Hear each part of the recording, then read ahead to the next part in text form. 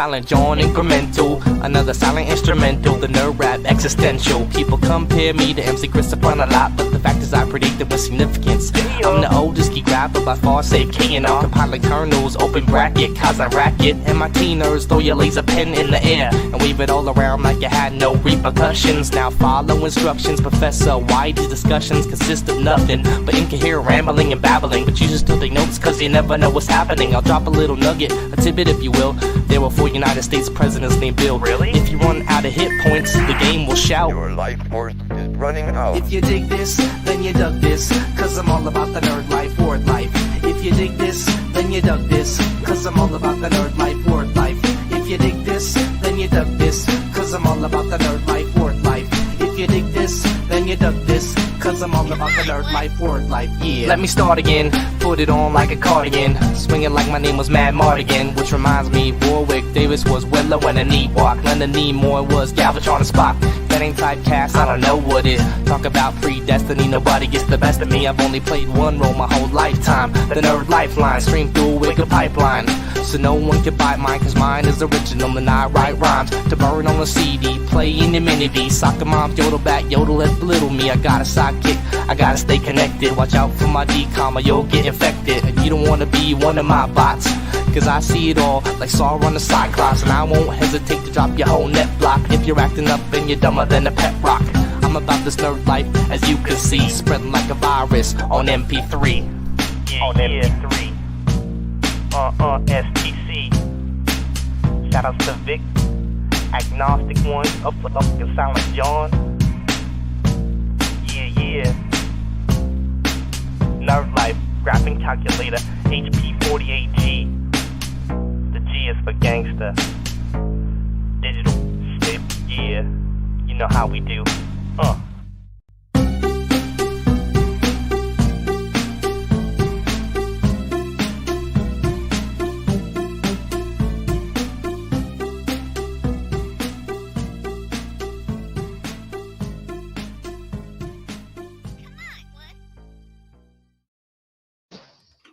What's up, meatbags? I am the often imitated, never duplicated, lip-smacking, cash-stacking, gaming hermit that sounds like a frog named Kermit, Tony TGD. That was Dig Dug by YT Cracker. He is Carl, and that's Gary fucking us, and this is Gabbing with Geeks. What's up? It looks like we got a Waka waka, motherfuckers. I'm going to get you to say that, Carl, and I'm going to add Fozzie Bear. We're going to add that as a Go for it.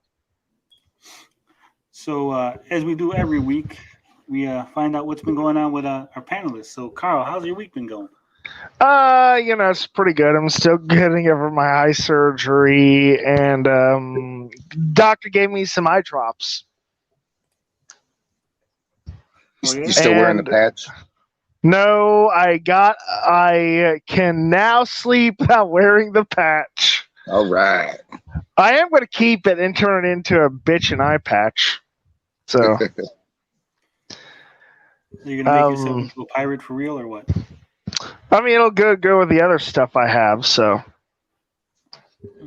So nothing else been going on with your week, Carl? You just been I've been trying to get into this my community Fallout 4 event, and that's gonna be wicked cool. See what people decide. You picked a redheaded cult member. I mean, person who joined Railroad and specializes in handguns. So I'm curious what other people will think of. All right, so that sounds like that's going to be a wild Fallout run.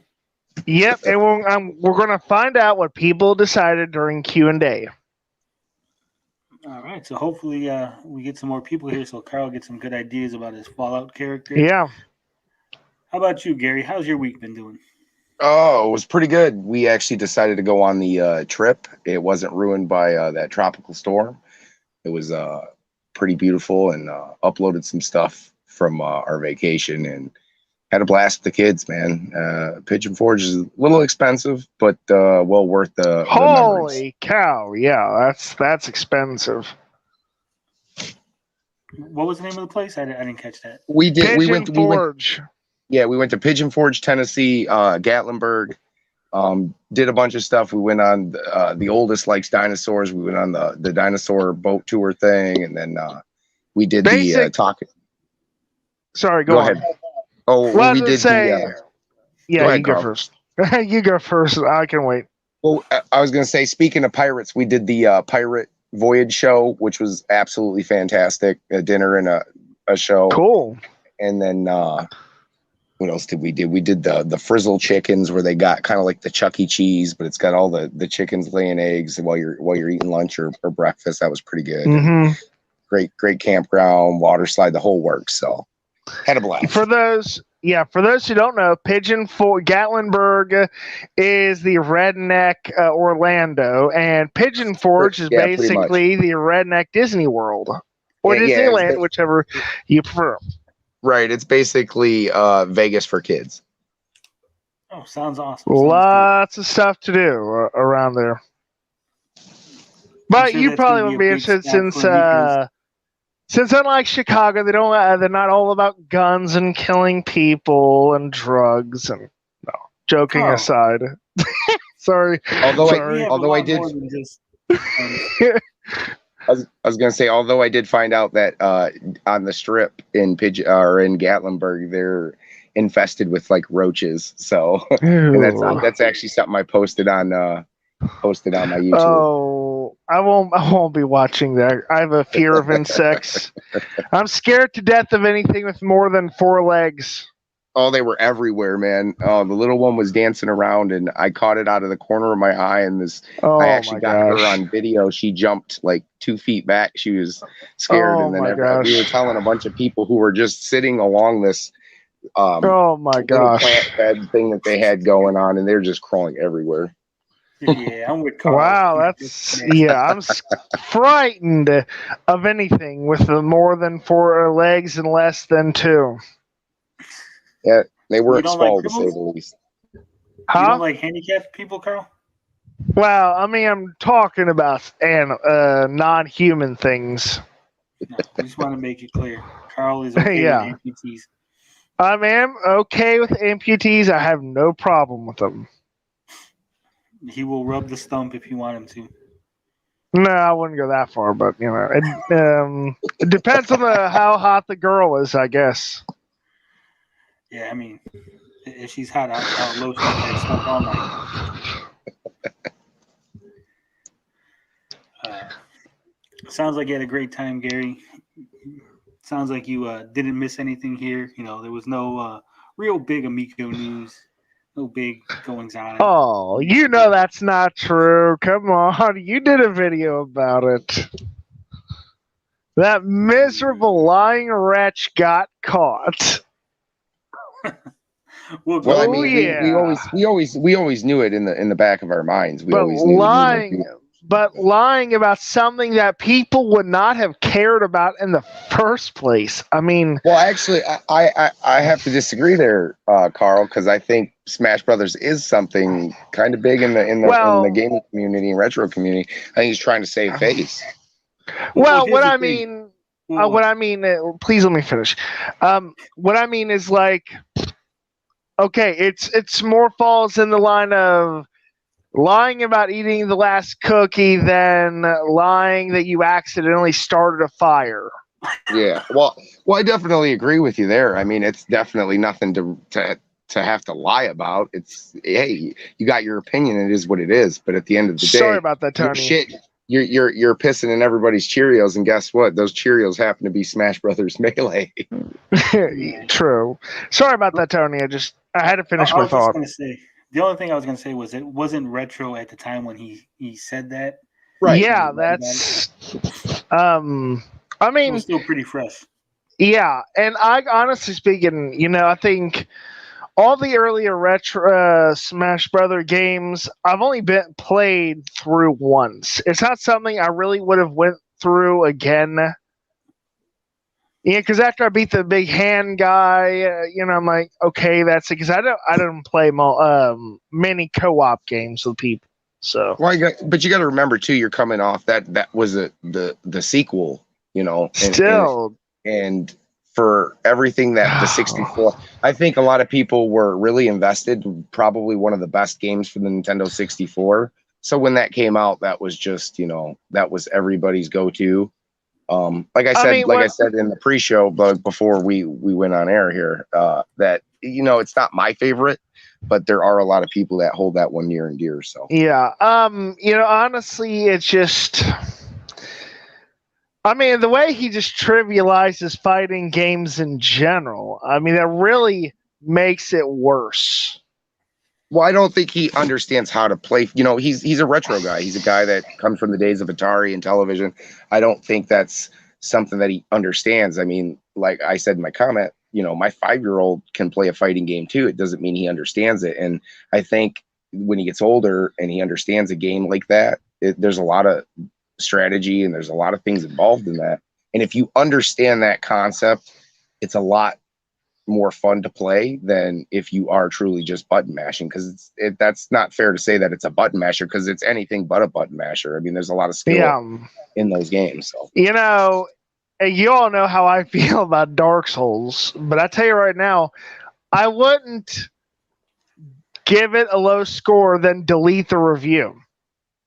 I just Right, I agree. I'm not a Dark Souls player either, but there are a lot of people who like that, and there are aspects of that game that some people find, amazing. They find it amazing. I find it, like you said, Carl. It's just not my cup of tea. So I'm not going to say it's a terrible game, but at the same time, at least if I reviewed it, I would at least acknowledge that, hey, look, that's fighting games are not my cup of tea, or games like Dark Souls are not my cup of tea. So. And what's really interesting is that when a lot of people were not shocked when they found out about this 20-year-old lie. People said, I'm not shocked, given who he is or whatever. I think someone in your comment section, Tony, said it, and whoever that is, dude, I'm sorry, I forgot your name. I apologize.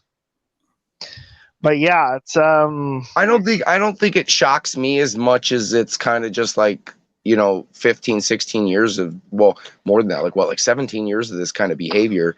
And the thing that really gets me are the people who defend him at every end. Oh man, it's just at least acknowledge that his behavior is not fitting for a CEO, and at the end of the day, he should be doing better things and saying better things to promote his product, not discrediting or hating on people. I think you're saying drawn and quarter, whatever you want to call it. It's just bad. It's just a bad. I said this. I think in one of Darius Truxton's latest videos, aka Voldemort. Basically. What it comes down to, and I'm being respectful when I say this, like those people became, like Relic, became totally consumed by the idea. Yep. Oh, there's no doubt. And it just, and it impaired their judgment. And thankfully, some of them. Sorry, and I could understand it too, though. Like I really get it. Like you do want this to be huge, and you want it to be like the next big thing, because you want to see it do well, and you want to see it thrive for however long it's got, a few years, and then who knows, maybe it's so successful that you get an Amico too. But the way of everything's just been mismanaged and mishandled, and then it doesn't add anything to it when, like you said, Carl, you got guys who are just blinded by the fact that it could have been something, but it's not looking that way. And now they have to backpedal, and then it just gets worse. And guys like CM Retro, he's coming to terms with it, and some of the others are, and there's acceptance. It's kind of like, the 5 stages of grief or whatever. Thank you. Thank you very much. Yeah, Gary I couldn't put it by myself. Yeah, it's just kind of, it's like the 5 stages of grief. Anyway, I gotta work on that. Okay. Let me interject real quick here. Okay.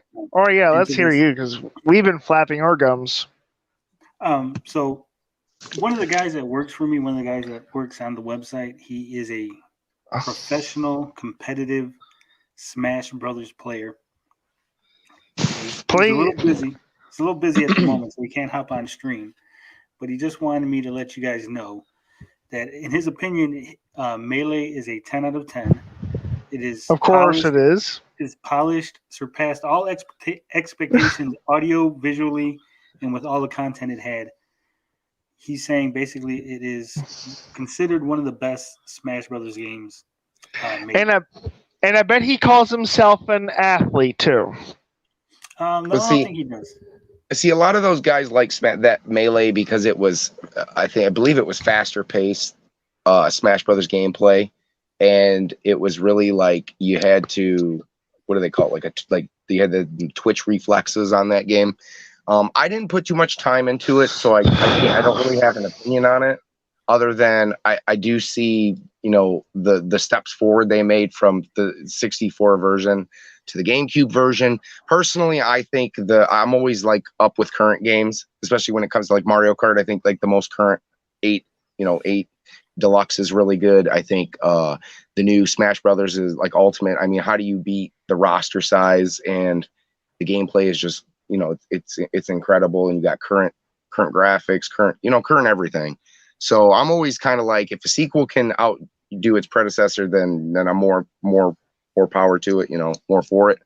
But I do see why those guys like that, and obviously it was played competitively for the longest time. So yeah. From my understanding, it is being phased out competitively because the need for the older TVs, the CRTVs. Right. But it's still hanging in there. Gogo13 says he saw that episode and that review. He was so mad. Loved the GameCube. Great system. Tommy was purposely anti-Nintendo in simple games. Ironically, he's now the simple game dude. And he says Melee was pretty epic, certainly, at the very least, 8 out of 10. I mean, Smash Melee is simple, but it's also technical. It's both. Right. Yeah. And that's where I kind of discredit him in his review. I'm totally fine for having your opinion on something, but when you go and hit me with like something like Street Fighter is just a button masher, that couldn't be the farthest thing from the truth. So, right. And that's the same thing goes with Smash. So, since neither one of you's asked, my week has been fine. Oh, I was going to, Tony. I was hoping you'd just tell us, honestly. Yeah, sorry. It's been pretty good. I did some research. I love when I get to dig into things like this. Smash Brothers Melee review. Tommy was very insistent that it was not a 2.5 out of 10. He was insistent that it was closer to a 5. No one was going to find it. This was a thing that was hidden, gone from the internet. No one would have it. No one would ever find it. And I know he's brought it up more recently. I didn't show it in the video, but more recently he had mentioned it, and the same rhetoric, it wasn't a 2.5. He didn't give it that score. People are lying. You saw in the video he claimed it was a conspiracy. So, there's nothing more that I love than to just expose someone who's lying and to bring out the truth. I love bringing the truth to light. And Tony, I know you like the guy I'm about to talk about, and I voted for him. But there are a lot of parallels between Amico cult members and Make America Great Again people. Oh, you're hitting me where it hurts, Carl. I mean, I voted for the guy twice. Yeah, we like to keep it political here. We're gonna. I'm just saying there are a lot. All I'm saying is, well, no, I can't. If I said that, you'd probably get in trouble, so I won't. Yeah, let's not get me in trouble. Yeah, I won't get you in trouble. It's no. I'm just, but they're like, how a lot of the people are like, if Donald Trump told them to, if they thought Donald Trump told them to do something, unspeakable, they do it. You know, and that's the kind of people, the more extremes, like Smash JT or. Well, the thing is nothing beats good old common sense, Carl, and it's just use your best judgment. And don't go to the, there's always going to be a left and a right extreme. Try to find that, middle lane, and just like I said, use your common sense. That's all it is. And what Tony did here was just expose basically what Tommy did for the last few years, and it's the same rhetoric from him. He exposed a brain dead stooge. Yeah, but we are going to move on. I know people sounds good to me. Sorry, guys. Harp on this. We'll circle Everyone back. has seen it. You saw the video. You've seen it. You know what happened. Man, I want to talk about it anyway, so thanks. All right. So we are going to be talking about Spider-Man No Way Home.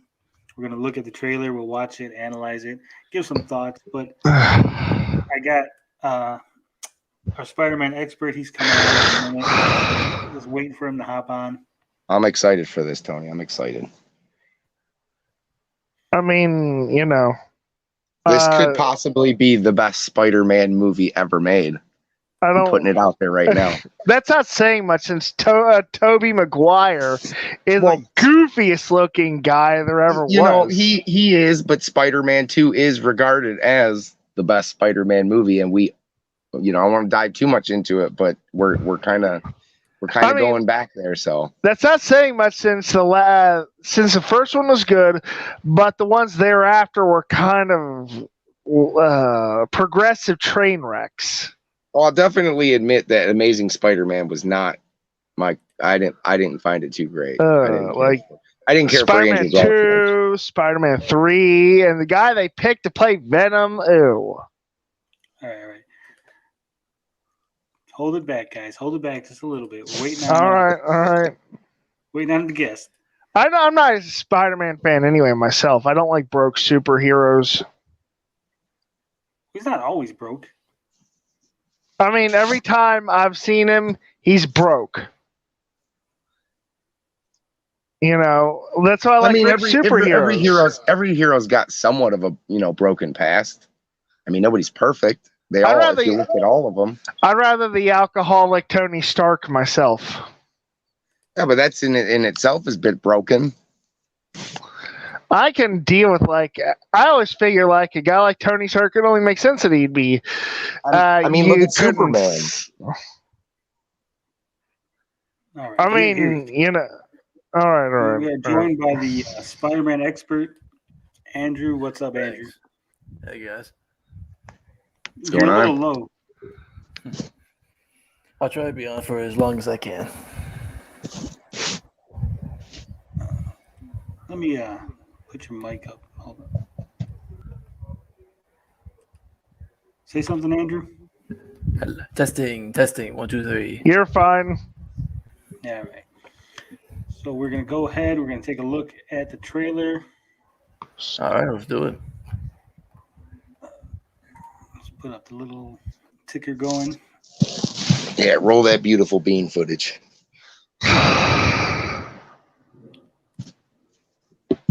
Away we go.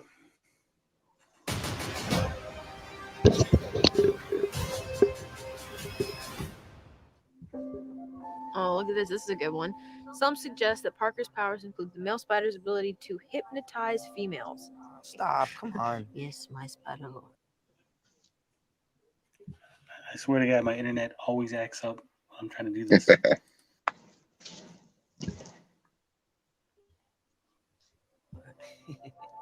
Can we just stay up here all day? It is so crazy down there. That's right, folks. Spider-Man is in fact Peter Parker. Listen, I did not kill Mysterio. The drones did. The drones that are yours. Does any part of you feel relieved about all this? What do you mean? Now that everybody knows, you don't really have to hide or lie to people. For the record, I never wanted to lie to you. But how do you tell someone that you're Spider-Man? Now everybody knows. But this isn't about me. This is hurting a lot of people. I've just been thinking about how to fix all of this. So, Peter, what do I owe the pleasure? I'm sorry to bother you, sir. I know. Pause it here. You guys got any theories about this? Why is Doctor Strange house filled with? What can I say? frogs? I can't say one thing. Earlier when we saw Peter in that interrogation room, people were thinking the dude with the white shirt and tie is Charlie Cox's Matt Murdock. Where we at? How far back in the trailer? Let's see. Keep going. All right, go back. All right, go more. One more. A little more. Little more. Little more. Almost there. Still a little closer. Right around. Right there. In that area. Now play it and I'll tell you when to stop. The drones that are yours. Right there. That guy right there? Yeah, people think that's Matt Murdock. You know what? Why are they making that assumption? Well, because I think people because they go like the way the shirt and tie looks very similar. In fact, I can bring up a picture if you want. Oh, he does. I mean, Matt Murdock wears that white shirt with the black tie. He wears it a lot during the Netflix series, but I don't think that's Charlie Cox's hand. It looks smaller. Oh, well. And it also looks like, if I'm looking correctly, I mean, he's wearing the same shirt. Tom Holland's wearing the same shirt where he was getting yelled at by the police. So I don't think this is him talking to his lawyer inside the police station. Okay, that's fair. Is Matt Murdock going to be his lawyer? That'd be the obvious answer. I mean, I'm just curious because I remember that Spider-Man, the cartoon series where Daredevil made it. The 90s one, where he got framed by the Kingpin. Yeah, and I was just kind of curious if they were a little inspired by that. Maybe. Could be. I don't think so. I don't think that's Matt Murdock. I'm going with a no. I think it'd be too much to put in, like Doctor Strange, all the villains from the old Spider-Man movies, plus just throw in Matt Murdock for the hell of it. I mean, here's the thing, though. You have all these characters are already established, though, so they don't have to sit on anybody's backstory. And I think that's a good reason why they might actually have just a huge ensemble of characters here in this movie, just to blow you away. I mean, at least that's my take on it. In my general opinion, they need something. They're riding high on the Avengers. It's only natural that they need something that could continue that. Well, here, and we had a Sinister Six movie that was planned years ago and fell through. I think this is as close as we're gonna get to that. Yeah. So I mean, the movie does make logical that they do all have all those appearances, so it does make sense for me.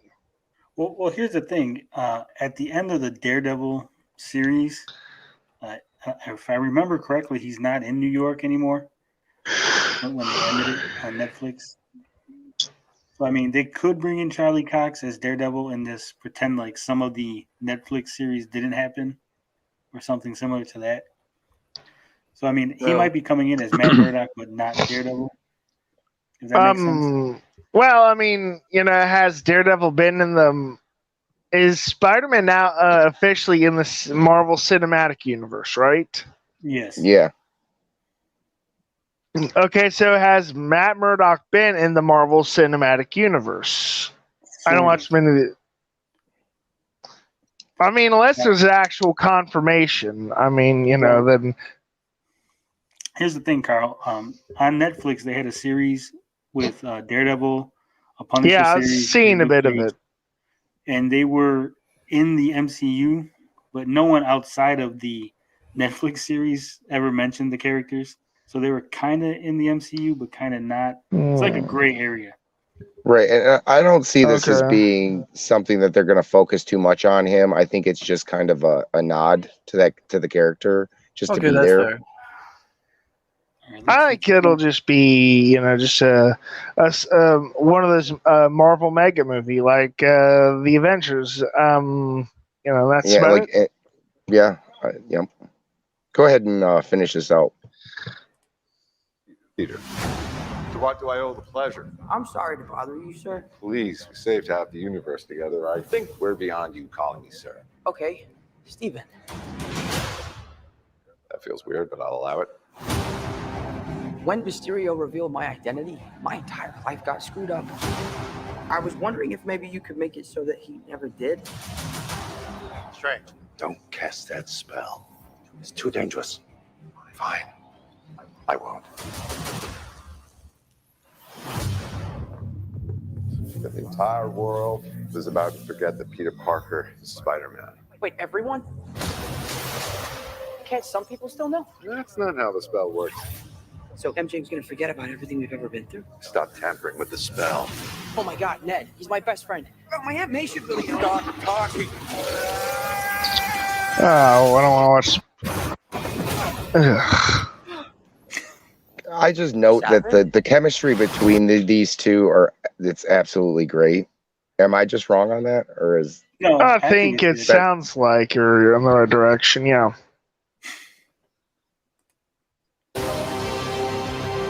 We tampered with the stability of space-time. Multiverse is a concept about which we know frighteningly little. I'm gonna go back real quick here. Did we miss the part with the? Okay, the lightning. Right. Do you think that is Electro? Yes, that's definitely Jamie Foxx. Yes. Electro. Yep. And did we skip the part with? Oh, go ahead. I was gonna say, if I remember correctly, wasn't Electro's lightning blue? Well, that's the thing. Jamie Foxx said he's gonna change his color, but I still think it'll be the same one from the main Spider-Man 2. Well, yeah, my whole take on this is that we're, in the multiverse, right? So I think they plan this really well, or the success of Into the Spider-Verse was more than they expected, and they decided to go that route, right? I think. But here's the thing, like, since his lightning's yellow, people are thinking that he's just gonna be a variant and not the same one from the Amazing Spider-Man 2. Well, I would love to see him in his original costume, like. But his original. Oh, you mean the Starface mask? Yeah. I think he would look fantastic. I don't know. But that's Jamie Foxx. Yeah, and that's why I don't think it'll happen. Maybe they'll do a take on it and maybe mix the two. I just don't see how they'll do that. I saw a leaked photo where it looked like Jamie Foxx is wearing like a yellow electrical suit. Okay, and that would be a lot. That's what I'm saying. I think they'll make him more attuned to what he looked like in the comics. But yeah, I think it's just going to be what you got from what was that? Amazing Spider-Man 2? Is that the one he was in? Okay. Well, Electro's had a few different looks in the comics, so right. Now, did we pass the part where he's in the like a lunchroom or whatever, and it's showing the lights, like the Halloween lights? No, we saw that. So. No, we saw that. Is it just me, or is that a nod to Hobgoblin? No, it's just that was Peter getting the idea to cast Doctor Strange for Hell. Okay, maybe that was just me. Anyway, on that note, do you think they're going to set up for maybe a fourth movie and maybe Ned being manipulated into being the Hobgoblin? I don't know. I never really liked Ned as a character. He seemed kind of annoying to me. I prefer Harry Osborn as Peter's friend. Right. What's he wearing right here? I think that's the black. It looks like the black suit. Spider-Man suit. Actually, no, it's the black and gold. The one that's teased in the toys. The almost looks like what was it? The metallic one, Metal Spider-Man or whatever. Actually, it's that one from the toys. When Mysterio revealed my identity. So the toys pretty much does confirm that Mysterio is going to be back, correct? No, it does not. It doesn't. No. It's kind of odd to me that they would throw him as a toy into the tie-in movie. They had lots of toys that were never on the cartoons or movies or whatever that still got, toys. That's true. This is true. Anyway, it just strikes me as odd. All right, let's get the rest of this. get to the meat and potatoes. The problem is you trying to live two different lives.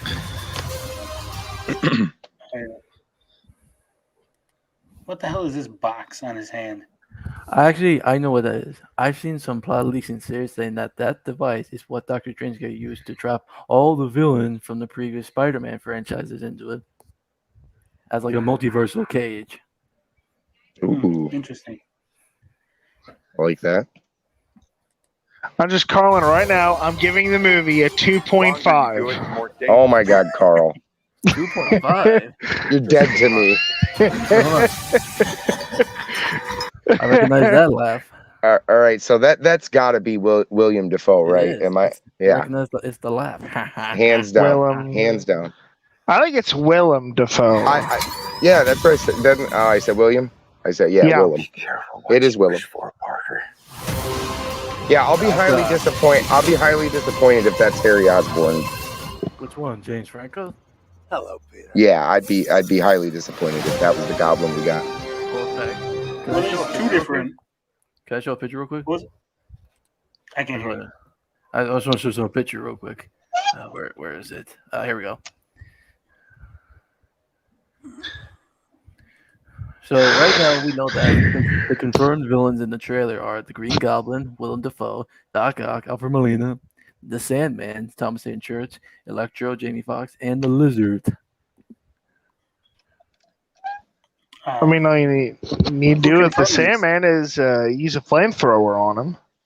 And with the vultures in jail, you think Michael Keaton's going to be broke out to have a quick minute in the movie? Maybe. Well, we don't know the sixth member. So far, we have 5. Has it been confirmed that the Lizard's in it? Because I don't. Well, here's the thing. There's one shot where we see Peter like turn around like a shadowy figure lunging at him, and people are saying that's the Lizard. Well, see, then it's not confirmed. I hate this. Jumping at shadows, and this shape looks exactly like we don't know. Well, but here's the thing. We do recognize that bomb and that cackle laugh was Willem Dafoe. Yeah, that was definitely the William Dafoe. Oh, yeah. But, I wouldn't put it past them to have William Dafoe's laugh and then add the Green Goblin from the second Spider-Man movie. What? Sorry. Wait, you're talking about Dane DeHaan? Yeah. Oh, no, they're not doing that. I mean, they have been known to tamper with the trailers. I mean, remember the Endgame trailer when they Well, that's different. And here's the thing. People are thinking that Doc Ock is really talking to Tobey Spider-Man. Yeah, that's what I think. Because how does he know Tom Holland's Spider-Man? Well, I have a theory about all that at the end. Let's get to the There not be something I don't like. It might be. It might be something you're not going to like. Then I don't want to hear it.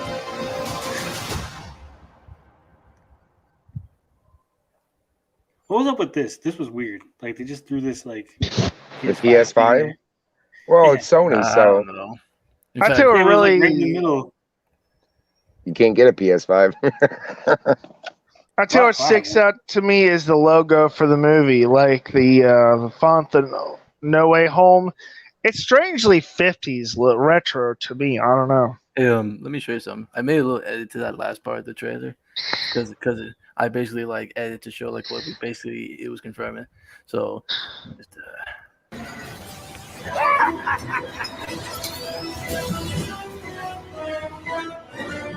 Be careful what you wish for, Parker.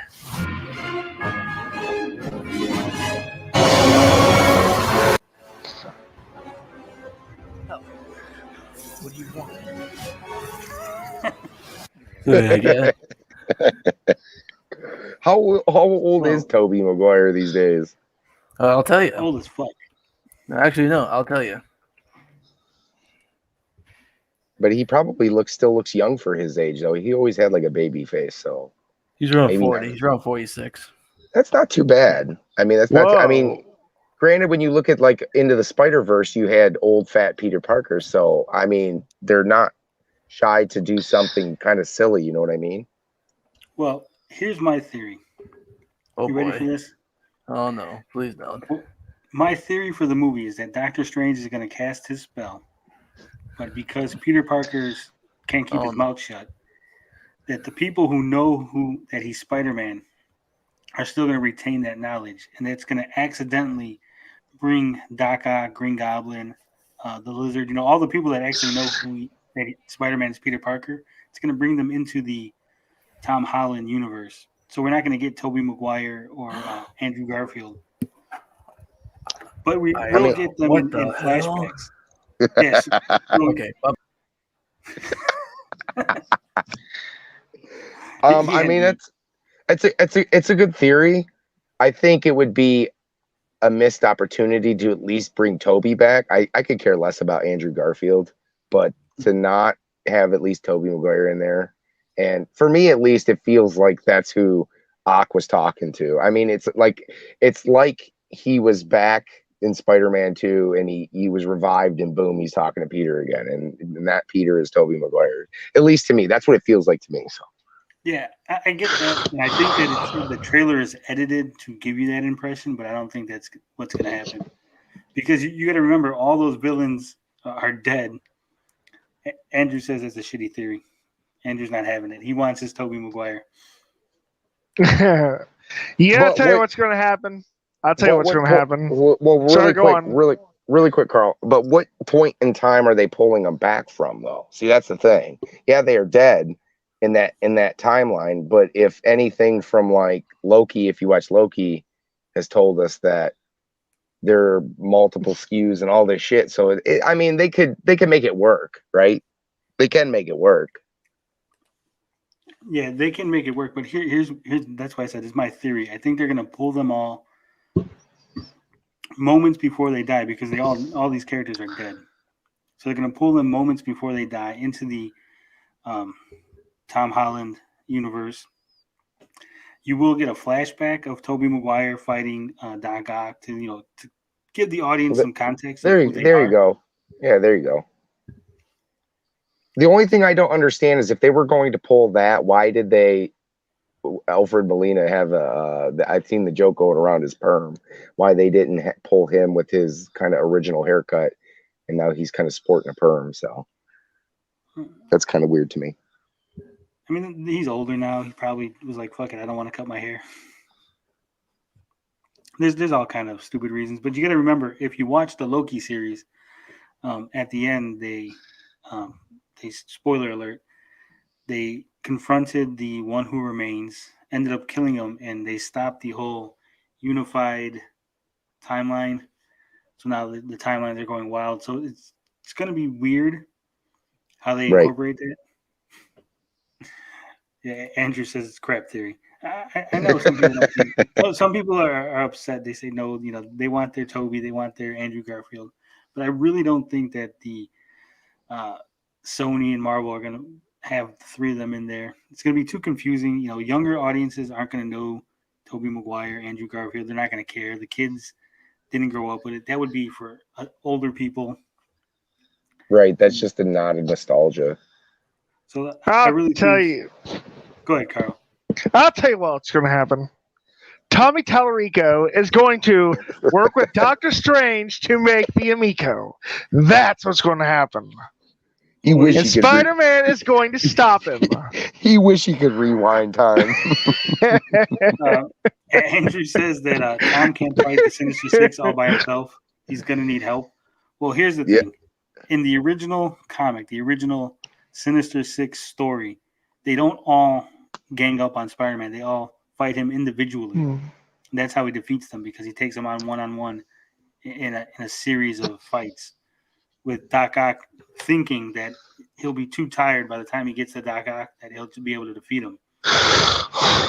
And as we've seen, on the bridge, it looked like Doc Ock and Green Goblin were there. Then you had the other scene where it kind of looked like Electro and maybe Sandman.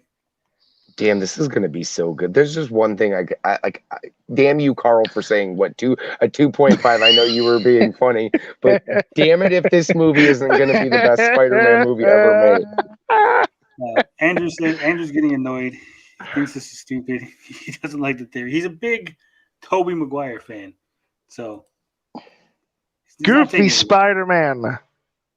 Maybe we'll get the Tobey Maguire from Pleasantville. It says, why bring back Willem Dafoe and Alfred Molina, but not Toby? Well, here's the thing. Kids will be real easy to say, hey, I know who the Green Goblin is. I know who Doc Ock is. They'll be able to identify these characters. They don't care who Tobey Maguire is. They don't care who Andrew Garfield is. And this falls on the whole He-Man thing, right? I think this is like there's going to be a group of fans that are not going to be happy with this, right? And I think there are going to be people like me who are just kind of like, I'm a big Spider-Man fan, but I'm not like a big I know the lore and everything to do with Spider-Man kind of fan. So like Tony says, I could totally see them doing what you're saying and just bring those villains back, because those are the biggest, most integral part to Spider-Man, right? That's what everybody has wanted to see for the longest time. They want to see the Sinister Six, and you don't absolutely need those three Spider-Man, characters fighting the Sinister Six as long as the villains are there, right? I mean, you kind of want to just see them all together. So I totally can see what you're saying happening. And you got Doctor Strange is going to be in the movie, so he's going to be backing up Peter. Right, and that's fantastic. And the reason why it's called No Way Home is because the villains have no way home, because if they go back to their universe, that they'll just die, because they'll pick up where they left off. So, and the theory about that, and the theory about him holding the box, trapping all those guys in, I think that makes a lot of sense. So, but I mean, that's just my theory. That's my thoughts.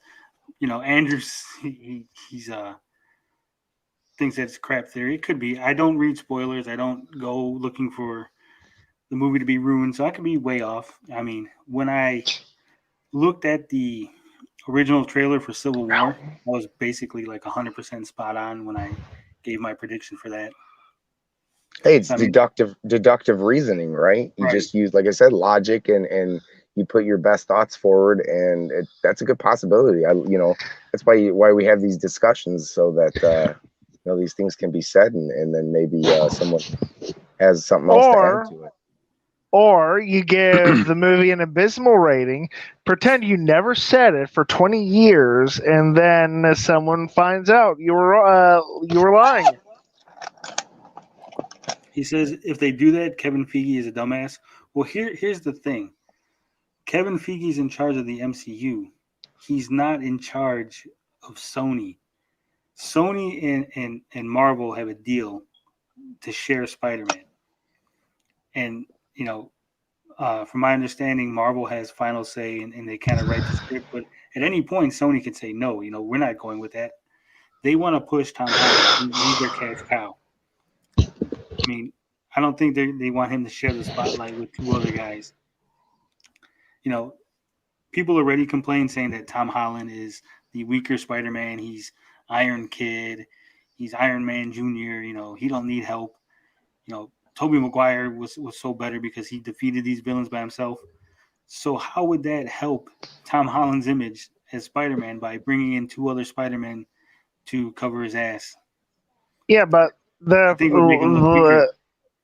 here's the thing. As I mentioned before, the first Spider-Man Maguire movie was good, but the last two were garbage. Oh my God, no! Two was by far the more superior movie, and three is definitely and three was definitely garbage. I think Topher Grace was an awful pick for Venom, and I just can't. When I saw that movie, I was done watching that '70s show. And just having Eric being Venom. He's he's a wiener, and he didn't belong as Venom. But I think, dude, if you ask most people, I think the best part of this entire trailer is Ock saying hello, Peter. That was amazing. I lost my mind when I seen Alfred Molina, and it kind of just it threw me wait a minute, are they really trying to do Into the Spider-Verse? Are they really going and crossing all this stuff together? It's just a great idea. I think it's ingenious. Yeah, so I might have to actually watch this one. Okay, Andrew says, so seeing the three together is a stupid idea. Have Iron Man Jr. be his own movie. Okay, then no, I'm not saying it's a stupid idea.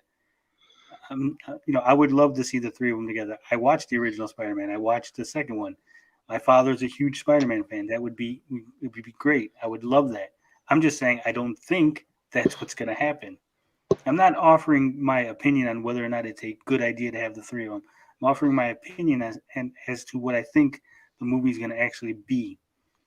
Yeah, and I think that, like you said, it brings Tom Holland to the forefront of, not being the weaker Spider-Man and being stronger if he can take basically the Sinister Six on by himself.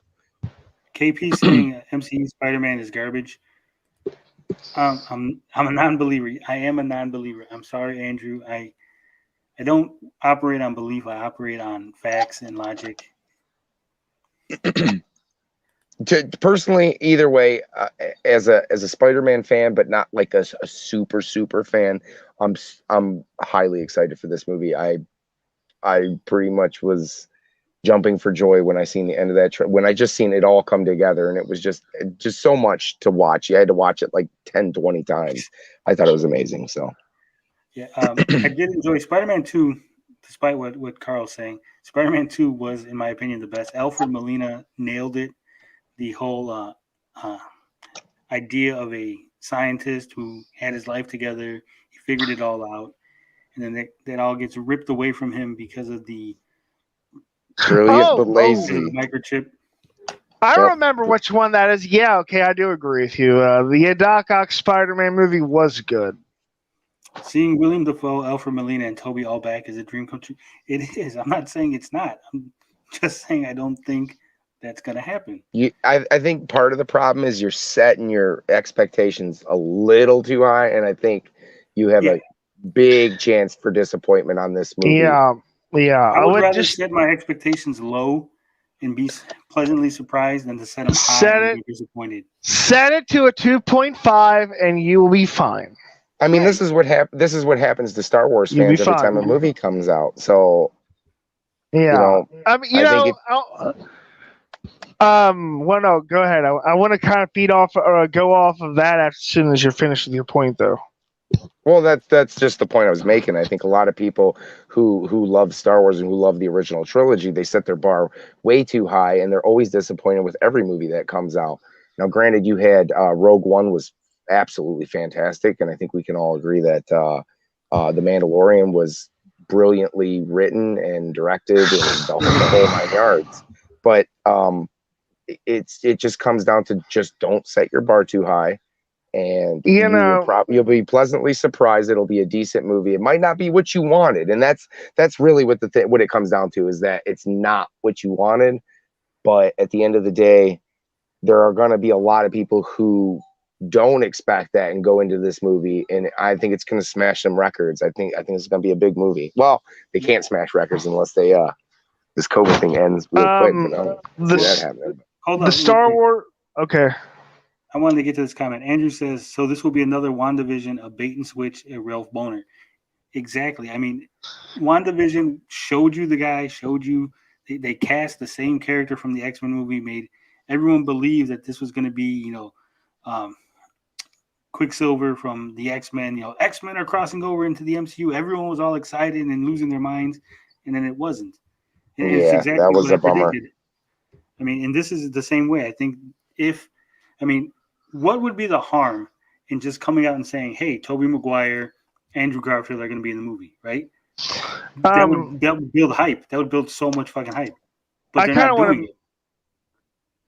Go ahead, Carl. Well, I know that a lot of people, to go off of Gary's point, like the Star Wars movies, I thought the prequels were pretty good on their own as non-Star Wars movies. Like, if you ignore all the Star Wars stuff, they're great movies. Huh? What was that? Whoa. Was it Carl breaking up? No, that was you. No, you. Oh, sorry. Sorry, guy. What were you saying? I said no. You were right. I think on their own, they're pretty decent movies. They're not, a lot of it had to do with practical effects and getting away and doing all that stuff. I think that's really what Star Wars fans clamor for, was how the original 3 movies were shot. Yeah. As for the Mandalorian, sorry, go on. Well, I'm not saying the Mandalorian. What really bugged me was that everyone forgot about the Jedi, and I'm kind of thinking for all that stuff, I would find the Jedi, at least using our history as an example, it would be so hard to forget about something like that.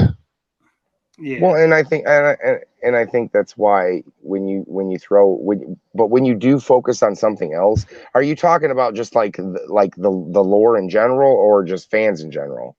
No, like the Mandalorian. I'm talking about the Mandalorian. The way when they were first talking about the Jedi, they act like they've never heard about the Jedi.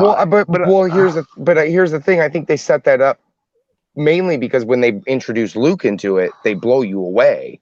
You know what I mean? I think they set it up to just kind of get you. They set you up to get you away from everything that's Star Wars is Jedi related, right? So they want you to forget. They want you to forget about that, so that when Luke Skywalker does come in, it's just oh my God, that was an amazing scene, right? That was probably the best scene of the Mandalorian, was when Luke just comes in and just manhandles the what were they called? The super, I can't even fucking remember the name of Dark Troopers. Yeah, the Dark Troopers. When he manhandles them, I mean, it just blew everybody's mind that just took place. And I think that's why they set you up for that. Sorry about that. I just Luke Skywalker in the chat. Luke Skywalker in the chat wants to know what's a Jedi. So Luke, go on to Google and type in Luke Skywalker, and it'll be right there. It'll pop up. Tommy Tallarico's a Jedi. You will buy this Amico. You will forget that I gave Star Wars. You will forget that I gave Melee a 2.5. I'll tell you what. So, go ahead, Carl. I think he really wants to review Metroid Dread. All right. Let's swing it back around to Spider-Man. Here's the thing. Like I said, Tobey Maguire and Andrew Garfield, if they were a big part of the movie, if they were in the movie and were going to be big business, right, in the movie, a big deal, Marvel would be promoting it. Sony would be promoting this. There's absolutely no reason to keep this a secret. Yeah, maybe. I mean, wouldn't you just hype this up? This would be hyped up to the moon. Yeah, I think you're right. First day ticket sales. I mean, they already have a slump. They've had bad sales for Black Widow. The parks weren't doing that good. COVID's coming back, so they're closing. They're gonna end up closing the parks again.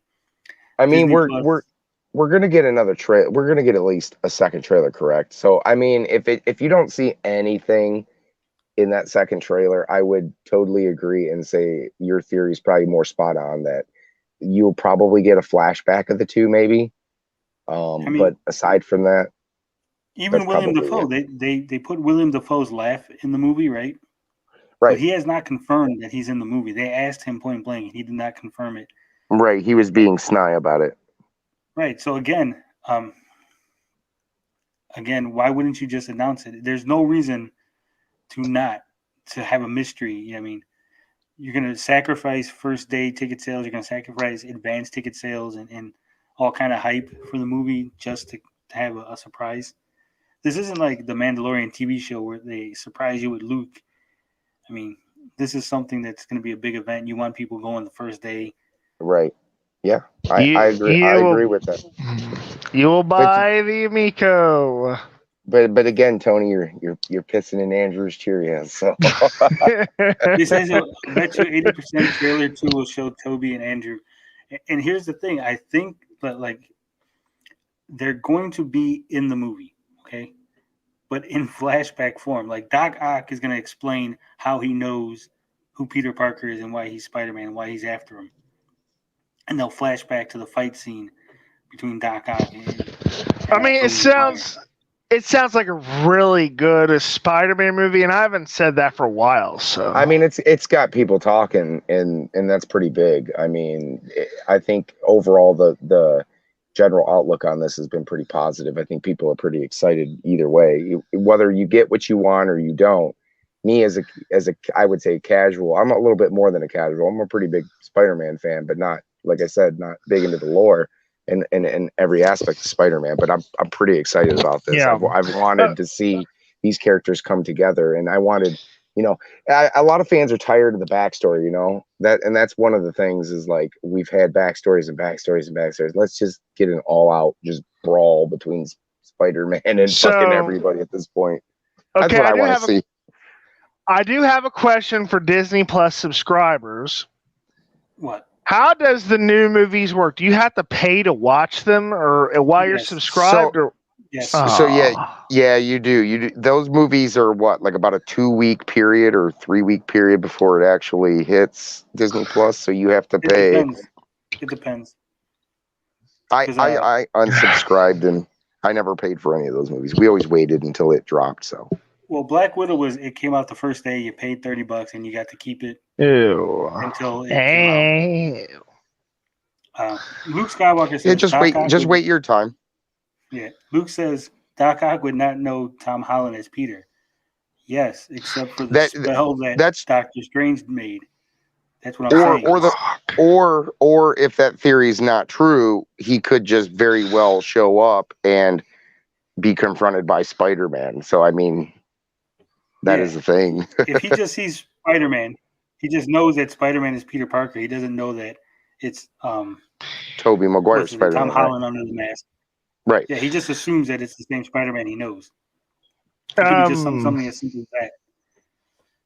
I mean, there are many ways to really flesh it out and explain it. No, I mean, I think that's anything important. I think that's what's really irritating, like big fans, because they want it to be like plot hole free, and you might get that, you might not. That. Yeah, I don't think any movie's ever surpassed that. So, not many. No worries, Andrew. Let me just say real quick. Andrew says, "I'm sorry I left angry." It's fine, Andrew. I understand. You're excited for the movie. You want it. I was kind of pissing in your Cheerios a little. I'll tell you right now, one movie that I saw that Willem Dafoe was in definitely was pretty plot hole free, and that's Streets of Fire. Platoon. Carl again with the Streets of Fire. I love Streets of Fire. It's one of my favorite 80s movies of all time. I love that movie. It's such a great, and it's the one that all the 80s anime are basically inspired. They use that movie. The Japanese use that movie for inspiration for that period in time. All right, see, Retro Bro's in here. He says, hey, Retro Bro. Spider-Man movie by Disney that doesn't have Spider-Man at the forefront again. That's exactly my point. That's why I don't believe Tobey Maguire and Andrew Garfield are going to be a big part of the movie, because they want to push Tom Holland as Spider-Man. Can I say join us. Can I say one thing that would be absolutely amazing is that somehow J. Jonah Jameson showed up from the Tobey Maguire universe, and I hate that guy so much. The two of them bickered back and forth would be the best thing ever. But it's the same actor. Well, that's what I'm saying. But what I'm saying is the two different universe J. Jonah Jamesons would be in the same fucking universe, bickering at each other would be probably the best thing ever. I love J.K. Simmons is hilarious. Yeah. Andrew says flashbacks is a cheap way out. It is a cheap way out. I don't want to be like he says. So you reduce them to flashbacks. I don't want that to happen. That's not what I want. It's just a possibility. Just being realistic. I mean, says, I want to be excited, but was let down by the last two. I actually liked the last two. I did like the. I thought Far From Home was really good. I absolutely loved what they did with Mysterio. I loved the way he looked. Jake Gyllenhaal did a good job. The first movie, going into the first Spider-Man Homecoming and seeing the trailers, I was kind of on the fence about it. After seeing it a couple times, and the first time I watched it, I couldn't watch it all the way through. I actually stopped halfway through. The second time I watched it, I was like, you know what, that wasn't as bad as I thought. The third time I watched it, I liked it a lot more. And then getting into Far From Home, I appreciated it a lot more. Yeah, and I don't mind him. I think Tom Holland does a good job. So, Tom Holland is a great. Tom Holland is a great Peter Parker. Yeah. I think that what's his name? Andrew Garfield was a good Spider-Man. If that makes sense. I think Tom Holland after Infinity War. I think he won a lot of hearts with that scene with him and with Tony and him dying in his arms was really you pulled on your heartstrings there. So I think maybe that had to do with a little bit of it. But here's the reality, okay? Like no matter what when it comes to comic books and science fiction in general, the problem with franchises this old, there are going to be disappointed people. It's inevitable. Right. You can't please everybody. It cannot be avoided. I don't give a crap which one you're talking about. It's always consistent. And see, the thing is with the Iron Spider is that's what they're trying to just make it kind of fresh and new. I mean, if you were to do the same, Raimi films over and over and over again, it's just, it gets old. Now, wait a minute. Didn't they have... Okay. Real quick, I want to get to this because Luke says... Okay, go ahead. The new Spider-Man relies too heavily on Iron Man. I hate how they've done that to the series. Here's my theory. Okay, since Disney and Sony are splitting duties on Spider-Man, right? Disney has made Iron Man and now Doctor Strange be so integral to the Spider-Man story that they're going to force Sony to sign a extension on the deal so that they can keep making movies with Spider-Man in the MCU. By making them in there, you can't separate Spider-Man from Tony Stark now. So if Sony doesn't sign a deal, they're going to basically gut half of the series of Spider-Man to try to make their own movie. Y'all reference do the Iron Spider a lot, but I'll tell you right now, didn't Spider-Man have his own mechanical suit at some point? Yeah. I mean, so just consider that. It's just not the go-to for everybody, and I get it. I didn't like it, and I think that's part of why I didn't like it at first. I think it drove me nuts. But hey, Tony makes a good point right here. I think that's food for thought right there. It'll be okay, folks. Just don't worry about it. I think it'll be good. KP says Far From Home is the worst MCU movie so far. So you've never seen it. Okay, here's Far From Home is the other one.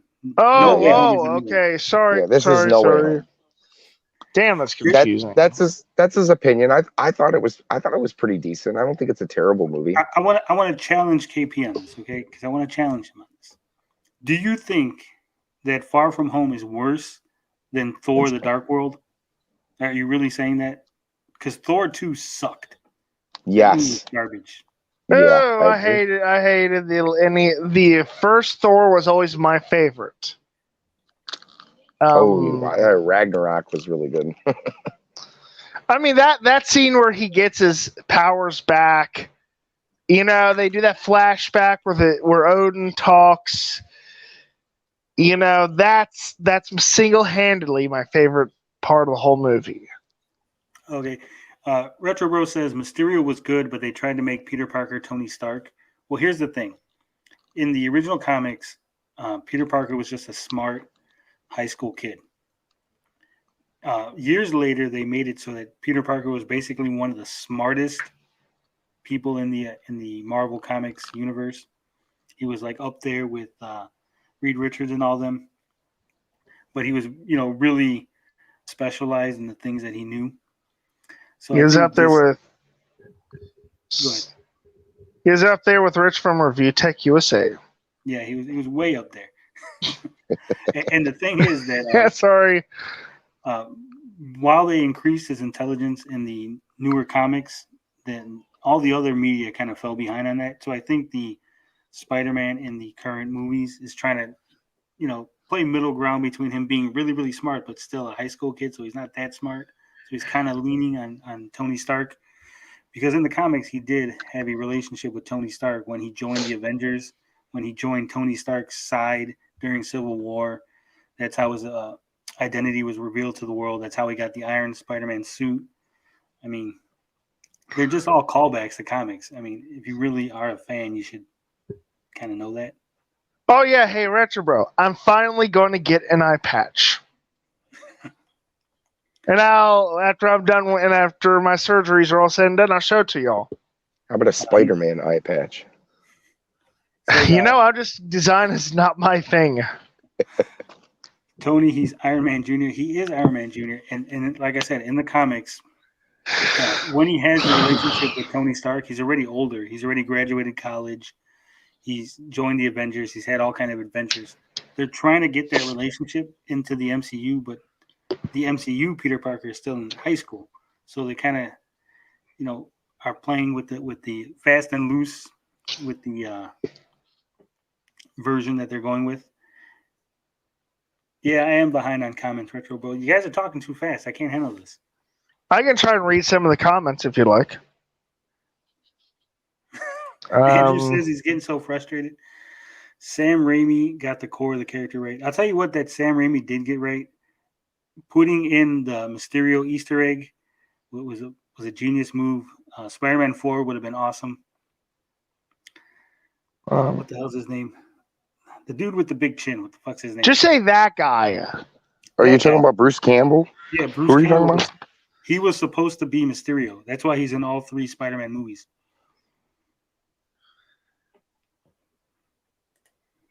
Was he really? Yeah. Okay, so Andrew says that Sam Raimi go the core at the. Sorry, man, I can't understand what you're saying there. He said Sam Raimi go to the core of the character, right? No, he got. Oh, okay. He got the core of the character. Right. Sorry. I'm trying to help, and I'm just not good at reading a lot of this stuff. Yeah, he's typing very angry and frustrated. It's I kind of how you feel. For real, an Easter egg? Yeah, it is for real. Bruce Campbell was gonna be Mysterio. That's why he's in all 3 Spider-Man movies, playing different characters. But he's actually would have been revealed to have been the same guy, and that he was doing things, trying to steal, gonna become Mysterio, all that good stuff. So, I think there's even some concept art floating around of the character. So, says my Spider-Man made his own suit. This Spider-Man got his from Tony Stark. Incorrect. See, Spider-Man in the original comics made a suit out of cloth. There was nothing else. There was no fanciness to the suit. The Iron Spider-Man suit that we've seen in the movie with the 3 legs, that came from Tony Stark in the comics. The more advanced suits came from other people that helped him build it. The only thing that he's built in the comics of his own was a armored suit and like a padded suit when he fought Electro and other stuff like that, but nothing too advanced. Yeah, the rubberized suit. My favorite, I tell you right now, my favorite Spider-Man suit was the one from the second animated series, Spider-Man Unlimited or something like that. Ooh, that was cool because it was like nanotech. It says, Andrew says, Peter is supposed to be his own hero, not rely on others, except for that. I mean, I don't but see, here's the thing is that's the thing is you're not taking anything away from the comics and what's already been established. I think they're just trying to make kind of its own thing, That's why you don't ever get something that highly relies on a comic. I mean, no offense, variations to it.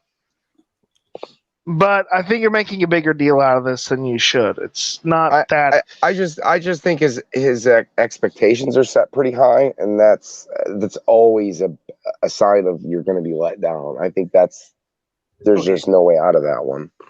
Let me I got to address this, okay? Because it says Peter is supposed to be his own hero, not rely on others. Peter Parker in the comics has always relied on others. He's relied on Tony Stark. He's relied on Reed Richards. He's relied on the Human Torch. That's superheroes in general. They always rely on each other. He's always getting people for help. He's always asking people for help. He tried to join the Fantastic Four in like the 3rd issue of Spider-Man, okay? He's not someone who wants to be a solo hero. He's always wanted to be part of the team, part of the group. They all rely on each other. Look at Batman, for example. Hell, Spider-Man headlined a series called Marvel Team Up, in which every issue was Spider-Man teaming up with someone else. You're just making a bigger deal out of all this. Sorry, I think it's open to interpretation too. I mean, obviously, a lot of people see him as a different hero in their own eyes. So that's the real part of the reason. Part of the reason, Gary, is because the Sam Raimi Spider-Man did not have the ability to use any other characters from the Marvel Universe in the movie. He had to be a solo hero because they couldn't put anyone else in there. I mean, I think it's great that they have cameos and people and other heroes. I think it's great. It makes the movies substantially more interesting. I mean, what do you guys think? I think it. I see. I don't know if Tony really likes this. I mean, he like you said, it's hit or miss. I think this is going to be fantastic. I think it's going to be better than Spider-Man 2. I think it's going to be great.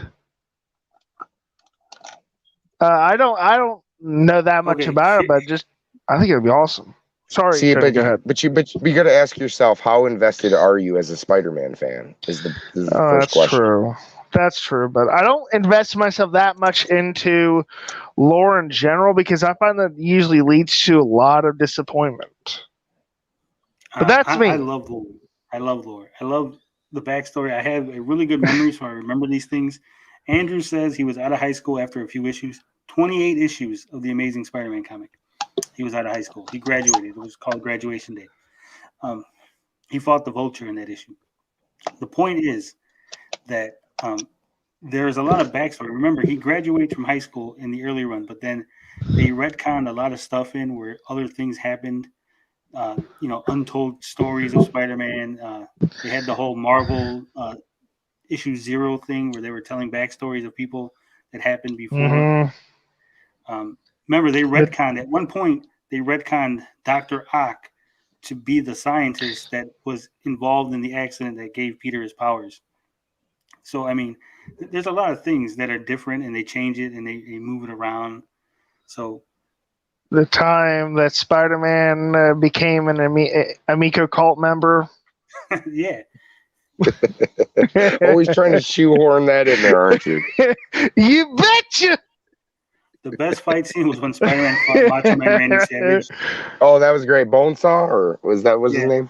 I was disappointed by that only because, and I think, in my opinion, this is my opinion, I think that the Bonesaw name was suggested by Macho Man because the original name of the character is Crusher Hogan. Macho Man. Right? The original character is Crusher Hogan, and at the time, Macho Man and Hulk Hogan were kind of having a personal beef. Yep. So I think he was like, no, I'm not playing a character named Hogan. What the fuck? So I think that was him. I got no confirmation. That's just my crazy conspiracy theory. Back when Randy Savage was on roids. Yeah. Wiley's here. Wiley says, what's up? Hey, what's up, Wiley? Hey, what up? Andrew says, fuck retcons. Yeah, I don't like them, but sometimes they're necessary. You got to have retcons. I mean, Tony Stark's backstory was retcon. He was originally in the Vietnam War. They had to push that up in the timeline, and then he became during like Desert Storm. The same thing with the Punisher. Originally, he was at Vietnam. Then they had to push it up to like an undisclosed military action because he would just be too old. Time moves forward. Their backstories can't be. Yeah. They're way old. I'll be right back. It's like a flux capacitor. Yeah. That's why I think they're going to have a real hard time with the X-Men since Magneto's story is so, it's so integral that he is a Holocaust survivor. But by the time they make a new X-Men movie, it's going to be like 80 years since then. I like as I mentioned before, I like the first 2 X-Men movies. Then the third one just didn't feel right, especially with what they did with the poor Juggernaut. Well, Andrew says that retcons are not necessary. So then, Andrew, how do you feel about Spider-Man 3, which retconned who killed Uncle Ben, and then they made it seem like it wasn't the guy that was in Spider-Man 1, but rather it was Flint Marko. See, they retconned within the Sam Raimi Spider-Man trilogy, they retconned what happened in the first movie and the third movie. Oh, I got another good example. Two-Face. Yeah, look what they did with in the movies. The original not Adam West ones.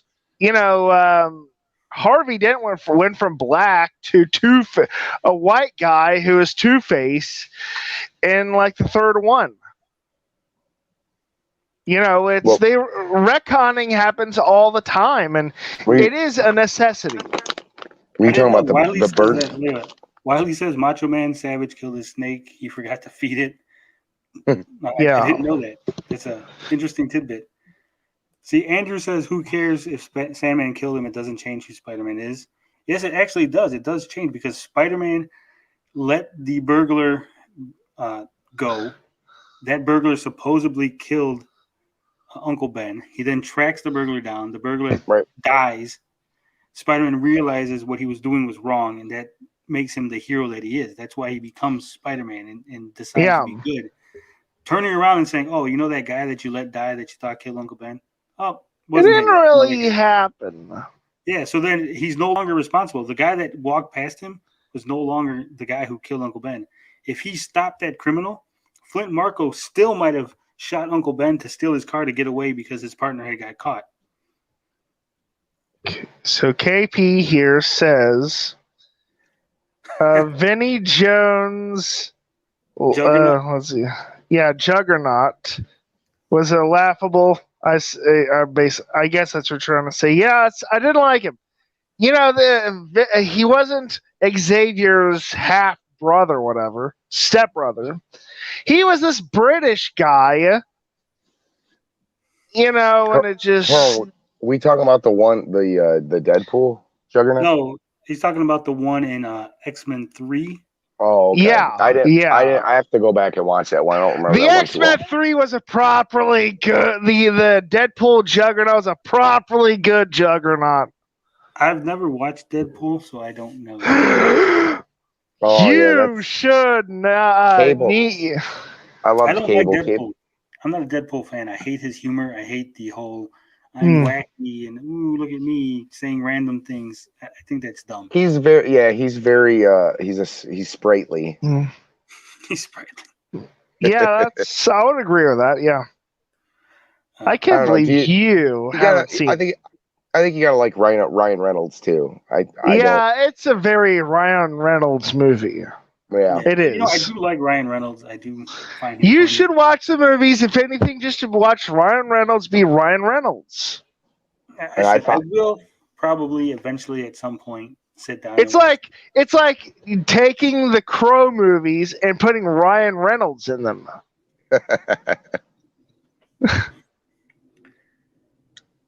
I thought Cable was awesome. Deadpool is actually like TT. Who's TT? I hope he's not Tommy Tallarico. Andrew says it doesn't change who Peter is. He still has responsibility. Who cares? You said fuck retcons. That's why I pointed out that they retconned within the whole Sam Raimi trilogy. I know where this is going. I explained to you why I feel like that they kind of ruined who he was.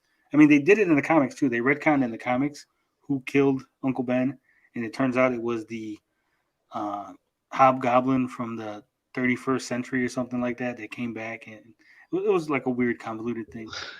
Can I interrupt you? Always, Carl. Always. Sorry, it's just I know where this is going. I think we need to move on. Okay, it's just it's going to get into a big fight. And this is actually made for a good segment, Carl. Yeah, I know. I just don't want people to fight like that. That's all. Can I just point out I absolutely love the Spider-Verse. I don't know how you guys felt about that, but I didn't see like the whole Prowler and him being his like kind of on like the I didn't see it side of it. I'll see it one of these days. That was absolute. Oh, sorry for the spoilers. Then that's okay. I don't care about spoilers. Oh my god, right. You guys haven't seen that movie? Nope. I just don't. I'm not a Spider-Man fan. I'm sorry. I don't. That's like a game. Oh, you didn't like the animation? I thought it was beautifully done. I liked all the humor that was in it. I loved the way that they flipped the whole situation around. It was great. Yeah, I'm just not a Spider-Man fan. That's all. Don't worry about it. Let's get to this comment real quick. Bro says that Ryan Reynolds is literally the same person in every movie. Yes, Luke he is. agrees. Ryan Reynolds plays Ryan Reynolds. He doesn't act. Yes, he is, and that's why I like him. That's why he's like a Nick Cage. It's like you either like Nick Cage or you don't like Nick Cage, and you get what you get. Yeah, I mean, at least. Speaking of Nick Cage, hold on, Carl, real quick. Okay. If you want a really good Nick Cage movie, Willy's Wonderland. Okay. Oh, I told you. Yeah, I told you. Did you finally you watched it? I watched it a while ago. Me and Sidekick I Dax, thought we loved it. that It was so good. It was fantastic. He doesn't What? say a line in the entire movie. And you're just waiting. You're like, how is he being Nick Cage without saying anything? No, because he's a better actor than people actually give him credit for. He's like eccentric. He's an eccentric person, but he is a good actor. Yeah, he was. He nailed that. I didn't like him in Ghost Rider, but he fucking nailed it in Willy's Wonderland. So the old lady told me that Pig. I don't know if you heard of that movie. And they were kind of quoting it as like the John Wick of like Nicolas Cage loses his pig type movie. Yeah, I heard about it. Actually hit Redbox. We wanted to go and rent that. We haven't got around to it though. But holy cow, Willy's Wonderland is fantastic. There's a Redbox still around? Yeah, damn. By me. They're everywhere, Carl. Not the places I go to. Damn. Oh well. Anything else to add to the Spider-Man movie discussion before we move on? No, I mean, it's I think everything has been said. Yeah, just set your expectations a little bit lower, and I know you guys are passionate. You guys are passionate fans, and I love that because, like, hey, Mega Man has been gaming-wise. Mega Man has been mistreated for years and years and years and years, and it's just something that like I've had to deal with. But I know. Have you seen the Mega Man movie, Gary? The Mega Man movie. Is it an older movie? It is. I think it's like 10 years old. It's not official. It's like a fan film almost. Oh, okay. No, I know y'all are excited about Spider-Man, but you just gotta set your expectations low and you'll be okay. It's just movie. Yeah, you'll be all right. It's all cool. Personally, myself, like I said, I am a huge comic book fan, comic book nerd. I love Marvel. I love all that stuff. I don't see Sony. Sorry. I just don't see anything coming of it. I don't, it's too big. Why would they hide it? I think they would hype it up. It's coming out at Christmas. It's only like 4 months away. Right. Do you here's a question. Do you think that this Spider-Man movie will be better than the Venom 2? You know what? I haven't seen Venom 1. You're a comic book guy and you've never seen Venom 1? No, it wasn't supposed to be part of the Venom universe, or the Spider-Man universe, rather. So I was like, no, I don't really want to watch this. The CGI looked kind of crap. So, I mean. I mean, it's fair. I mean, I liked it. I thought it was good. I thought it's a bummer that he's not tied in with Spider-Man, and then we kind of got screwed with Spider-Man 3. But at the end of the day, I didn't find Venom too bad. It was better than I thought it would be. Do I think the Venom 2 will be better than No Way Home? I don't think there's any hell of that happening, but I guess we'll see. I swear, every time I look at that logo, I keep thinking Peter Parker is going to pull out a plasma pistol and zap a space mutant or something. All right, we're gonna kick this off real quick, and it wasn't planned. It's not on the agenda, but I'm gonna play a little clip real quick here. Just to show Gary what I'm talking about here. Dr. Wily. Or is it supposed to be? Yeah, it's Dr. Wily. Okay, I like the first three here. I like Bomb Man. Cut Man looks pretty cool. Guts Man. But what the hell were up with the other three? They were made by Intellivision. No, I think these guys had a bigger budget. Sorry, Retro Bro. I'm sorry for all the Amico jokes. I apologize. That looks pretty cool.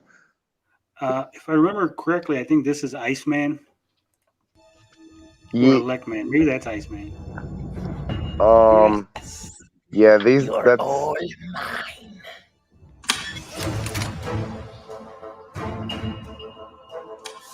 Are these like? Okay, so these are like CGI'd.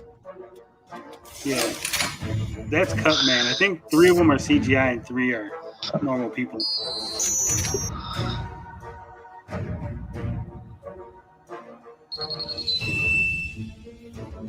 I actually had this on DVD at one point.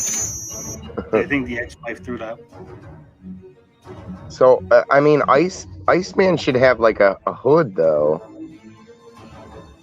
Okay, so yeah, that's Iceman. That's going to be probably Iceman. Fireman. Yeah. Oh yeah, I guess he did. Yeah, I was wrong. Electman. Electman.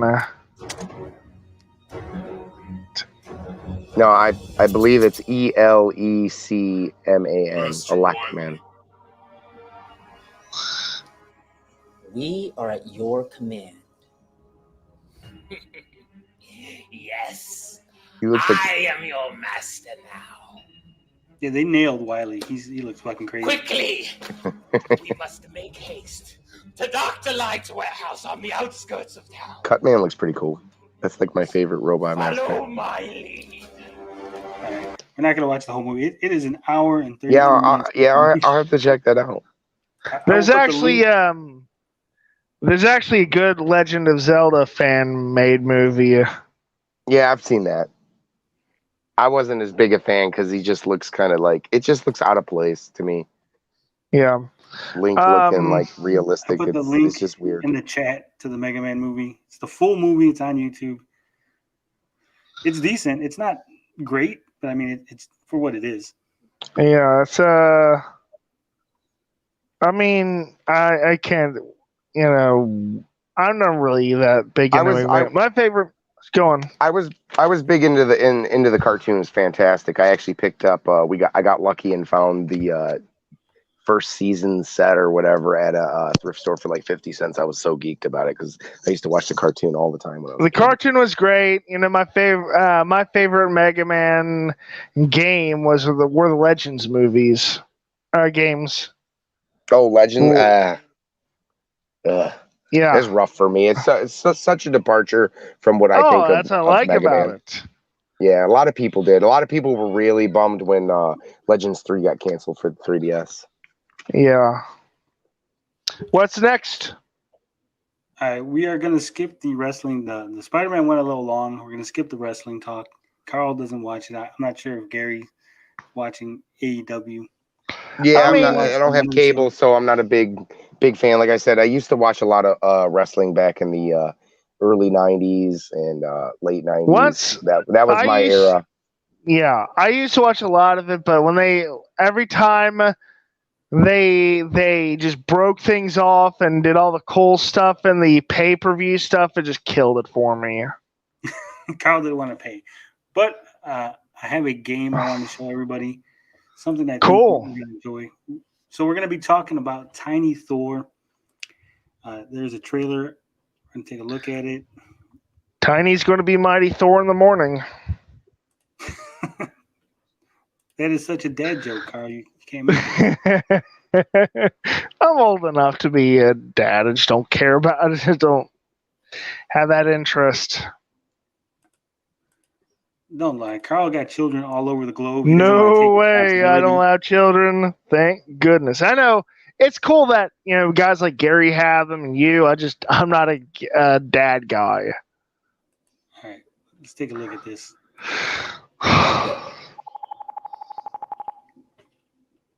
Right off the bat, I love the fucking pixel art look. This is what should be on Amico. Love pixel art because it's so.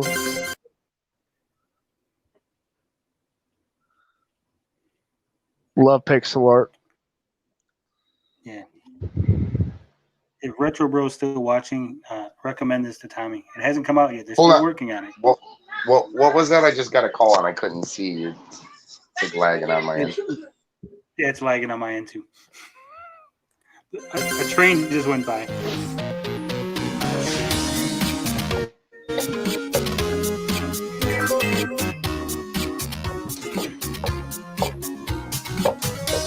Kind of looks like it's got like a Battle of Olympus.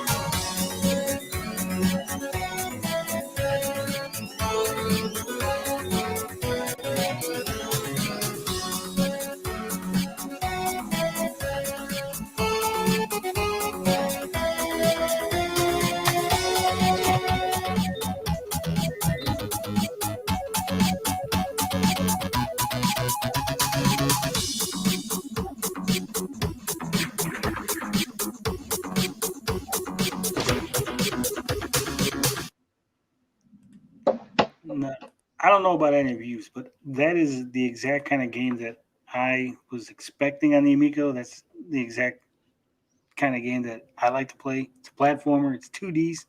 Pixel art. It looks beautiful. Still working on it. There's a demo that you can get off of the website. So I'm going to put that link in the chat. I think that pixel art is the most visually accessible art style for games. You think so, Carl? Oh, yeah. I mean, look at all the Super NES and Genesis games. I could see pretty much all of them, to be honest. I mean, look at it. That is beautiful pixel art. I would play this shit out of this. If they put this on Amico, I might be interested. This would get me. You already invested $2,000 on a shell, and you admit to having to pre-ordered one. Yeah, but I'm not interested. I just have a pre-order. So, what do you think, Gary? You think this looks like a fun little game, something you might enjoy playing? I think he's busy at the moment. Oh shit! Hopefully he's not pulling a DSP. It says Luke says if you like that, check out Kaze in the Wild Mass. I actually have that, Luke. I think it's Kaze. Yeah, I love the way Kaze looks. The story was a little kind of meh, and some of the levels were not that great. But I do have it. Yeah. Anything to add, Carl? No, it's just I don't like platformers that much, to be honest. It's rare that I get into one, so. But I mean, if you like it, there you go. I think it looks nice. I think this would be a good little pick up and play game. I give it a 1 out of 10. Bad, Carl. Bad. We lost Gary. Gary is gone. Wait, no, I didn't say that. You never heard it. I didn't say it was a 1 out of 10. I didn't say that. All right, he's back. Gary is back. What'd you think of the trailer, Gary? Well, I was just kind of like dealing with the fam right now, so I got to see just a little bit of it. From what I seen and what I heard, just from like about 10 seconds, it looks good. Well, it looked like a battle. I don't know if you guys noticed. I said it looked like a Battle of Olympus. If you've ever played that for Nintendo, had that kind of feel to it. At least from what I seen, it looks pretty good. Well, I'll put up the screenshots again. Yeah, I definitely like the pixel artwork going on here. The like I said, the music sounded really good. Well, it looks fantastic. What is this called? Tiny Thor. Tiny Thor. Oh yeah, that's gorgeous. Be right back. All right, we lost Carl. Yeah, I played a little bit of the demo. It plays real nice, handles well. It's a fun. Was it out on Steam right now? No, it's gonna be out on Steam. I think it's gonna be on Steam. Let me see. Maybe. Yeah, you can add it to the wish list on Steam. The demo's on the website. I'll put the link in the chat again. Hold on. Yeah, that looks good. That looks beautiful. You can go to the website, get the demo, play it on your computer. It's going to be on Steam. It's going to be on Windows. Not sure where else. Hopefully it comes to Switch. I'd play it on Switch. Was that like a Kickstarter or something, or how long has that been in development for? Oof. It has been in development, let's see, since 2017. There you go. All right, so it should be right around the corner then. Yeah, I think it's a small team. They been working on it for a while. Every once in a while, it pops up on my Twitter feed because I follow a lot of indie developers and like the indie Twitter accounts that post things. And as soon as I saw it, I was like, "This looks great! I love this." Yeah, stuff. that looks gorgeous. So yeah, that wasn't on my radar. Anytime I can be turned on to like something like that, that's great. I love those. That's like my bread and butter right there.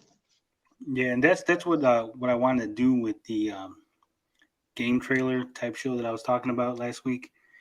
I want to look at some off the radar type games, some things that you might not be aware of, things that people might not know even exist. Show off the trailers. I get demos and trailers and press kits all the time, and I don't do nothing with them. So I figured I might as well highlight them, show them to the people. Yeah, that's right up my alley, man.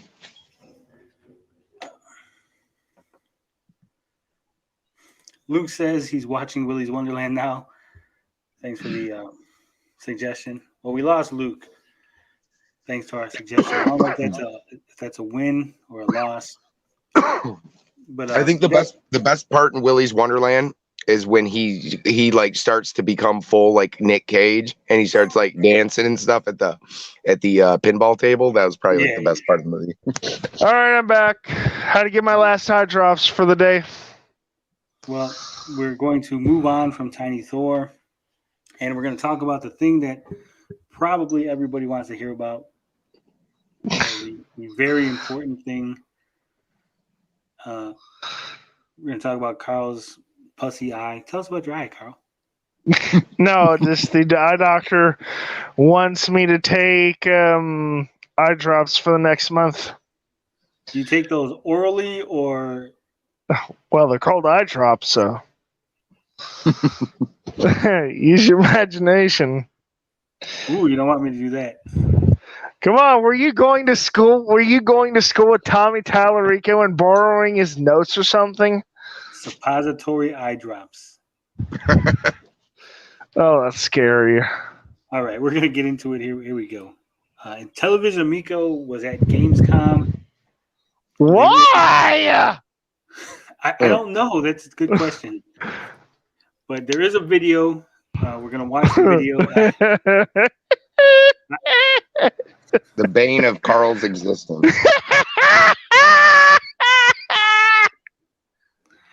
It'll be all right. Carl's losing it as we speak. I got the closed captioning going because it is in German. And not all of us speak German. But I got the English translated. I do have a story. I do have a story before you start that. Okay.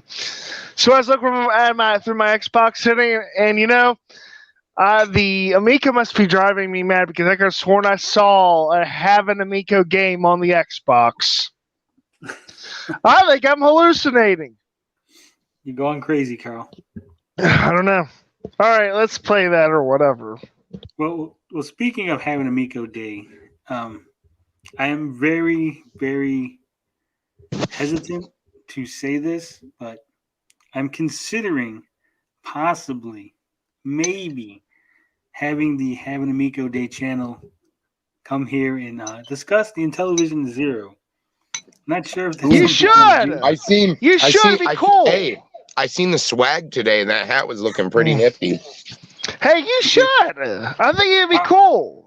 I'm still not convinced that this is a real thing. I think. Neither am I. I mean, I want to have hope, but the fact that he's got you thinking about it says all it needs to say. Yeah, either he is the most insane individual I've ever come across, or he's the greatest actor. Give him a fucking Academy Award because he has suckered me into believing that this thing might be real. I mean, if he manages to relaunch the thing, I'll probably buy it. I think he was right though. I think he can buy the name for pennies on the dollar. To be honest with you, at this point he can. Probably. I don't know if he should risk it with all the debt they're probably going to accumulate. Intellivision is going to accumulate.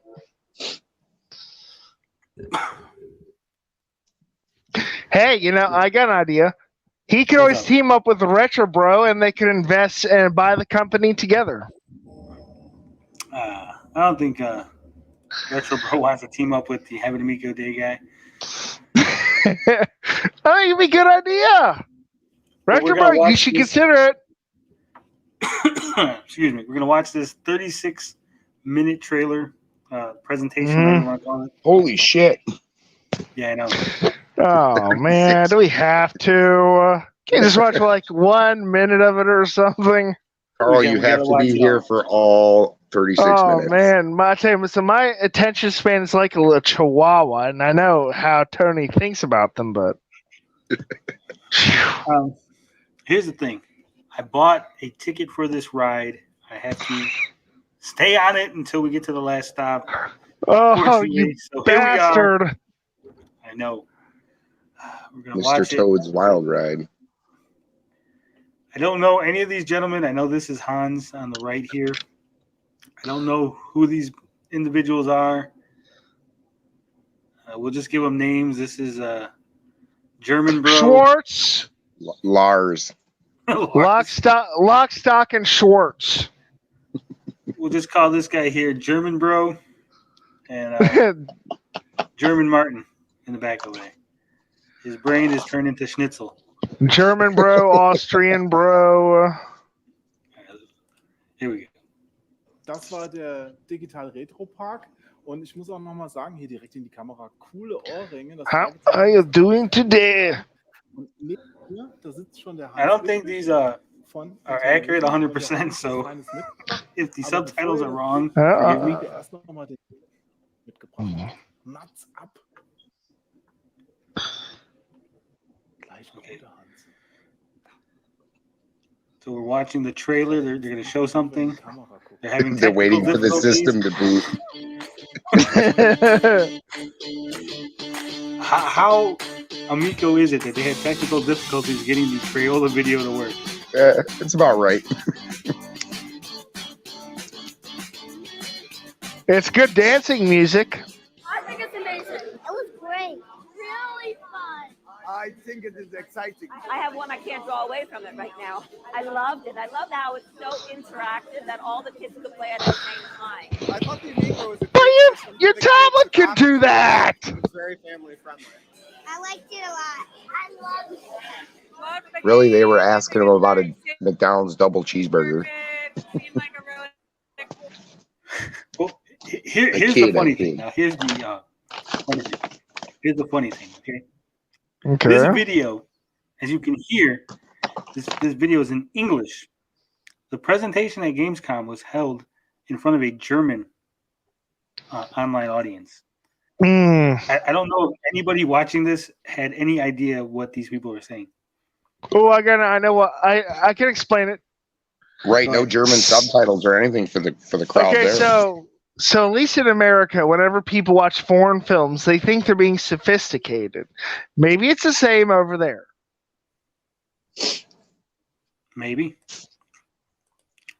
But there was no subtitles. They were just hearing people saying things in English. They're just getting to see emotion, but maybe at the end of the day, it really doesn't matter. Also, can I just say that this kid right here is wearing his mask improperly? Yes. I mean, I know it's kind of an asshole thing to say, but he's defying the mandate, and I'm okay with that. I'll tell you something. Good friend of my cousin's, she got the COVID and a heart attack soon after. Oh God, I'm sorry to hear that. Yeah, she's distraught over it.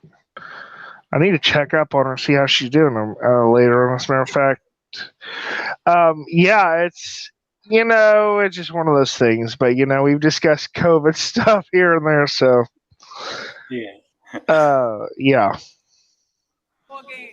I am not a computer genius. I don't like to play games, but this was fun. I thought it was fun. I thought it was. That's a pretty extreme reaction to the Amico. Just so, as you can see in the background here, Turbo Joe Security was on the scene. Boy, look. I will crush you. The visuals are great, and how dare you? The 4-year-old was getting used to it too.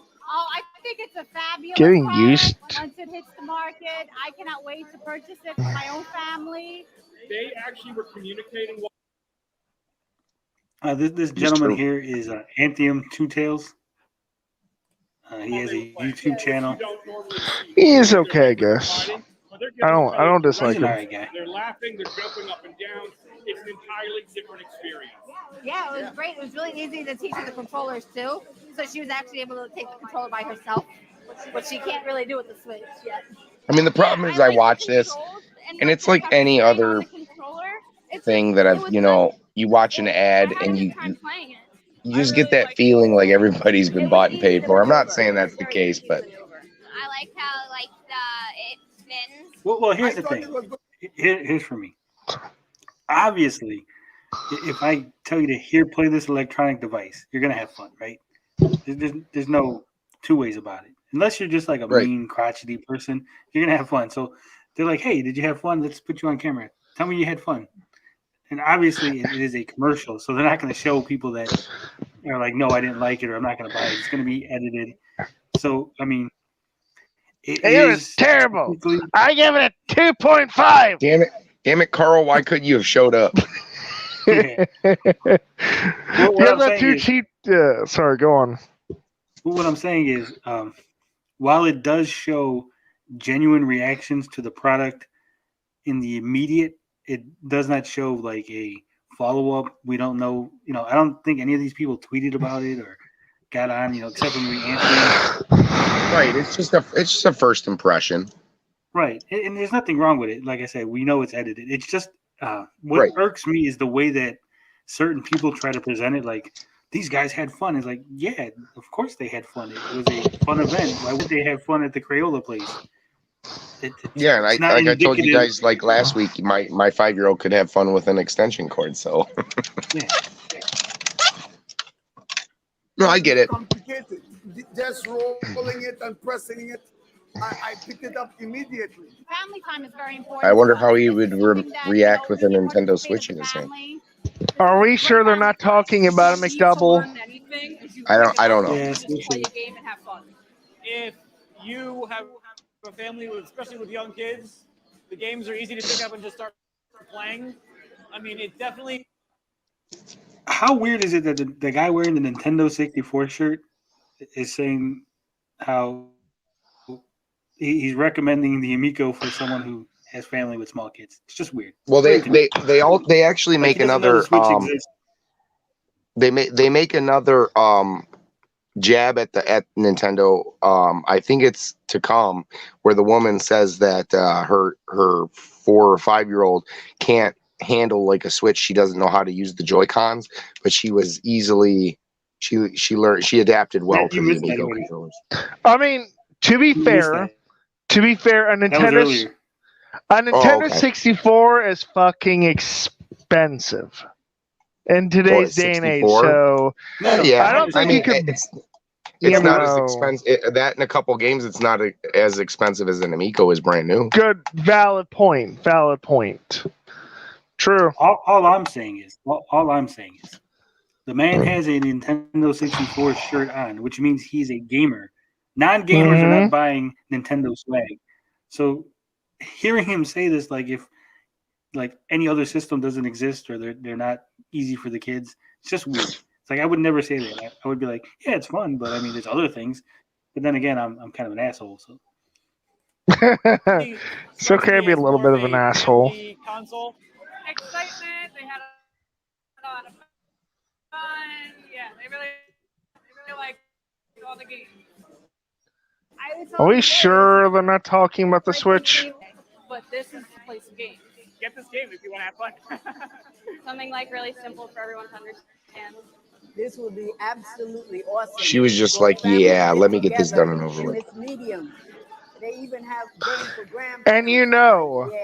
And someone's saying you better say good things about this or I'll cut you. No. Sorry, I can't resist. Right? This guy here, this guy's saying good things about the system, right? But he's wearing an Intellivision baseball T-shirt. He's not general public. He's not someone who doesn't know what the Intellivision brand is. He's like a fan. This is.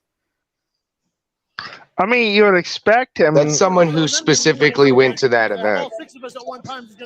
And I've said this. That's what I'm saying. Like I've said this before. And I mean, and I want like people who were excited for the Amico. I want them to be excited for it. They should be. Well, Tony's point here is that all these people who are doing testimonials are not just off the street, came into the Crayola experience that day. And just happened to be there the day that the Amico was being shown off. A lot of these people drove specifically to see this unit, and then their testimonials are almost as if like they've never played games or that this is the only thing that's on the market. So I understand what Tony's saying. Some of it seems disingenuous. It'd be like, like if I showed up at an event for PlayStation, right? And they're like, I'm wearing PlayStation gear. I'm at the PlayStation event, and I'm like, oh, it's so great. It's better than any other system. He would be like, well, you already like PlayStation. You have a PlayStation shirt on. So I don't think. See, the thing is, I don't think. I'll be like, I hope you don't say that. Right, you're already biased. Right. See, but I think it doesn't say Intellivision. Like we know that this is an Intellivision shirt. I don't think the general public knows. It's not as obvious as say wearing a Xbox shirt or a PlayStation shirt. So I'm just saying, like, no one would notice. They would just, it's just a computer baseball shirt. It's no big deal.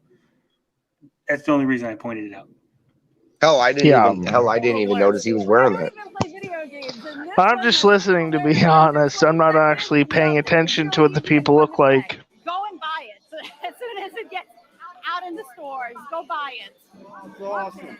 It's awesome. Is it going to be in the store? Like, hold on. Well, allegedly, it's supposed to be. Yeah, well, I believe that when I see it. So. Hold on. I missed this the first time. I just barely got this. As soon as it gets out in the stores, go buy it. Right here.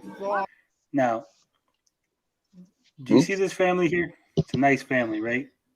Nice, happy family. I guess so. Do you see what this person is wearing here? An Amico shirt? Yeah, you can barely see it, but this girl here is wearing an Intellivision Amico shirt. Again, these are not just people off the street. They're trying to make it seem like it, but obviously, whoever this guy is drove there either is a relative of someone who knew about the Amico, or someone that works for the company, or a relative of a company employee. I mean, I would like personally, if I was directing this. This is why you need someone like me. I would have been like, "Could you have the get girl her out of the shot?" Yeah, she needs to be out of the shot. Sorry. Well, do we know if they were handing out swag at the event? That's possible. I don't know. I don't believe they were. Because if they were handing out swag, no one else has the swag on. I mean, like, I don't know about anyone else here, and I'm not discrediting anyone who's interested in the Amico. But me personally, when I was little, You put me in front of a toy, any toy, even Barbie dolls, I'm having fun. I'm going to find a way to entertain myself. Well, you heard it here first. Carl plays with Barbie dolls. I played with anything I could get my hands on, but that's another story. Ooh, spicy. Wiley says, "Sorry to hear about your cousin Carl. I missed that." Yeah, she'll be fine. I think I'm just concerned about her is all. CM Retro is here. Hey, if you want to jump in, come on, CM, join us. Offer your take on this. Join us in. Come on in. I don't Let's do it again. Come on. That's the Barbie girl song, isn't it? Yeah, it is. Yeah. 56K Warning says they're all plans. Yeah, I don't think they're all plans. I mean, I'm not going to say that they're. I think there's a good chance that they're not plants, but that they were specifically chosen to be on. Some of them were specifically chosen to be on camera because, I mean, it's not hard to go around the room and pick out people that have not been in the limelight of this and to say, hey, look, we probably got a good idea that family over there is going to have good things to say about this. Here's the thought. Could they have offered all the mommies bottles of wine? No. You know how mommies love wine. I don't think they had enough money. Good point. Yeah, I agree with Gary. I think I'm not saying they were plants. They were not like bought, paid, and were told to show up to make it. I just think that they were someone interested. They knew it was going to be there. They showed up. Obviously, they're like, hey, would you like to be on camera, sign a waiver so we can put you in the video? They would be more inclined versus someone who is off the street who's just like, I just wandered into the Crayola. I don't know. If you ask me to be on something like that, I'm saying yes. Well, I would too, but here's the thing: like, if they put you on there, Carl, and you said, I didn't really like it, they just wouldn't show Actually, I got put on TV years ago. I got my 15 seconds of fame, and I iterate seconds. Basically what they really did was just shove a camera in your face, and that's it. They really didn't get your permission. They didn't get my permission. I mean, that's just how it was. And I think it's pretty much the same here. They did not have Carl's permission to put him in that. That's okay. Film. No. He was the pizza delivery guy. You wish. Hey, what's up? I'm gonna put in chat. I'm gonna put the link for the StreamYards. CM Retro, if you want to jump on, just go ahead. Come on, Retro Bro, join us too. Or Retro Bro, whoever. You will join us now. Whoever can behave. Sorry.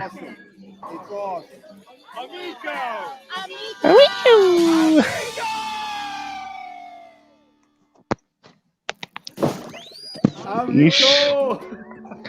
Sure bottles of wine were not involved. Du hast ja wirklich die Konsole jetzt hier mitgebracht. Wann kommt sie raus? Damit ich nicht vergesse zu fragen. Also wir hoffen, dass wir Ende des Jahres vorbestellen. I know people are saying that he confirmed that it's coming out at the end of the year. As you can see in the translation, he's saying we hope by the end of the year. I had a German speaker, Leo DS, watch the video. He also said that Hans didn't confirm, but used the same we hope by the end of the year. So if you hear people saying that at Gamescom they confirmed end of the year, it's incorrect. He did not confirm. He once again reiterated we hope to have the consoles out. That's right, folks. We have our own German feller. Which is code word for not a shot in hell.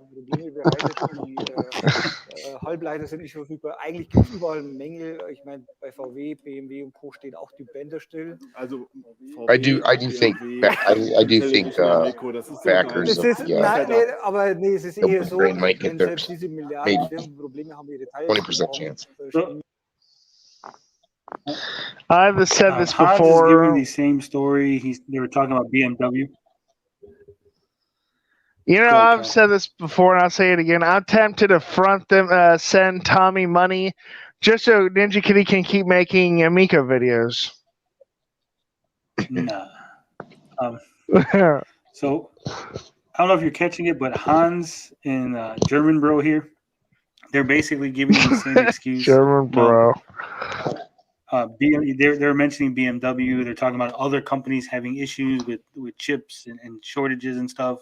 So of course, Intellivision would have issues. But we know from the fundable disclosure that basically the console is not ready to go. Excuse me. So I mean, all this is just more smoke and mirrors, in my opinion. If I thought that it was just about the part shortage, that'd be one thing, because I've seen nearly empty car dealerships in my area. But the whole thing, like that 20-year lie, the new Fund Me page, you know, it's just, I don't know. There's gotta be something more to all this. Oh, no, this is cool. This is one of the consoles that Ferrari red, but we got the black and the Tron system here running Astro Smash. Real quick, we're going to get to these comments. Tommy Oyamiko says the video on Super Smash Brothers 2.5 out of 10 review was outstanding. Yeah. Thank you. I enjoyed making that. I talked about it earlier. Yeah, it was beyond outstanding. Tony deserves a standing ovation for his journalistic prowess. And no matter what anyone says, I did not give the new Spider-Man movie a 1 out of 10. They're liars. They're liars, I tell you. So the thing about that was the whole. A lot of people were asking me why would I bother doing this? It's so pointless. Because you're bored. Stalker, hater. You're just trying to dig up any little thing to use against Tommy. And here's the thing. Okay. Tommy says a lot of stuff. Okay? We're supposed to be able to trust him. His credibility needs to be 100%. We need to be able to trust his word. And you have stories like this all over. I could have found many, many other instances of him lying, but nothing so egregious as this. As he basically said that it was a fabrication by haters in order to take away his credibility and make him look bad. He basically it's the same thing it's the same thing he said literally months to a year ago. That's what you're pointing out. That's the beauty. That's the beauty of what you dug up, was basically him saying what was 17 years ago is basically what he's been saying the last year. That's the beauty of it. So his credibility, in my opinion, is completely shot. Anything he says from here on out, I will not believe. I will err on the side of he's lying or fabricating the truth or stretching the truth. However you want to say it, I don't trust him anymore. I believe he is a habitual liar. I don't think he's has a mental issue. What's the word I'm looking for? Help me out here, Kyle. The word you don't want me to use the word I'm thinking of. So lying wretch. Lying wretch. No, but when you lie all the time, when you're a politician. No, I know what he's thinking of. I got it on the tip of my tongue too. Come on, someone in chat. What the hell? Someone who lies a lot. Help me out here. Fuck. Why can't I think of Pinocchio. Exaggerate. Someone used it in the fucking compulsive liar. There you go, Wiley. Thank you. Fuck. I don't believe I don't believe he's a compulsive liar. A compulsive liar has no control over the lies they tell. They basically just diarrhea of the mouth, and it just comes out on its own. No, I believe Tommy is a habitual liar. I think he lies. There you go. Yeah. Purposefully. I think he didn't believe anyone would ever find the review. He didn't think anyone would ever be able to dig it up and throw it in his face. So he used that opportunity to lie, to try to paint other people as bad as others. He tried to other individuals and make it seem like he's, he put others down in order to elevate himself. that they're liars, and look how cool I am, and I'm here talking to you guys, and those guys try to make me look bad, and everybody's against me, and you guys are cool like me, because you understand. And that's his MO. That's what he does. And this to me is what he thinks about his base right now. I think, at least in my opinion, this is how he views a lot of the people who are, behind him, that they're just gullible and that he can tell them anything he wants to tell them and they will shout it from the rooftops and he doesn't have to get his hands dirty. Now, Tony, this is how you talk like Tommy Tallarico. This is my red Ferrari. You got to check it out because it's powered by the flux capacitor. That's a pretty good by the way, I first invented. Yeah. That's how you do it. All right, so Tommy Amico says narcissistic blindness. He remembers wrong. No, again, I don't think he has a mental issue. He has a mental disorder that's causing him to lie. I think he is an opportunist. He sees the opportunity to lie to further his own ends, and he takes it. Habitual liar. This he can't take any criticism. I think criticism is one of the biggest things that he doesn't want to be wrong, and he doesn't want to appear weak. Yeah. As someone who considers himself a narcissistic buffoon, I'm demoting the guy to a lying wretch. Okay, so Marcus says, wow, are the English subs automatic from YouTube? No. What you got to do is you got to go to closed captioning. I'll show it up real quick. You go to closed captioning. Yeah, there's like a button or something that says CC on the video. And you basically click it and it fills up.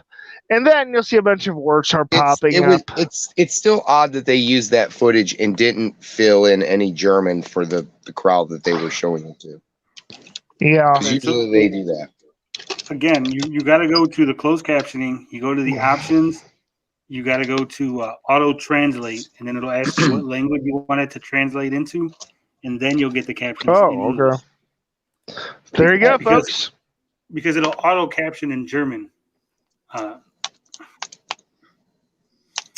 Munchausen syndrome. There you go.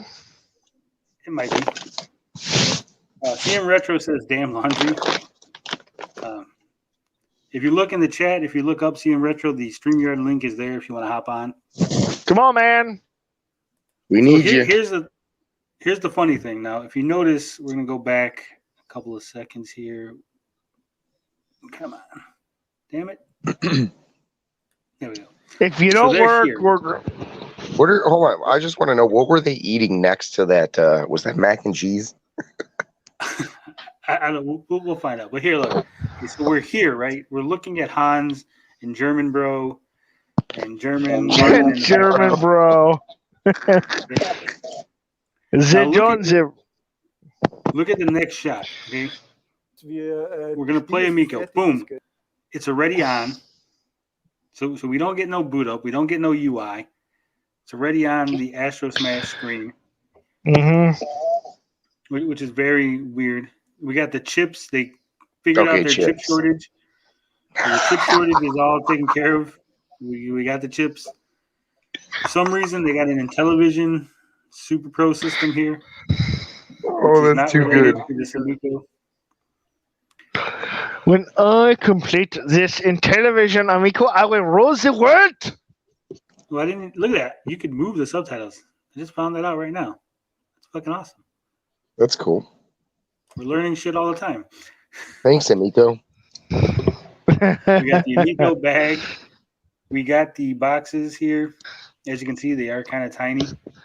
The Amico breast implants. Hold on. Why do those boxes there look like white? Weren't they blue? I think that it's blue on the spine and blue around the edge of the picture and white.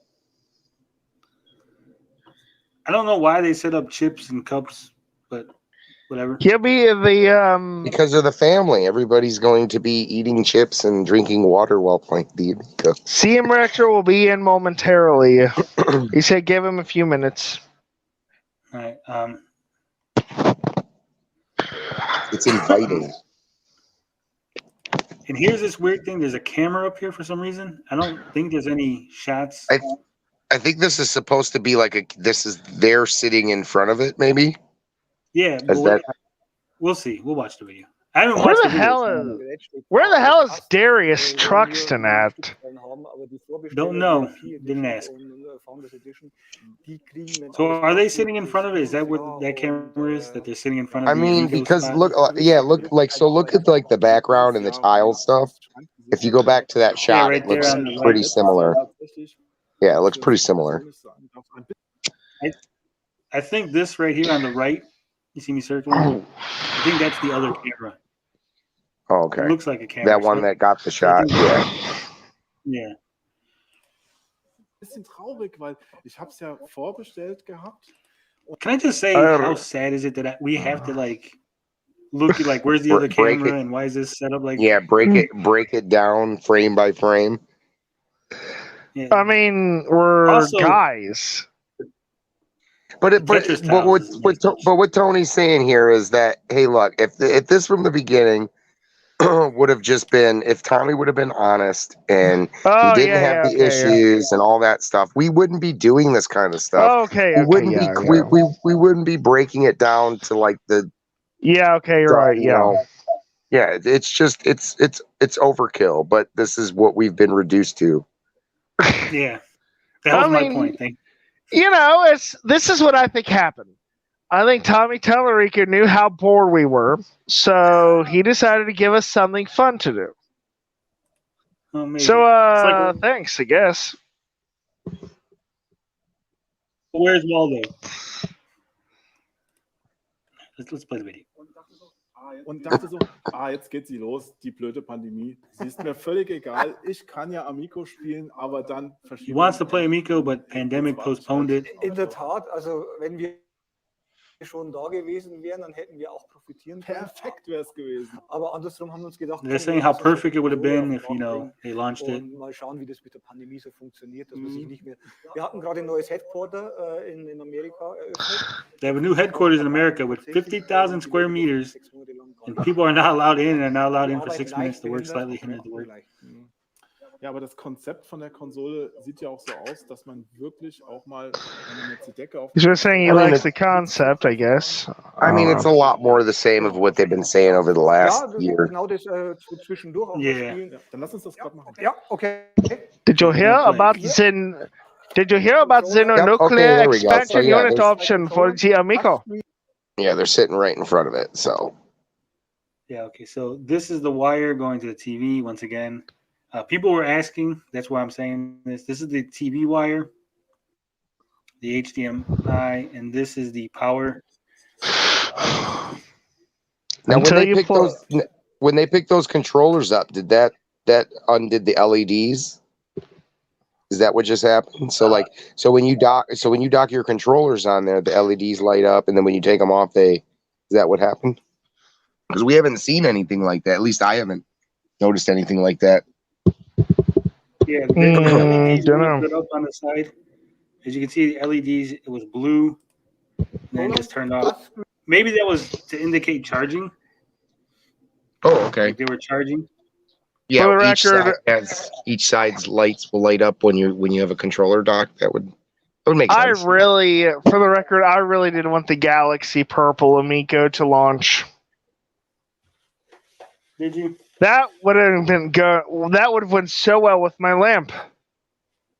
Okay. I do have right now, I am holding the shell. You can't see it. It's in my hand. And I'm holding it. The HDMI is where this cord is. So this is where the HDMI is on the shell that I have, and the power supply is right here. Does your shell actually have it labeled HDMI? Yeah, it's labeled HDMI. Okay. USB-C, micro SD, and then power. And does it even have the slot for the memory card? Micro SD, yeah. Oh, okay, yeah. You did say it.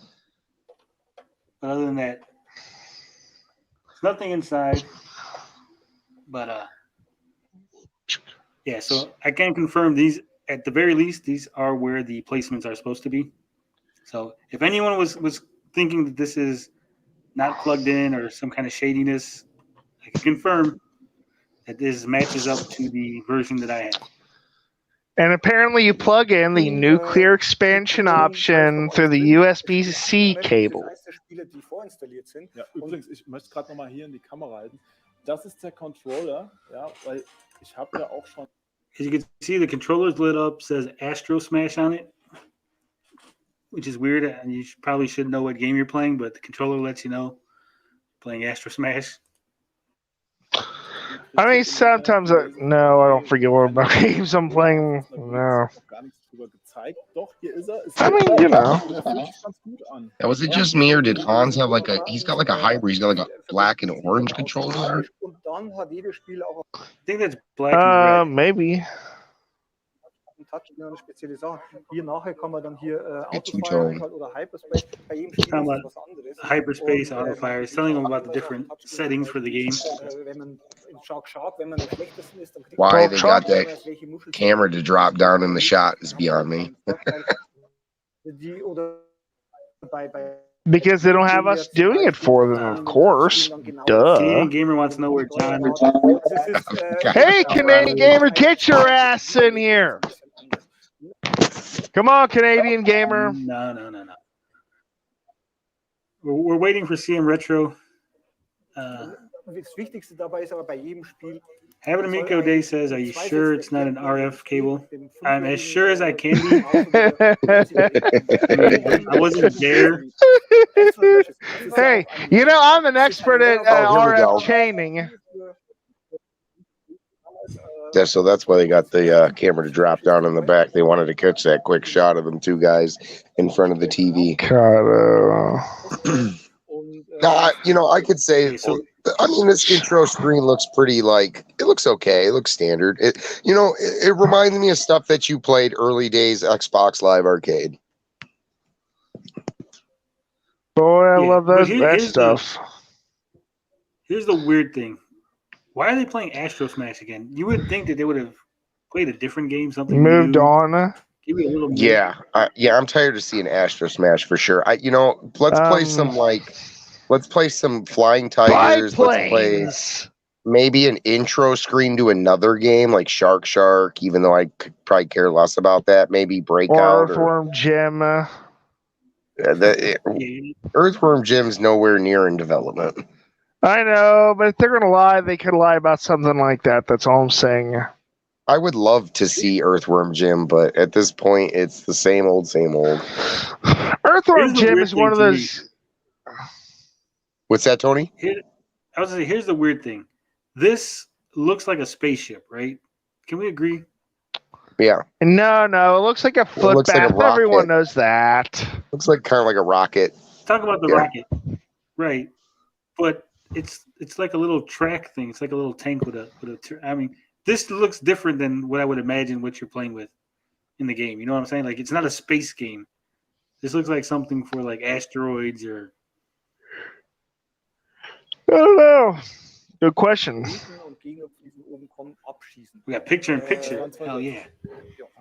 Picture in picture in picture in picture. Extras gibt es dann einen Doppelschuss, das ist das grüne Icon, dann kann man besser und schneller schießen, da freut man sich am meisten. Dann gibt's das Wiley says he don't like the placement of the drink glasses so close to the console. Dann gibt's so ein rotes Teil, das ist die Nuke Atom. I mean, people smoke around their consoles, so that doesn't shock me. Und jeder Level wird dann schwieriger und schwieriger. Am Anfang ist es noch leicht. Starte mal dann. Wir gucken mal, wie weit wir kommen. Okay, it's loading. Now this is another thing that I find weird. Here we go. Loading. There really should be no loading with these games, right? You would think that it would just basically turn it on, run like an old NES game where there wasn't really any loading screens. I mean, how unoptimized are they that they need loading screens for Astro Smash? I don't know. I mean, the new next-gen consoles, you have, there's still loading screens there. They have not abolished loading screens today. No, but these are more simplistic games that probably shouldn't have. Oh, okay. That Good type point. of loading. But here we go right here. this control setup that's the speed boost. That's not going to the bottom button. That's on the touch screen, correct? Correct. Because that What's up, was on the Sam? bottom button. That would seem awful. So, Yeah. Okay. is Saggy here? I had no idea. Oh, Come never on. mind. Okay, Sorry. so yeah, as you can see now, the auto fire is in the upper left corner of the touchscreen. The fire buttons are the two shoulder buttons. The speed boost is the rest of the touchscreen, correct? Or is it just this? That's what it looks like. That little button is the menu. All right, so these are things that we didn't know yet, but you got a double shot, a shield, plasma shot, a nuke, and extra life. The power of voodoo. Oh. Now, see, the only thing I would gripe about is that for the auto fire I would assume it's going to be a toggle. That would seem like if you're paying attention to the screen, that would seem like that little circle is going to be a little difficult to maybe tap. I don't know. Yeah. That's one of those things where I'm going to have to get my hands on it to actually see how that feels. But that seems like it might be a minor hindrance. For me, I would think that would be something you would set before the game. Like, do you want to toggle on or off auto fire? Not like during gameplay. And I would put for me, I would put the speed boost, hyperspace, invincibility, what do you want to call it? I would put those on the shoulder and use the touch screen to fire. It was my choice. Just hold it down. Yeah. That could be your auto fire right there, right? Just hold it down. Yeah. Okay. Also ich sehe jetzt hier drauf Raumschiffe und kann mir eins von den 4 aussuchen. So we're showing the different ships im Screen. on touchscreen. Das zweite. Das ist wahrscheinlich das Beste, ne? Nee, die sind eigentlich alle gleich. Oben, da kann man Auto. I don't know if you guys noticed. Well, let's go back real quick. I'm just listening, frankly speaking. So just go ahead, do whatever you need to do. To describe it or whatever. Und kann mir eins von den 4 aussuchen. All right, so as you can see, Hans is holding up the controller. Mm-hmm. And it matches the little menu or whatever you want to call this screen. But this doesn't move. There's no movement on the screen. This is just a static image. I mean, what's the point of the touch screen if you're just putting static images on? As I understand it, it's like the the e-reader screens. Yeah. They're basically supposed, if I'm right on this, colored versions of that. Yeah, but what I'm saying, it seems like a waste of, like, why have it? Oh, I agree with you. Carl, they did have on Finnegan Fox on the one video that Tommy was, I think, personally in his house. He did show animations running on Finnegan Fox actually having a walking cycle. I mean, it could be a placeholder for now. I mean, this game isn't finished, right? They're still slightly off on. It's possible. Right. So I mean, it's possible. It's a placeholder. It's I'm not saying whatever. It just came to mind. That's all.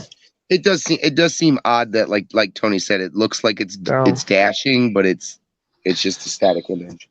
It's not only dashing; it's prancing. All right, let's get to the meat and potatoes of this. Was hast du genommen? Das zweite. Das ist wahrscheinlich das Beste, ne? Nee, die sind eigentlich alle gleich. Das oben, da kann man alle gleich. Da brauche ich ja keins aussuchen. Die sehen der eine schießt Raketen an den Laser. Jetzt genau. So. Und jetzt schießen wir links, rechts drücken, ganz einfach. Now, like I've said a bunch, that I've never had a problem with Astro Smash. I think it looks okay. Well, I played the original on the Game Boy, the Intellivision Lives Astro Smash, and I was just bored out of my mind. I got like 100,000 points, and I was just like, let me just die. Why I mean, I could see it being fun for maybe an hour or so with you. If you do get somebody to play with you, I can see it being fun. There is an Intellivision collection on the Game Boy. Yeah, it's on Lives the DS. Yeah, it Lives. The Intellivision Lives. Maybe I'll pick that up. Profis, die machen kein Dauerfeuer. Ich mache Dauerfeuer deswegen an. Weil, wenn man nicht drauf ist, dann kann man gezielt. Why did this guy get? I didn't see any power-ups, and all of a sudden he's got double shot. Was it just? He used a cheat code. Kann jeden Knopf zum Ball nutzen und jetzt mit den gedrückt hält, ist ja auch Dauer. Unless the power-up happened to appear. Well, okay, so basically what it is what you're missing, Tony, is that the power-ups are like you don't have to run into it. As far as I think that they're just shooting it. So there was a green one on, at least it looked like there was a green one on the screen. Like, see the power-up floating down. That rat bastard was bringing a cheating device with him. Behind the. No, I think it was behind the picture-in-picture. That's why I didn't see it. Das ist quasi unser Bowling. Go back. Now we're really picking this apart. That's what we do. Yeah, pretty much. What we're gonna do on our Christmas special. The image is not moving. This is a static image, like I was saying. So that's curious. Most certainly. Unser Bowling, wo du Bewegungen, wo du Säckchen. Damn. Damn. Shark, Cornhole Sparkle, this is unser I don't know about you guys, but this looks kind of boring.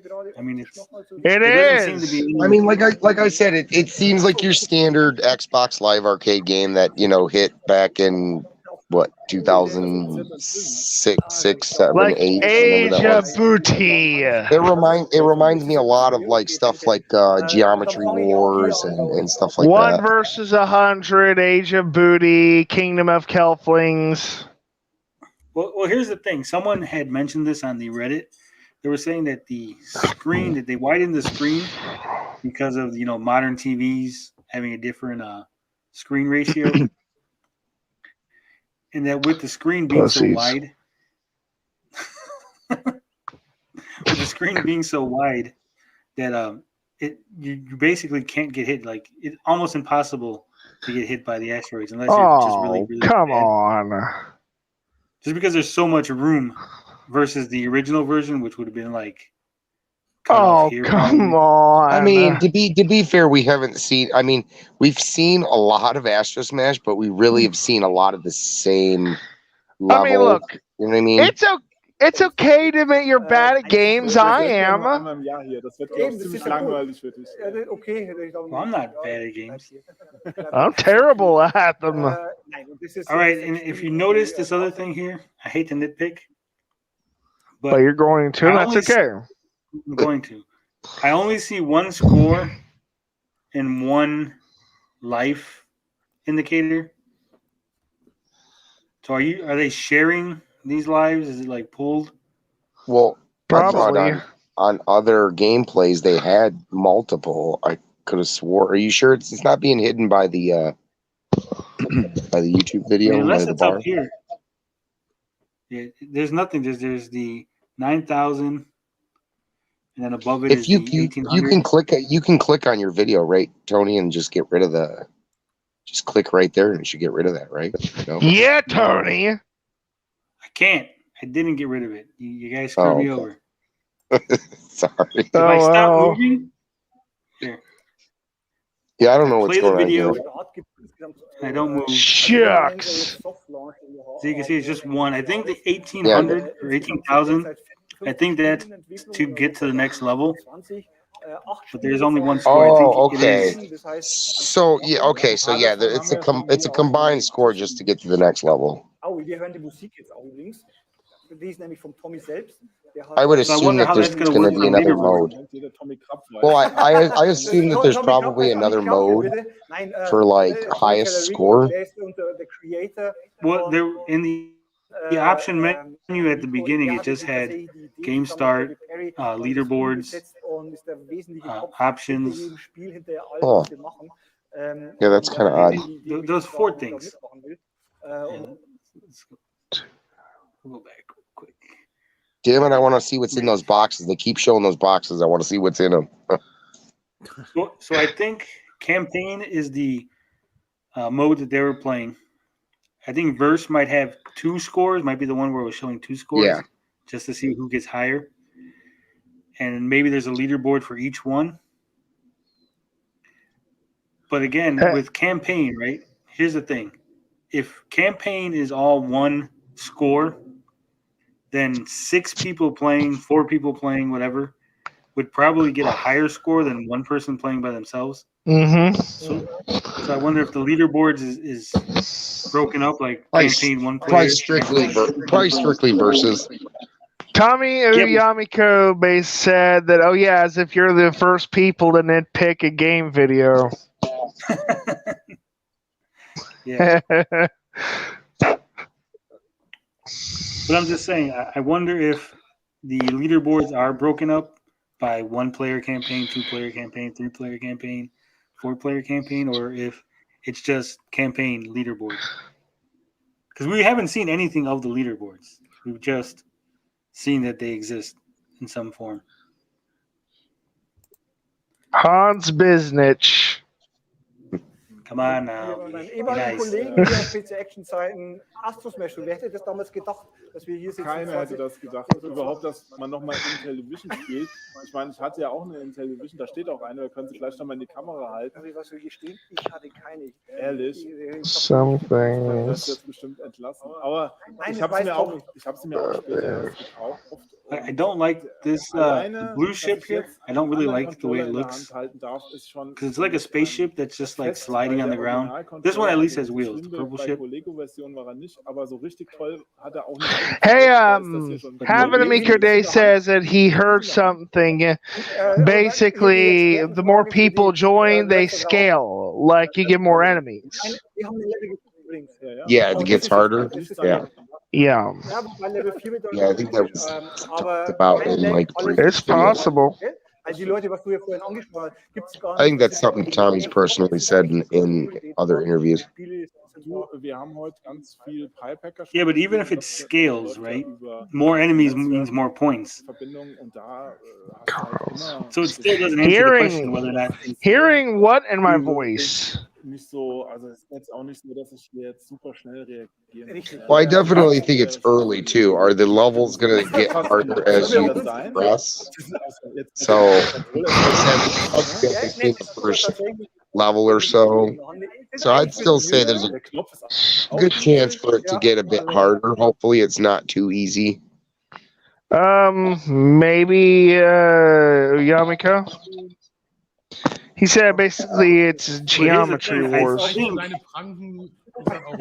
Yeah, I think level 857 said that they almost got to the end of Astro Smash. So the game's not that long for the amount of levels there are or whatever. Pretty sure they said Astro Smash. It might have been Moon Patrol they were talking about, but I'm pretty sure it was Astro Smash. They mentioned. Hier ist es so, dass die so 30 Sekunden oder was halten. Ne? Emphasis on the ass. Wenn man hier den Doppelschuss nimmt und dann nochmal den Doppelschuss, das wird nicht addiert, sondern es ist immer dann quasi Reset. Aber das ist doch gut, dann verlängert sich die Zeit. Nee, eben nicht. Weil man denkt, man hat quasi 30 I mean, personally, I wish they just showed more flying tigers. That's the game that really is. Do females look more attractive or less? Do they look people really don't really change. Like I said, things are sharper. So I could, once my vision is done, I could wear my prescription glasses around and basically take them off and look at girls' butts or whatever, and I could see them better. So this is level 4 already. They're only 18 minutes in the video. I think we started. They started playing about 8 minutes.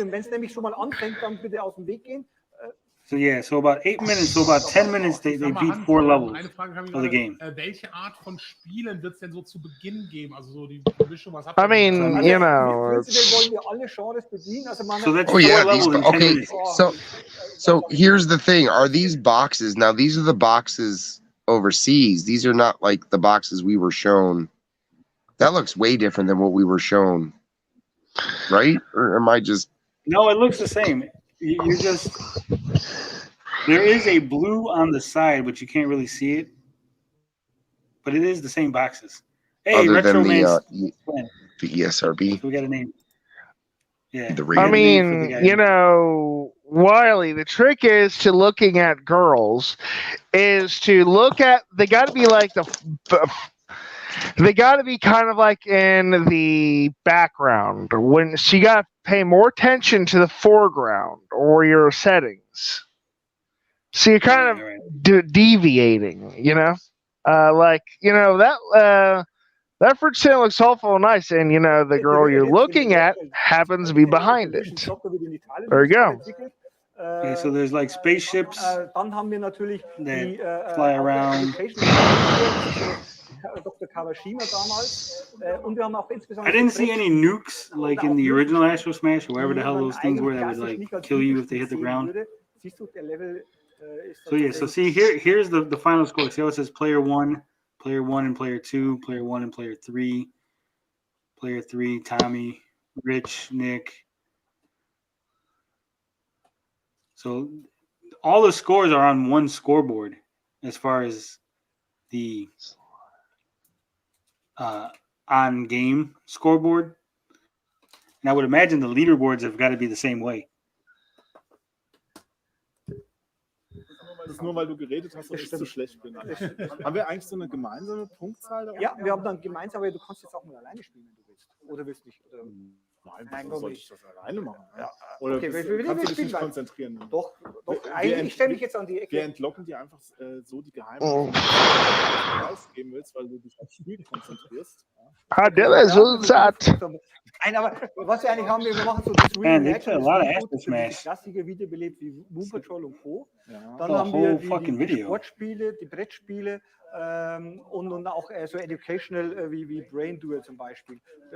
Das sind so die Genres eigentlich.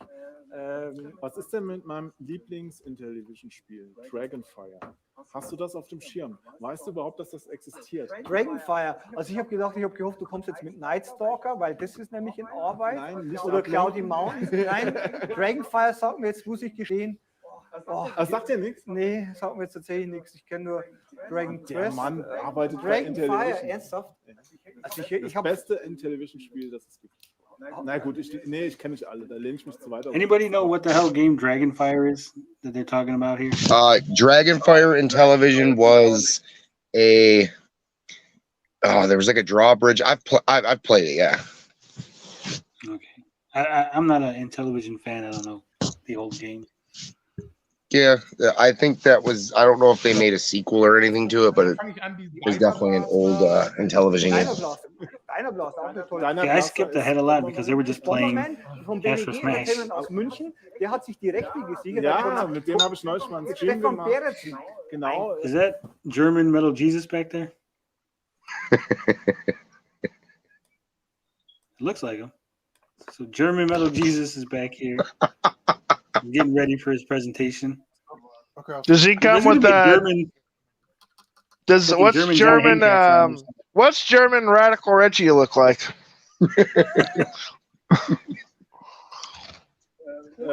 German nerds look like American nerds. Who knew? Genau. Und Stefan ist cool und sein Entwickler richtig genial. Ja. Ach, und deiner Platz ist nämlich für Steam auch schon fertig. Jetzt verstehe ich auch, warum er noch nicht das veröffentlicht hat. Weil wir eine Dreamcast.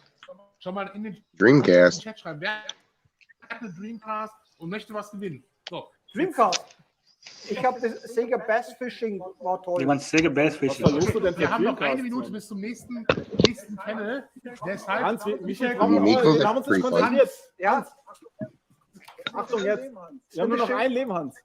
Also ich habe eigentlich nur die Gunst der Stunde genutzt, ne, und eigentlich Mio seinen Platz hier eingenommen. Still playing Astro Smash.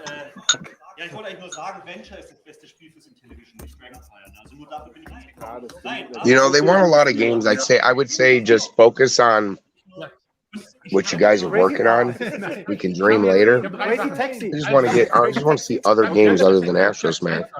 Ich nehme die ersten 3, die sich gemeldet haben. Inti Mike, Ultras und Atominus. Ihr bekommt die Dreamcast-Spiele, die der Michael ganz kurz vorstellt. They're giving away Dreamcast stuff during this Amico. Genau, einmal kurz Hermes ist in dem Paket mit dabei. Das ist ein nettes kleines Jump'n'Run von Retro Guru.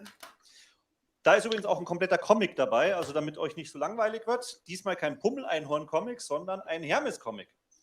Ihr bekommt noch Pummel-Einhorn-Sachen dazu. Das auch noch, ja, das ist ja ein Traum. Du hast, glaube ich, auch noch was für Golfer dann auch noch. Ja. Und einmal Wind and Water, halt da haben wir Like Metal Jesus meets Weird Al Yankovic. Ja, meiner Meinung nach underrated game. Does anyone else find it weird that they're giving away stuff during the middle of this Intellivision slot? It's like... No. Nein. Nothing surprises you about an Intellivision presentation. Eines der geilsten Puzzlespiele, die ich überhaupt kenne auf der Dreamcast. Und auch das like, gibt hey, es in dem Paket dazu. You know, Dreamcast, they got good games. Let's give you one of those. Fuck Amico. Haben wir für die ersten 3. Du hast Is that what they're giving away, Sega? Bass fishing? Yeah. Jo und Hans, nochmal ein Wort zum Abschied. Wo rein? Hier? So? Oder kommt ihr zu uns kurz? Retro Man's fan can't even get up there. Haben wir hier so viel Platz? Ja, Sven, dann The only thing they need to do now is sign it. Ein Wort zum Abschied. Willst du deine Frau wirklich zu Hause? This looks like a skit from SNL. They're gonna bust out the Sprockets dance in a minute. Fucking, I dated myself with that. Everyone's like, fucking Tony's old. I doubt you're older. You might be older than me. I don't know. Who, me? No, Oh, Tony? Yeah. You boys are older than me, so. Und nächstes Mal damit zu. Aber ich hoffe nicht, dass wir nächstes Jahr nochmal. Yeah, I'm an old fart. Sort of coming back next year. An Weihnachten. Oh no. It's not gonna be next year. There better not be.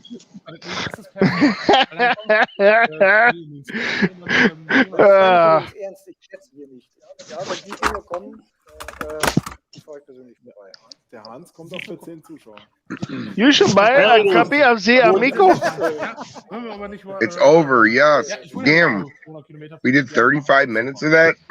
No, I skipped a bunch. They were just playing Astro Smash. Oh, man. That was it? Just all Astro Smash?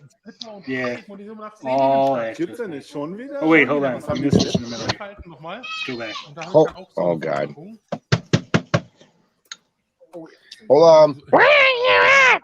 Where are you at? Wir haben auch ein gemeinsames Leben. Okay, either Retro Man's Fen is a ginormous individual, or this is a tiny little package. They could be smaller. Are you saying that Sven has a tiny package? I don't know. Like I said, I'm not paying attention to the screen. I'm just listening. You're not even watching the screen, Carl. No, I'm not. My phone is on the table. I'm listening. Yeah, those boxes, that looks like very, very tiny, like almost a Switch style size box. Maybe it is. Ist es bei allen Spielen dann so, dass man... Nee. Did you hear what I told you? Also wir wollen tatsächlich, bei alle Spiele müssen ein Multiplayer. Oh, there's the back of the box. Das wurde das grundsätzlich. You saw it for like half a Weil es second. natürlich mehr oder weniger stark. Oh, those are a lot smaller than I thought. Yeah. Wow, those are tiny. Small package. Why do we got it in I 360? still say they're pretty neat. I'm not like at least that was something that's been positive, that they at least showed that, and that I like the artwork and I like what's done with it. I wish they would have shown what was in the boxes. I think everybody can agree on that. But for something that's a physical product, I mean, it's not terrible, but we all got to see what's in the box. wollten wir dann schauen, gibt es jetzt, wo man den Satelliten steuert. Ein super Spiel übrigens, kann ich jedem nur noch mal ans Herz legen. Also nicht nur auf Amico. Das dauert ja noch I speak from my experience of watching Hellraiser. Nothing good comes from opening any box. Dieter Schöller haben da Head-Up Games. We're going back to the farewell. Oh, please do. I think. Hey, do you guys think that they're embarrassed to show us what's in the box? Yeah, probably. I do. That UCM retro. It's sad to say it that way, but if it was like the greatest coolest thing ever, they would have already shown it. You know what I mean? Right. Yep, I agree. Yeah, what up? Hi. So apparently I skipped over a lot because they were just playing Astro Smash, and I really was getting bored. But during the presentation, Han says that you got to put the whatever's in the box on the console, and so it will download the game from the internet. Now there is some, I don't want to say controversy, but I guess when Han says that you put it on, you got to leave it on the console so it downloads. So there's some speculation whether or not you could just tap it, it downloads, or if you got to put it on there, let it download, then you can take the card off. Yeah, but these games are not going to be big, though. You know, like 500 megabytes or to 1 gigabyte is nothing. It's a pittance. It doesn't matter, Carl. You have to figure it depends on your internet speed, first off. And secondly, if taking the card away deactivates the downloading process, you see what I'm saying? So you might have to just put it on, leave it. I'm wondering if it's like putting like an amiibo down or putting. I mean, it's like that, like Skylander. If you picked up the Skylander, it would interrupt the system.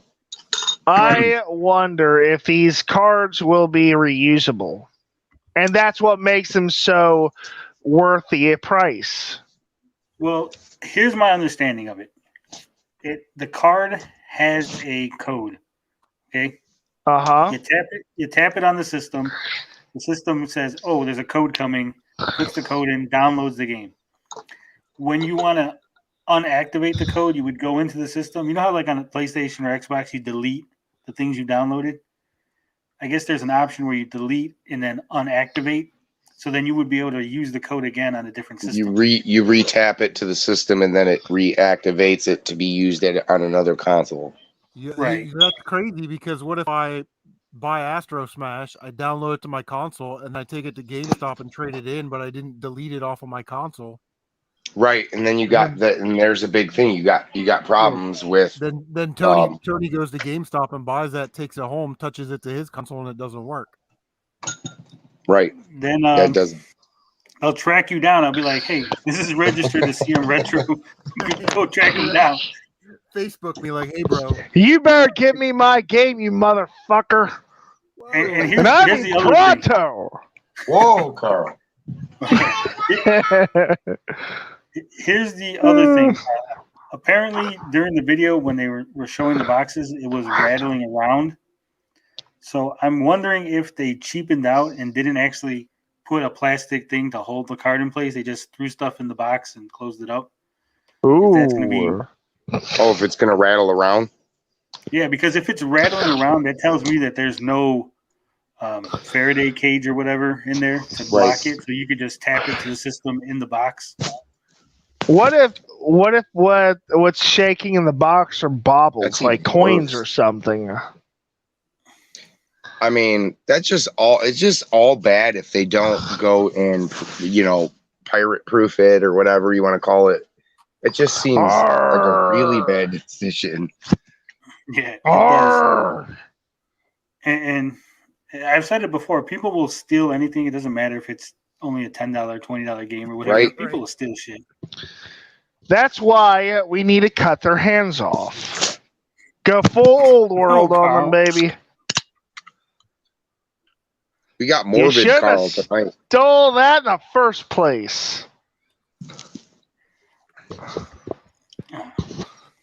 So what do you guys think? Do you think this was an impressive presentation? This was something I mean, and here's go ahead, Carl, give your take on it. Okay, I mean, like when they were showing that footage of all the people speaking in English, not translating it to the German language. I mean, how insensitive is that? What a douche! I mean, do I think Astro Smash looks bad? No, it doesn't look terrible. Does it look like it's going to keep me entertained for hours on end and days on end for a week or 2 weeks? No, I don't. Am I tired of seeing Astro Smash every time there's a new video? Yes. Show me new content. Show me something that I haven't seen before. I'll tell you what it is. Astro Smash is the game you make your kids play when they've been bad or doing horrible in school. It's like getting coal for Christmas. I mean, I don't want to be like super hater about it. It none of it looks like I've seen worse stuff. Okay, I've seen worse games. I've seen worse things. It's not the worst thing ever, but it's just the way that every time something new comes out, and I know that's not geared towards us. Obviously, it was geared towards the German side of to show them what's been going on, and I really don't know how much has actually been shown to them. So obviously there's that. It's just at this point, a lot of us are just clamoring for something new. Show me how the lights work. Show me how the lights in the controller work. Show me, a splash screen or something, intro screen for like Shark or something we haven't seen, and get some hype built up around this. You don't have any. Personally, I don't think they have any hype going into what people are thinking. They're some of the backers and people who bought the Founders Edition. A lot of these people think they're going to get their console at the end of the year, especially with some of the YouTubers out there are the way they like guys like Turbo Joe, how they might have made a video and said, oh yeah, those guys will get it, but it might be a soft launch. It might it's stuff like that where it's like, show something, get some hype built up around this. And maybe you don't have it. Maybe that's why we keep talking about this thing. And at least that's how I feel, that there's no hype around it. But do something to get people excited for this. Yeah, Lord Rakin said something, and I kind of want to build on that. They mentioned it looks like it takes 15 minutes to play the game, and yeah, a lot of these games are basically 15 minutes of fun. And it's kind of a problem when you're trying to build hype around said system. Well, and another thing is okay, so if the game's 15 minutes, there's not an issue with, small little play sessions, which is why we talked about a few weeks ago the Playdate, and that system offers small little experiences. But the problem is if you don't if they would have initially hit on their 50 games, there wouldn't be an issue with small little micro games. That's perfectly fine. 20 would have been fine. But when you got a handful, when you're telling me that there might only be around 10 games, and these games are really kind of small and they don't offer much, then you're in trouble. At least the Playdate is offering you 24 games within 3 months, and then it should be open to another season, and then you should have people side loading games, relatively soon into the future once people get their hands on the STK and whatnot. But to 10 games, it's just not looking good. At least in my opinion. Itsy bitsy, eeny weeny, micro teeny. Okay, well, here's my thing that I noticed. Did you notice the video we watched, where it came from, what channel it was on? The Intellivision channel, I'm guessing. No, it was not on the Intellivision channel, Carl. Oh, it's a good guess. Was this on? It should have been. It was on Paprium Fiasco's channel. Now here's the thing. There was one tweet letting people know that it was going to be at Gamescom. There was one tweet letting people know that Gamescom was coming on.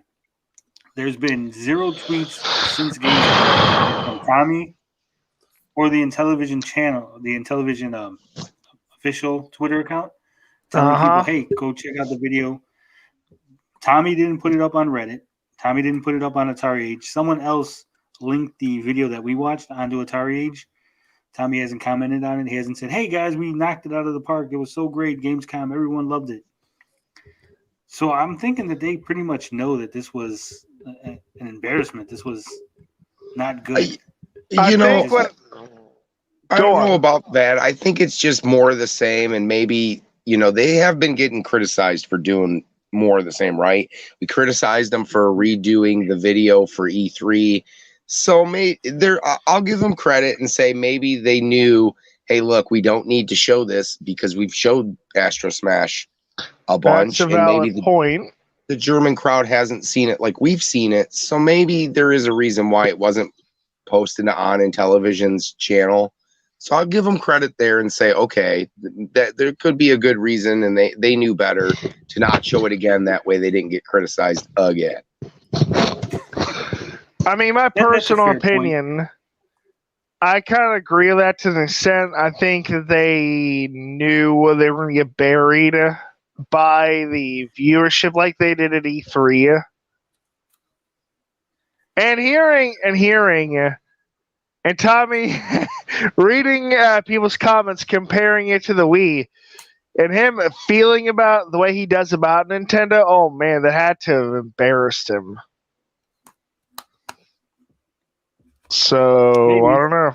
That's my opinion. Yeah, I'm just gonna give him the benefit of the doubt and say that it's more of the same. They knew it was, and the same benefit of the doubt of the same guy who lied 20 years ago about the Super Smash Brothers Melee review score. You sure? Yeah, it was kind of weird because he was building it up as Gamescom being bigger than E3, the biggest gaming event of the year. I mean, yet, okay. To be fair, Microsoft. Carl, we're never fair. Okay, good point. Microsoft did announce that new badass Halo style Series 2 Elite controller. So yeah, some cool stuff did get announced. Yeah. But that's the thing. Like I said, you would think that they would like Gary was saying. You would think that they would want to build up some kind of hype, keep the hype going, keep the hope going. It just was like it seemed to me like we got nothing. Just send Hans out there with some Astro Smash and repeat the same things we've been repeating for the last year and a half, and hopefully nobody watches the video and those damn haters don't get a hold of it. What's happened? Someone had to. It's never gonna happen. Yeah, well, Paprium had to pay to get into the Gamescom. He took one. He took one for the team. This is another paid event. Bow down because I think Gamescom is paid. Let's bow our heads in silence as we appreciate what this person has done for everyone else. Yeah, those damn haters. Haters in the house. The damn haters in the meddling Ninja Kitty. Since we got CM Retro here, I got a question for CM. I didn't hear his take on the Fundable, the new crowdfunding platform that Intellivision is on. So, what'd you think about that? I don't know anything about it. Like, I don't really follow Intellivision stuff close. Really, only when you talk about it or Retro Bro talks about it. But I've been tied up the last 2 days doing videos and some super sweet game hunting. Ooh, what do you got there? Yeah, what you got? Some Xbox goodies. Sneak preview. We got some Mario Wii titles, Mario Kart's Shadow of the Beast 2 on the Genesis. Oh, that's a goodie. We got a couple Nice. a couple 360 resellers. I mean, Grand Theft Auto 5, Sonic Generations, Resi 5, Dragon Ball, Raging Blast. You know, so Raging Erection. 2DS. Sorry. Just cleaning up all the goodies. Yeah, getting them ready for resale. Got to make There that you money. go. But so they put I'll just something where I'll go through real quick, but okay. It's a new investment deal from Fundable, but on the site they list all the different things, and they basically say that no games are complete. The pack-in games are 95% complete. The OS is 90% complete. The back end is 80% complete. The hardware is 100%. Back end. There's nothing wrong with her back end. Oh wait, you're talking about something else. Sorry. So basically, according to the new investment opportunity, nothing is done except for the hardware being 100%. And these are all things that he has to be on. They have to be honest about, right? Because they're asking for more money. So yeah, more money, more money, more money, more money, more problems. So unless they made some changes or updates, I was under the impression that they were only missing like screens or these magic chips. So everything should be done because this bad boy should have launched 6 weeks from now. So the fact that they're like, would you say like 90% away from this, 80% away, like I don't know, like they're basically talking themselves out of an investment because they're saying, hey, we couldn't get it together for this launch. What makes you think we're going to get it together for the next one? I mean, and not only that, it was a launch last year too, right? I mean, they were saying a year ago that this was all pretty buttoned up. So, I mean, that's the problem, and that's where it comes down to, like, we have to take Tommy for his word, and like Tony has done, you know, he's done the digging, and it's just not, you know, things are just not adding up. And we've been saying this for a long time, and try to open up everybody's eyes about it, and just say, hey, look, take a step back. Look at all this information, you know, do your digging, do your research, and formulate your own opinion. We're not telling anybody not to like these games. We're not telling anybody that, hey, look, you're not going to have any fun. It's just something just doesn't smell right. But we sure are thinking it. No. Yeah, like Gary's saying, it's a lot of things that they just don't add up. You have the magical chip shortage, the screen shortage. So why is the OS not done? And I know a lot of people have said, well, technically, you know, the OS is never done because you could issue updates and firmware patches and stuff. But here's the thing. You would say 100% and just issue the patches anyway. You wouldn't say 90% because we have patches. It's done. I can use it. It's ready to go. And if I need to issue a patch, you just issue a patch anyway. So the idea that it's and that's 80% common because now nothing is done. with games, right? Like we all know when we buy a new game console that it's going to get updated, and Netflix is going to update, and Disney Plus is going to update. We just we know that, you know, right? It's commonplace nowadays. So you know going into it that you're going to have to deal with those small inconveniences. And the Hustler channel is going to update, and the Playboy channel is going to update. Yeah. So the idea that it's 80%, but it's actually really 100, but that 20% is updates, that doesn't fly with me. I don't believe it. That sounds like complete delusional bullshit. Like, you know, someone trying to spin it because they can't handle the fact that the reality is that they're just not done. It's been 2-3 years that they've been making a console and they can't get it done. That's mad. Yeah, I mean, again, you know, how many times do we have to say it? It's better if you just come out and say what the issues are, because the cover up is always worse than the crime. You know what I mean? Yep. Oh yeah, like lying about a 2.5 review score and deleting the video. We really wouldn't be here talking about all this if that were the case from the very beginning. If Tommy would just quit being such a lying wretch, I mean, you know. Yeah, and here's the thing. They asked Tommy on Atari Age. They actually said, hey, according to Fundable, you know, these are the numbers that you gave to Fundable for your investment. and Tommy has said that it was misinformation and it was being twisted by the haters, and that we were twisting the information to make it to destroy the company. I think he said destroy the company. He's always saying we're trying to destroy the company. See that's what you don't do. You say, okay, well let me take a look. What did they say? Oh no, those aren't the numbers at all. Here are our numbers. Yeah. Right. You don't go on a sort of a seek and destroy and damage and disparage campaign. You take responsibility and then go, these are our numbers. And that ends it, right? Exactly. I mean, even if Tommy said, hey, in theory. Yeah, if Tommy said, hey, when we submitted to Fundable, those were our numbers. Since then, we've increased the numbers to here. Here's our new numbers. We have to update the website, whatever. Everyone will be like, okay, yeah, fine. Yeah, that makes you've more explained sense. it. But for you to be like, no, that's wrong. You're a hater and you're twisting the like. I can only go by what I can see. You're right, and if this it all says is all 80%.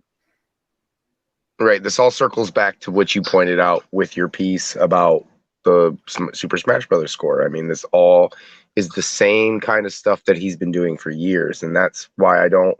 From the very beginning, like I said, I can see somebody when they talk and the body language, and it's just something I'm not willing to go and take him at his word, because I don't think he's being honest, at least to a majority of us. I think, for the most part, he doesn't care about us anymore. Anybody who's really paying attention to this, he doesn't care about. He's worried about the people who might just look in from time to time, watch a video once a month or whatever, and they just, graze through the video. They see the main points and they just move on with their day, and that's that. To us, it's just it's not adding up. And like the RFID cards, it said on the German site that you would take the card, tap it to the system to download the game. Tommy was insisting that no, that was wrong, that they only put it on the website because they had to, and it's totally different.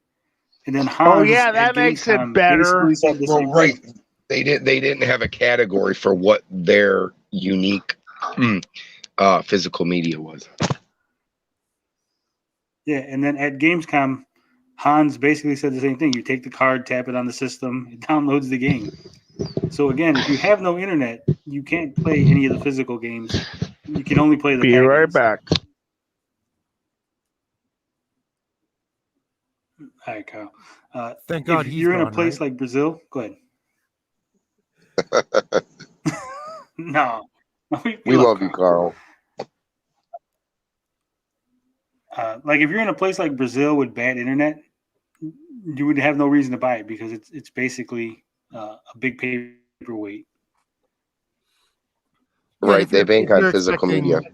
Grandparents to buy it. The older generation, they don't want smartphones and all this stuff. They don't want to have to go through those extra steps, and nor are they equipped knowledge-wise to deal with a problem when it arises. If there's a problem with the internet, if there's a problem with the system setting, if you got to hold the RFID there and then the internet cuts out, but it's only downloaded half the game, do you have to delete the half that isn't showing up because it's corrupted? And what I mean? Like, they don't want to deal with that.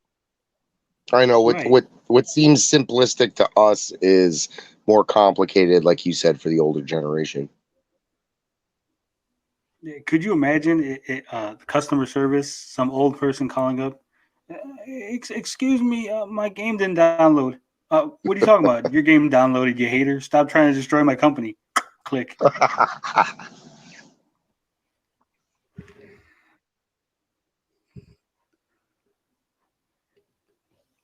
My internet is fucking shitty right now.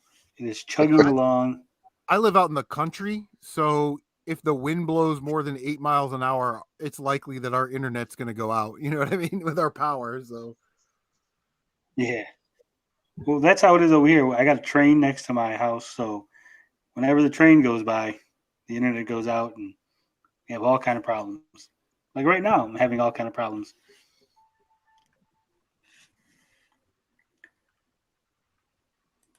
hey, we got a working 2DS. How about that? Well, there you go. I like those doorstops. Hell yeah.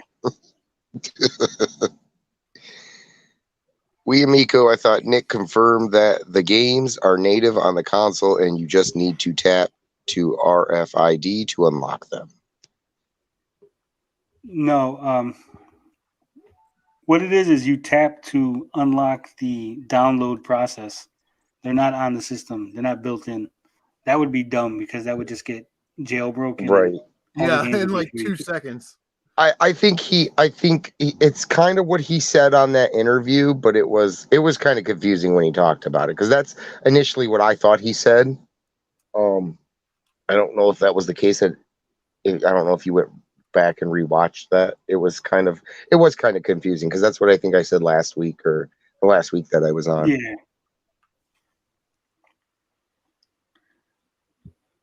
Lorenzo says it's ridiculous that a retro arcade console, which doesn't have online multiplayer, needs to connect to the internet.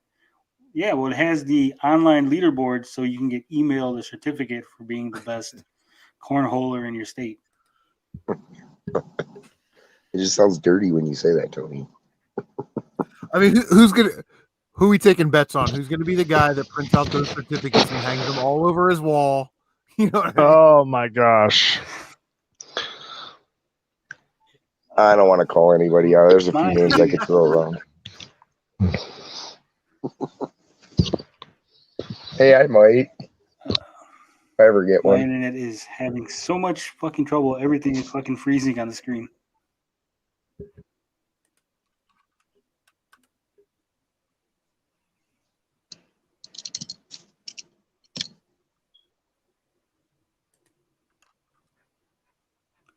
Sounds like the internet doesn't even care about this thing. It doesn't. Everything is fucking freezing on my end. You guys are cutting in and out. I have no idea if you can hear me. Oh, we can hear you. You're fine.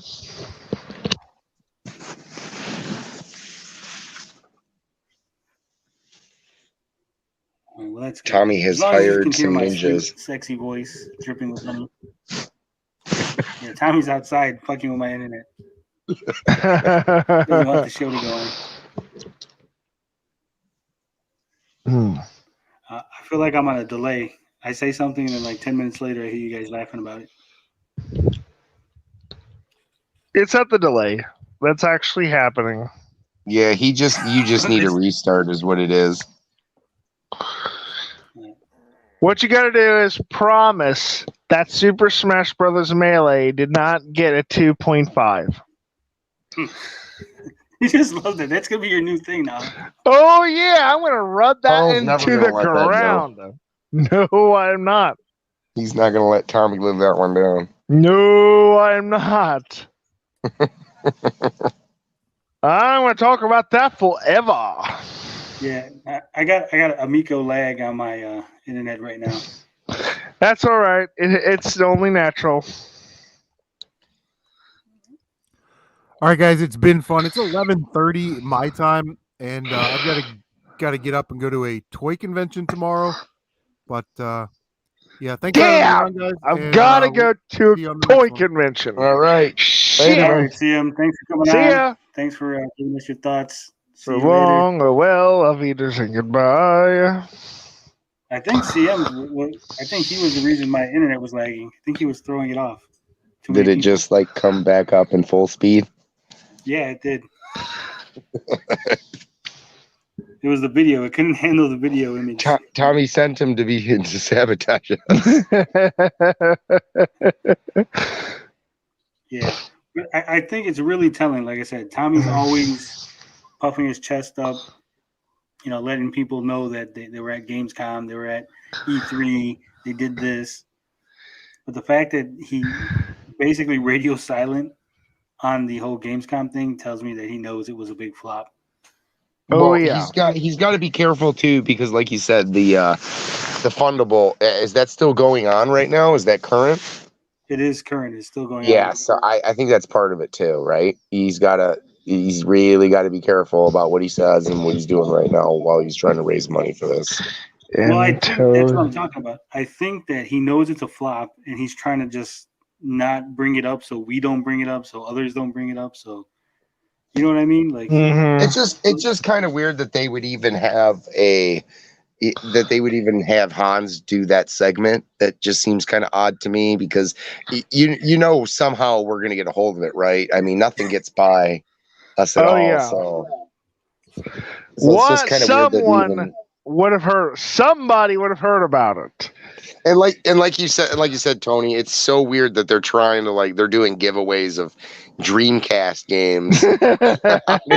So it's like what can they throw at the wall to stick? It would be kind of funny if they gave an expensive Dreamcast game away. Oh, then you'd really know something's wrong with the Amico. If they're giving like a $200-$300 a massive game away, then Skies of Arcadia. We're giving Skies of Arcadia an elemental gimmick here. Just make sure you watch through the entire 2-hour video and comment 10 times about how you love the Amico.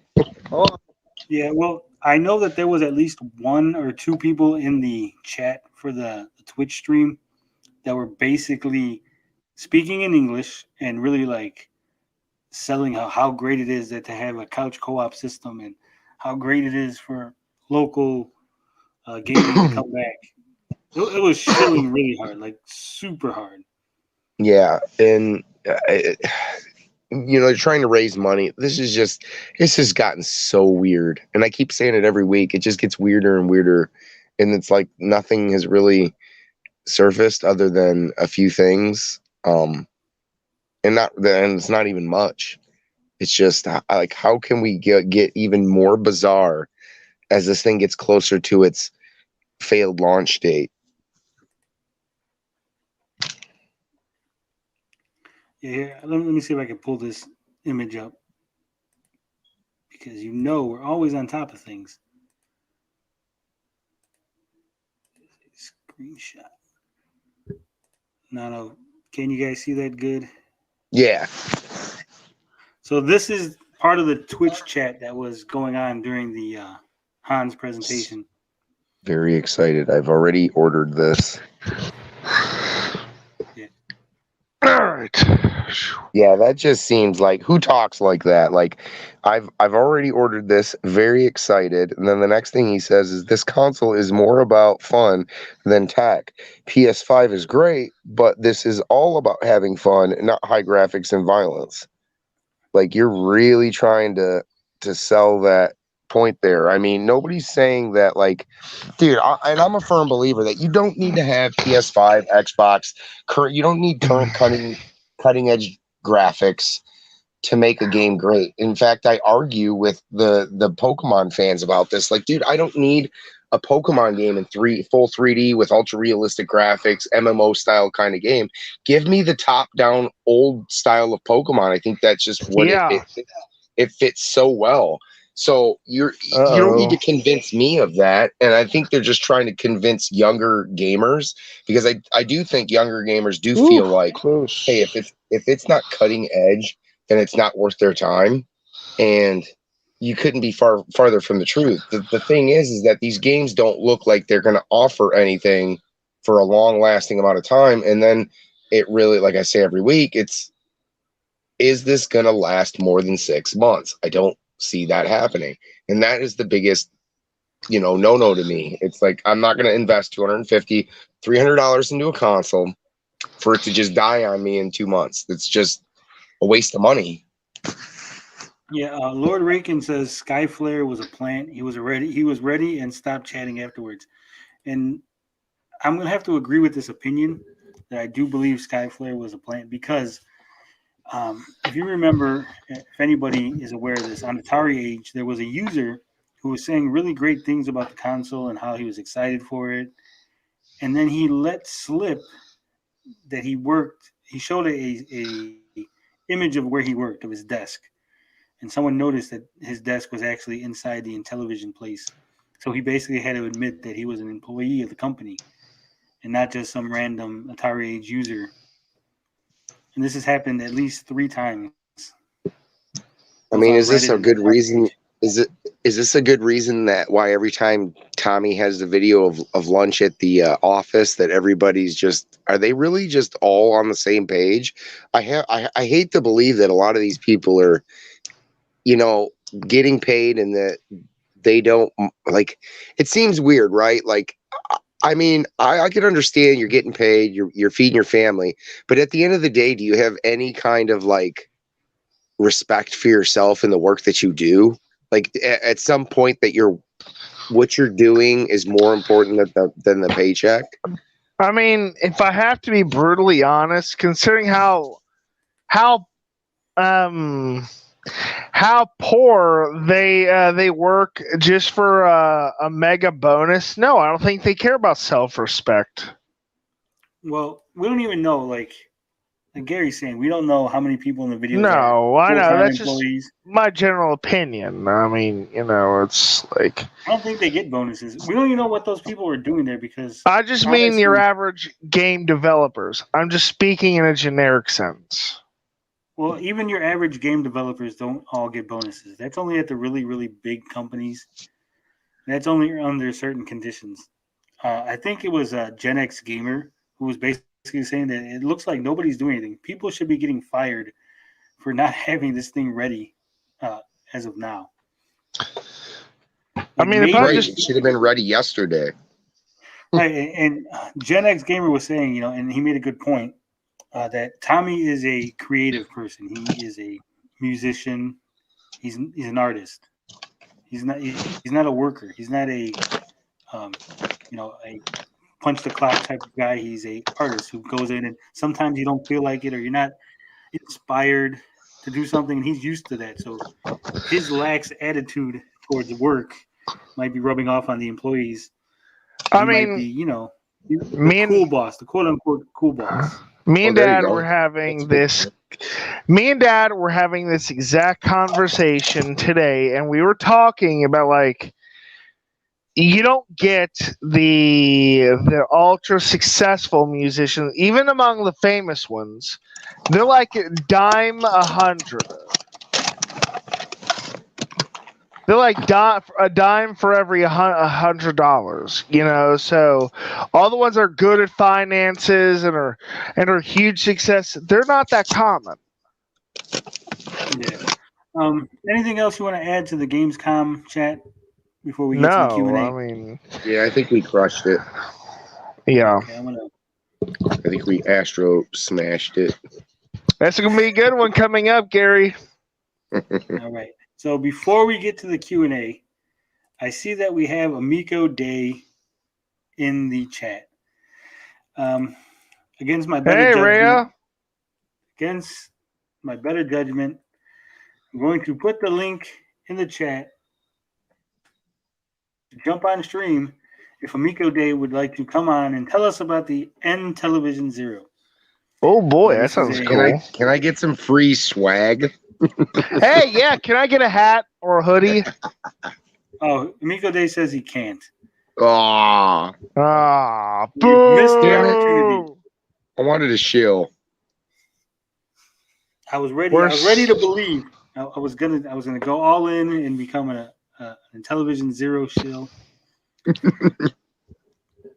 He should have the word zero lit up in big capital letters, like straight out of Gundam. That'd be cool. I will say this. People asked last week what can be done to save the Amico at this point. What can we do? Virgin sacrifices. Here's what I will say. Somebody at Intellivision needs to get a hold of the MLB contract and show me that it doesn't say February 3rd as the sign date, so that way I could assume my rightful position as the CEO of Intellivision and lead the company into a more positive direction. So get on that. I'm sure you can get a hold of that, Nick Richards, if you're watching. You can get Tommy right out. He made a bet saying that, I would be the CEO if you guys did not have MLB by February 3rd, 2020. That's a real bet. That was really sad. You didn't know about that, Gary? Uh-uh. I didn't. Oh my God. So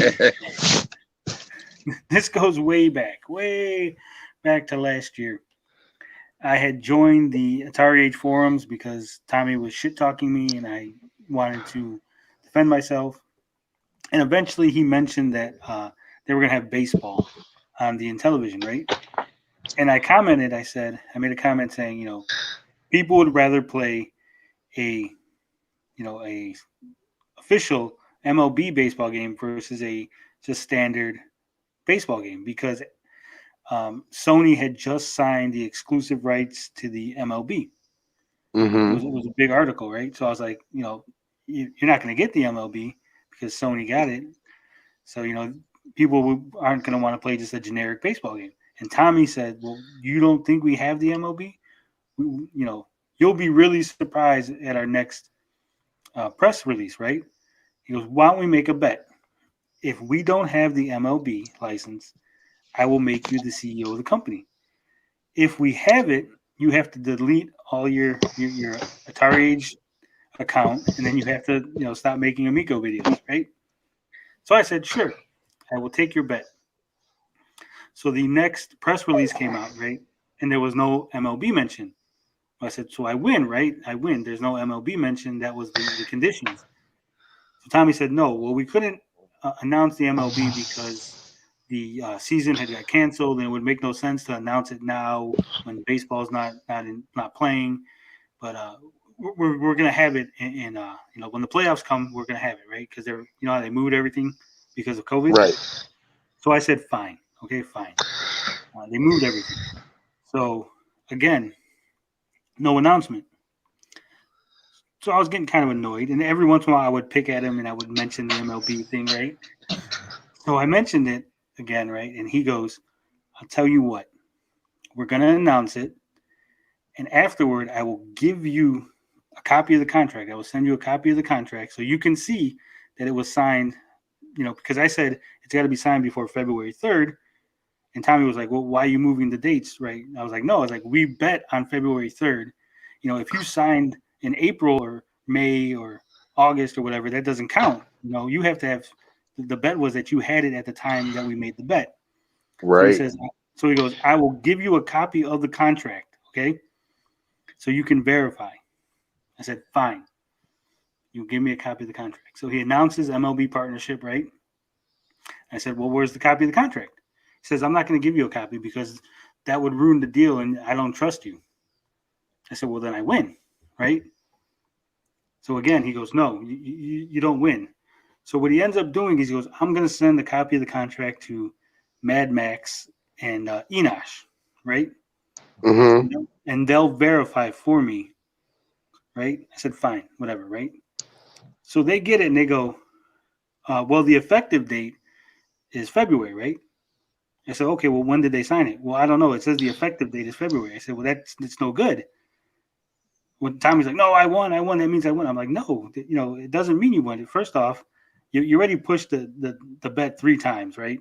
At that point, like, you can't just keep changing the rules, right? Yeah, you can. Right? Yeah, and I was like, so you can't keep changing the rules. And secondly, it doesn't say signed February 3rd, right? It says effective date. I'm like, you could sign it in April and have it retroactively effective so you get paid for the work you did prior to signing the contract. That's how contracts work. Right. And of course, Mad Max and them, they don't want to hear it. They're like, no, you lost. But I'm like, whatever, right? So I was like, whatever. And that was the end of it. So I can't believe I cannot believe that Tony, you actually listened to him. Tony, you have a better chance of being the CEO of Intellivision than Soldier Boy does fucking Atari. So every once in a while, he'll try to say that I didn't honor the agreement, that I was supposed to stop talking about Intellivision. I'm not a man of my word. I'm like, dude, you fucking pushed the bet 3 times. You didn't honor about your word. the same number of times the Amico's been delayed. Yeah. Intellivision Zero says he's coming out here. The link is in the chat. Have Amico. All right. You click the link. It'll pop you into the studio. I'll throw you on, and we'll hear your craziness. Craziness. I would make you a nice little ticker banner here. Tony's gonna be a believer after this. He's gonna be an Intellivision Zero cult member. Yeah, I will join the One of us. Intellivision. One of us. None of us. None of us. Tommy Amico says that was not the end of it. It wasn't. I mean, so Nick Richards, get me the contract. I will take over and fix the company. More on that later. But first, the exclusive Intellivision Zero debut. Dun, dun, dun, Welcome, dun, Mr. bum, Zero. bum. Hey. Are your law ninja going to go get us? Hello. Mr. Intellivision Zero, can you hear me? Is he trolling us? I don't know. I don't know. I don't care. I don't mind. We can just move ahead with Q&A. But I want to hear. He says that the system is real. I want to hear this. I want to hear the spiel. I want to be a believer. Make me a believer, Mr. Zero.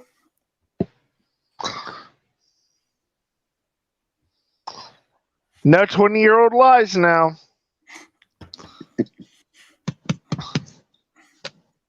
He says he can't do it now.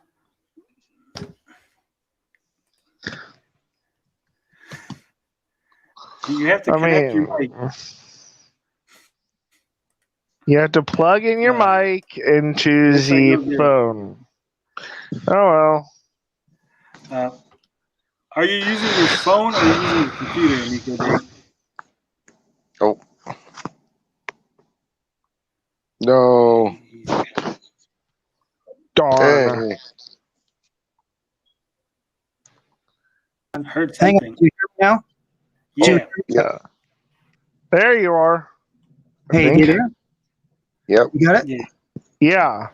Hello. Welcome. Welcome to Intellivision Zero. Yes. I mean, you know. Anyway, So tell us I'm gonna tell you Intellivision. Oh, I can hear myself.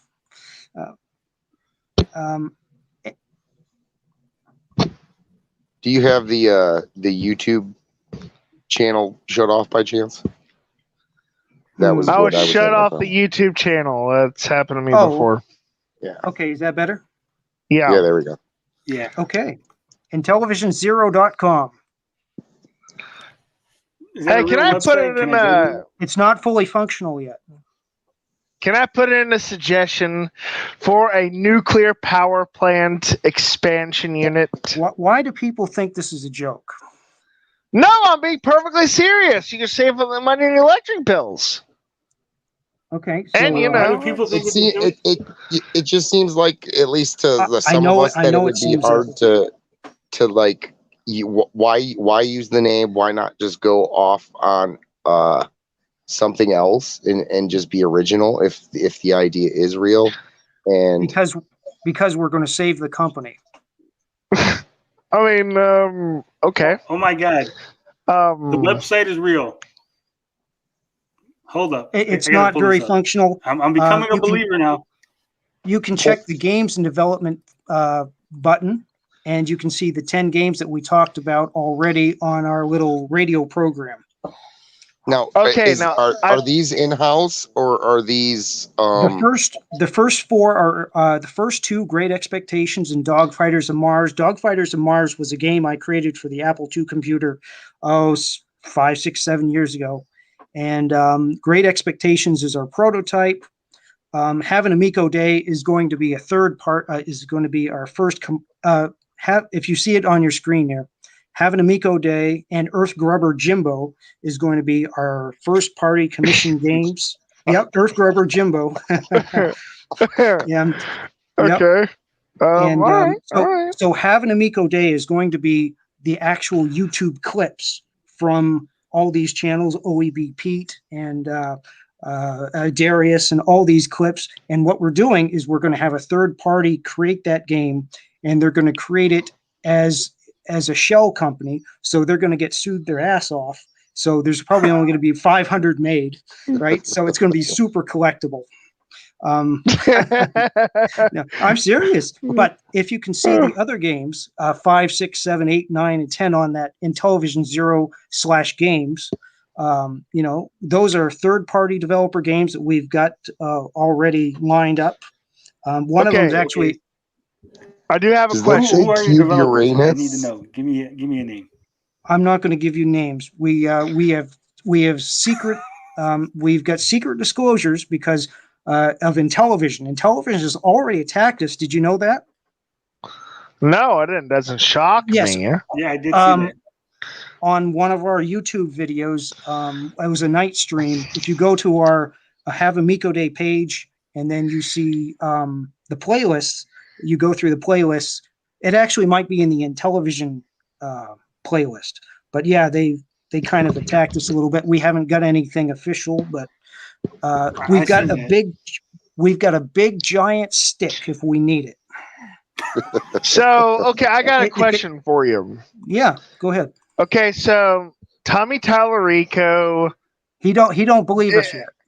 No, that's not. Hear me out, because so he's not doing role-playing games, fighting games, adventure games, or stuff like that. Shooters. Are you going to have those genres on your system? We're going to have everything. Oh, that sounds nice. At least, more open. We have hardware that is a little more superior than the PS4 on tap. And I don't know how much. I would love to see that. I don't know. No, I'm serious. Do you know? You see that forward and backward compatible thing? Have you seen I'm videos serious. on that? I would love to see that. We're working on it. The actual it's not PS4. The actual Mega module is finished. And we're working on the Intellivision controller right now. We're working on the Intellivision, and we're in our update for September. You're actually going to see something, concept art, and maybe a render of an actual Intellivision controller for the OG original module that's going in the Zero, and it's going to be different than anybody ever seen before. It's going to be nice. It's actually going to be very comfortable to use, and it's going to be wireless. Here's my question. Do you think that using the Running Man is smart? We're going to be Intellivision. Amico is going.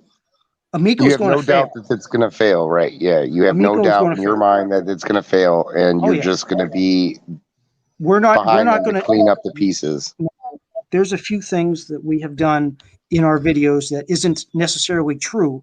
That the system's true and everything, but we don't plan on buying Intellivision. We plan on joining Intellivision. That's interesting. Okay, but we're going to join. We're going to join them because. Oh well, we're about 98% sure that that's going to happen, and Amico is going to have to fail probably first. But let's say that Amico fails, but they tell you no anyway.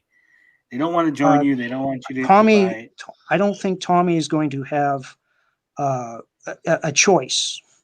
If he wants Intellivision to be anything, he's going to go with us. I mean, he can't be, not. He's not going to be like Keith Robinson and just float around for 15 years, just promoting little tiny things at events. He can't do that. He's ruined his complete reputation. We're going to fix his reputation. We're going to fix the company, and we're going to compete with the PS5 and the Xbox with our Intellivision Zero system. And I know that's shocking, but how we're going to do it is because we've got hardware that is equivalent to the PS4. We're going to pick up the developers that are getting kicked off the PS5 and the Xbox because they're no longer really wanted because they haven't upgraded to the next best generational systems to create their games. So they're getting lagged behind. We can pick them all up quite easily because they got the hardware that we need to develop. We don't have to provide anything for them, and they're going to be coming on the system. I mean, like, That sounds nice, but the thing I've noticed about Tommy is, we know he's kind of, how do I this? He's. Please take that website down. You can look at it privately, but we don't want it shown until we don't want it shown until our September update, if that's okay. He's kind of like a crazed zealot, if that makes sense. Like he's, and he's, I guess if Bill Clinton was a fanatic, that's how I would describe Tommy Tallarico. Are you sure, he's going to agree? Because if he's the kind of person I suspect he is, he's going to do it till he goes poor just to prove he can regain all his wealth and reputation. Well, I think he's going to have to go with it. He screwed himself by getting investors and everything. You know what he should have done? He should have probably paid for it himself, the whole thing, at least until the part where he gets the hardware out the door to manufacture it. He could have got the loans and do that, but he should have paid for it himself. That's what I think that should have happened instead of all this crowdfunding crap. I mean, the guy is only worth about, I don't think the guy's worth hundreds of millions of dollars, which is what it's going to take. Don't need it. We've spent about $800,000, and I mean, that's all we spent. And we're worried about the hardware right now. We're not worried about the software, because once we get the hardware that can do PS4 Pro graphics, they'll just flood in the door. Because what the problem is with Atari and all these other companies that make these little systems is that when developers go to them and they say, "Oh, we've got this game, can we put it on your system?" Atari says, "Okay, what's the specs?" And then they tell them, and then they say, "Yeah, we only got half of that. Can you lower it a little bit?" We can lower it 20%, but we can't lower it to get it on your system. So that's what we focused on. We focused on getting the absolute best hardware we could possibly make as cheaply as we could make. And in that way, we can absorb almost any game that comes our way. Ray wants to know, are there any investment opportunities for the Intellivision Zero? Intellivision Zero is completely going to be paid for by us. Intel Retail. Interesting. Did he just mute himself? He just muted himself. Oh, sorry. Did you hear that?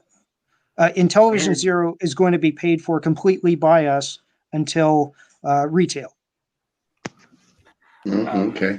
Is there anything that you could, anything solid and credible that you could give to, if there's anybody who's a skeptic out there, anything that you could give them to assure them that this is not a joke? Well, the number one thing that we can give them is that we are not going to take anybody's money until retail, and that is what almost every other company hasn't done. We have to be completely different, especially at this point in time where the Intellivision Amico has been such a disaster that we have to be completely, self-funding, because we can't crowdfund the Zero. There's no way to do it. I know I've said this before, and I've said we really need a new entry into the space, because companies like Sony, Microsoft, and Nintendo, you clearly can't trust them anymore. And I have a Nintendo and an Xbox Series S, so it's. Did you have any questions? Yeah, Turbine Graphics 16 wants to know, will the Zero have physical products for the games? Yes, the Intellivision Zero is okay. Does anybody know what the Laser Active is or was? No, I don't. Okay, the Laser Active was a console from 1993 that the Pioneer Laserdisc company made, Pioneer Entertainment made, and it was a Laserdisc console, but it had these pack modules that could plug into it, So it could play the Sega Genesis, it could play Sega CDs, and the other regions from Japan. And then it had a turbo pack where it could play turbo Hue cards, and it could play the Japanese cards, and it could play turbo CD games. And basically that's what the idea was they were going to have these packs. Now the unit came out in 1993, but we'll say that they got the contract in 1995 from Sony PlayStation and 95 or 96 for Sega Saturn. These packs could have been plugged into that laser active that was made in 1993, and so it could keep upgrading through the years. Now, the problem with the laser active was the CD drive is CD based, so it would have died when the DVD came out. But it could have at least had a year upgrades, a couple system upgrades, not just the Sega Saturn and the PlayStation, which it could have easily have done. What we're doing is we're taking that concept and we're going forward and backward compatible so that we can play Atari 2600 games, we can play the NES games, we can play N64, we'll be able to play PlayStation 1, we'll be able to play all these systems eventually. And that's what it is. The Intellivision Zero means that you will never need an upgrade ever again unless the thing breaks. Okay, so someone here asked, F1JV, will there be any patches for achievements? I guess literal patches, I guess. Patches for, well, we're not really focused on that right now. Everything Amico is going out the door. It has to. Okay, I got a question. Yes. If this is real, are you at all connected to the Pioneer Company or to the individuals who made the laser active? I was a very giant big fan of the laser active for 10 years. I don't have one right now, but I had all the games. I actually had the Myst prototype for the console, and I paid $2,600 for it on eBay. Wow, that's old. Yeah, there was only about 7 of the prototypes made, and they were in various degrees. I had one of the earliest ones, and it was completely buggy. I had it on my YouTube page, but ever since I started the Amico Day channel, I had to take that channel pretty much down because. But you might be able to find Tom Porter associated with Myst on the Laser Active Preservation website, but that was a long time ago. Someone here asked, why not buy a Hyperkin Retron retro console? I guess in comparison to the television? Yeah, I guess in comparison. Okay, well, the Intellivision Zero, our goal is to make, well, the Intellivision Zero is a shell unit. And basically all it is a disk drive, which is completely replaceable. You'll be able to push the button. The laser active, how you had the pack modules, we'll be able to have the pack modules for the CD drive so that if the next Unicorn HD disc system comes out, we can push the button, pop it out, and we'll pop in another PC drive that will have that capability. So we have the future capability upgrading the disk drive. And the exact same thing for the modules, because the modules we can plug in. The module will play 2600. You push the button, you pop it out. Then you pop the new module in, you'll be able to play PS4 type graphics pretty much on the fly. Okay, and so this is what's different. See what the difference between us and the Polymega is. The Polymega has these adapters, but they're just adapters. The hardware is fixed. The hardware on the Intellivision Zero is not fixed. In 5 years, if super hardware comes out, we can miniaturize it, pop it in as a new module. We can have brand new hardware in 5 years at half the cost of a regular console. That's what the advantage of the Zero is. Okay, what is your BOM, and how much is your BOM, and your manufacturing strategy? What is it? Well, it's $500. That's what we're going for. What you're going to get? Well, no. Well, you're getting next gen graphics here. No. Your BOM, no, stop, Carl. Your BOM is how much you're paying for this to make the system. So, how much are the parts going to cost you? We're not entirely sure yet, but what? Okay, so what we have done is you probably haven't watched many of our videos. What we I've do, watched them all. okay, so we go after the developers that get kicked off the systems. We're pretty much a last generation system and will always be a last generation system. We'll have some advancements like the PS4 has 8 gigs of RAM. We're going to have 16 gigs of RAM. That way developers have room to work. Developers have room to work as the hardware gets older.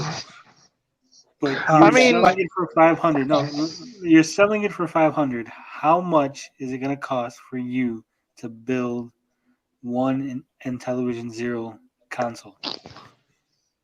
$350. Okay, so it's about $150 markup.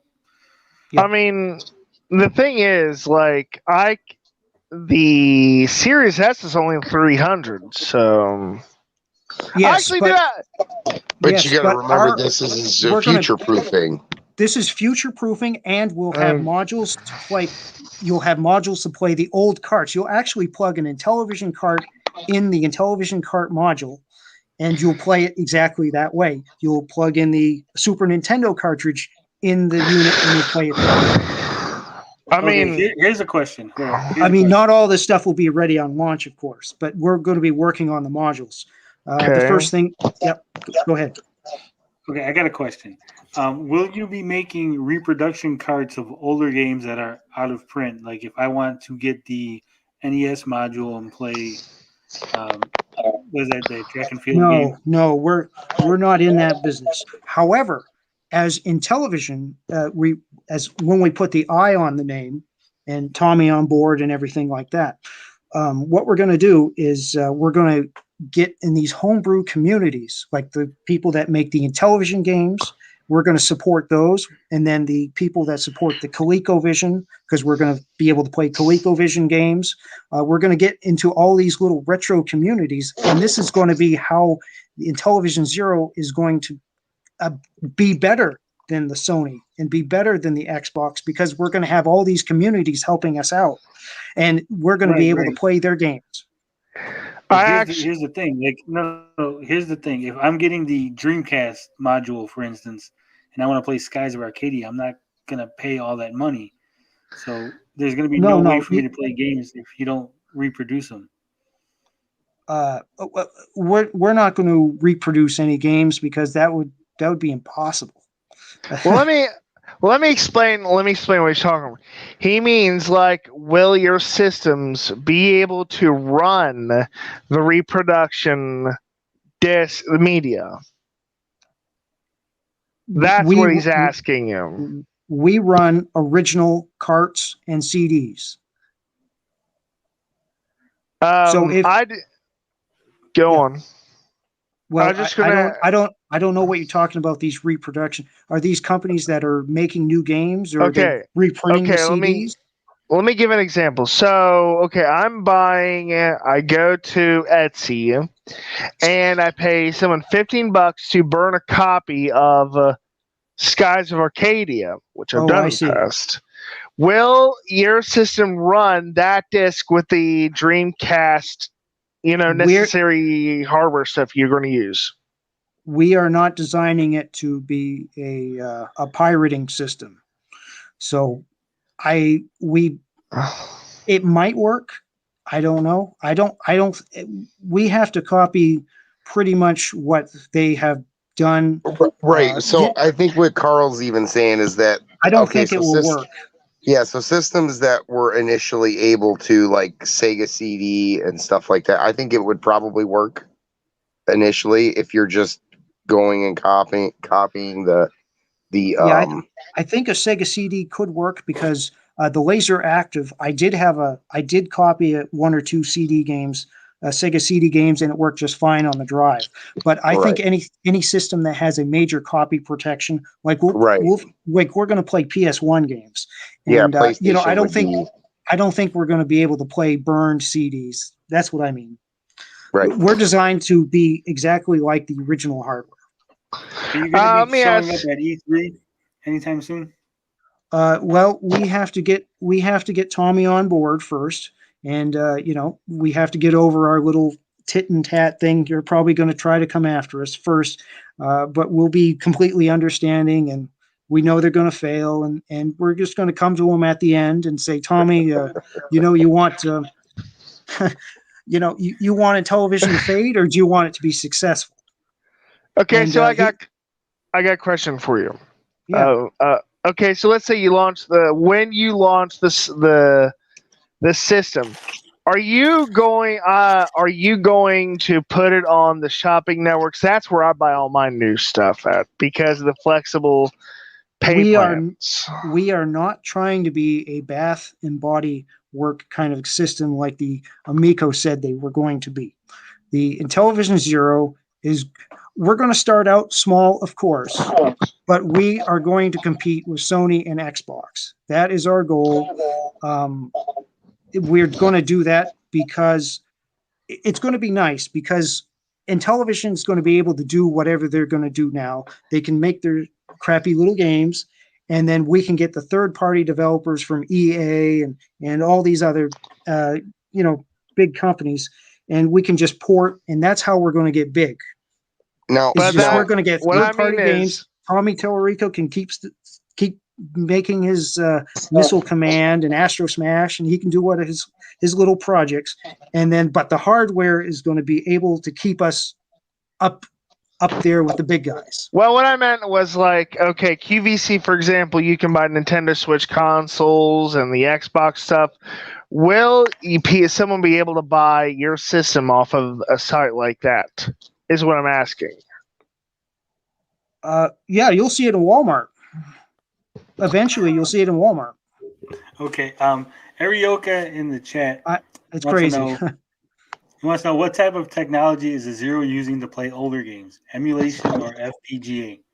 We are reverse engineering the hardware. We're reverse engineering the original PlayStation. The PlayStation.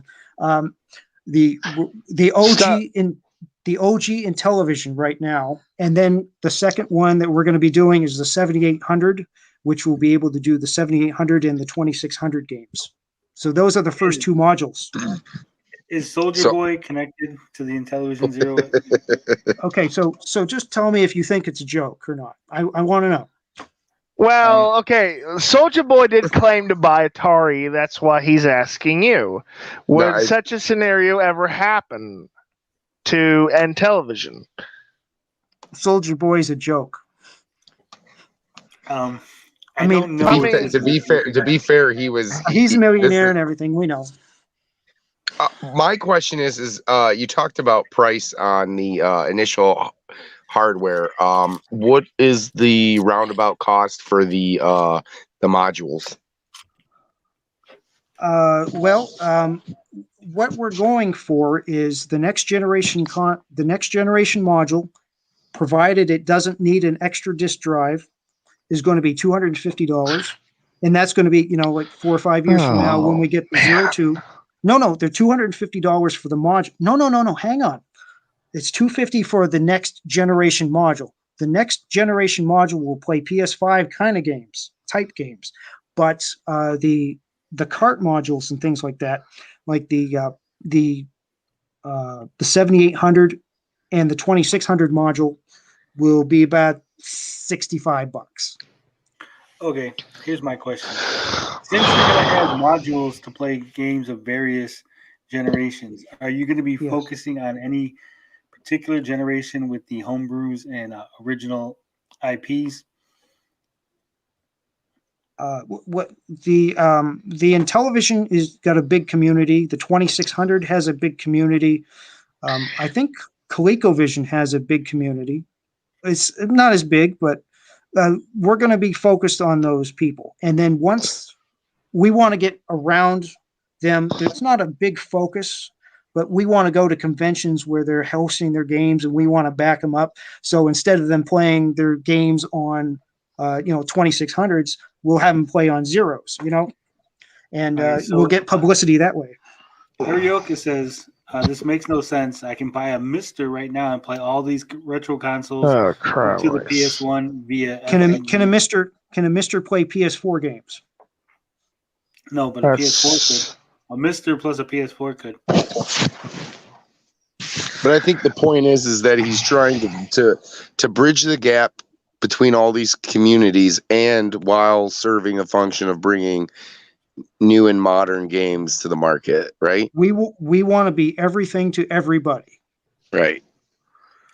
So will you be able to play Game Boy I games? think it's a hard concept for a lot of people to grasp right now, because when I hear it, it's hard to discern whether or not it is a joke. I'll be honest. It's really hard. But the way Just you take talk, just take a look. Yeah, just take a look at the Laser Active and see what they did. Now, they had major problems. The Laserdisc unit itself cost $1,000 plus the modules. But now that we are CD based and our drives cost us $50, we can do that. Okay, I mean, here's what I think he means. Hold on, Carl. I think what he means that we don't know you. We don't know who you are.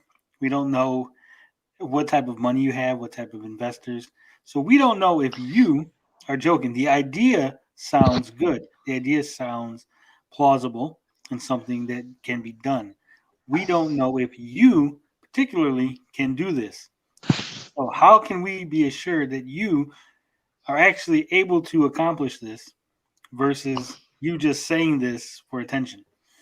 Yeah, we're not trying to be. We're not trying to make fun of you. Okay, it's Sure, why not? You make fun of Tommy. Yeah, but he's a liar, though. He lied about 20 years. He lied for 20 years about a review and tried to cover it up. Yeah, the guy's a liar. I want to go on record in saying that most of your stuff that you're saying is crap about Tommy Tallarico.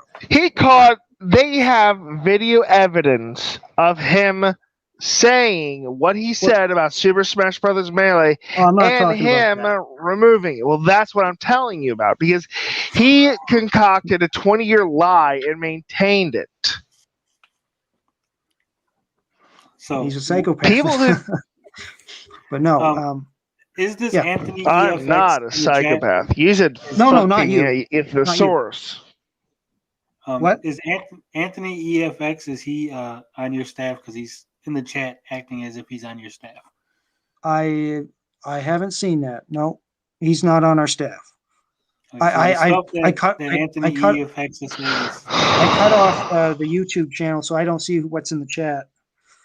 Let me try to get back on. He says he's a dev.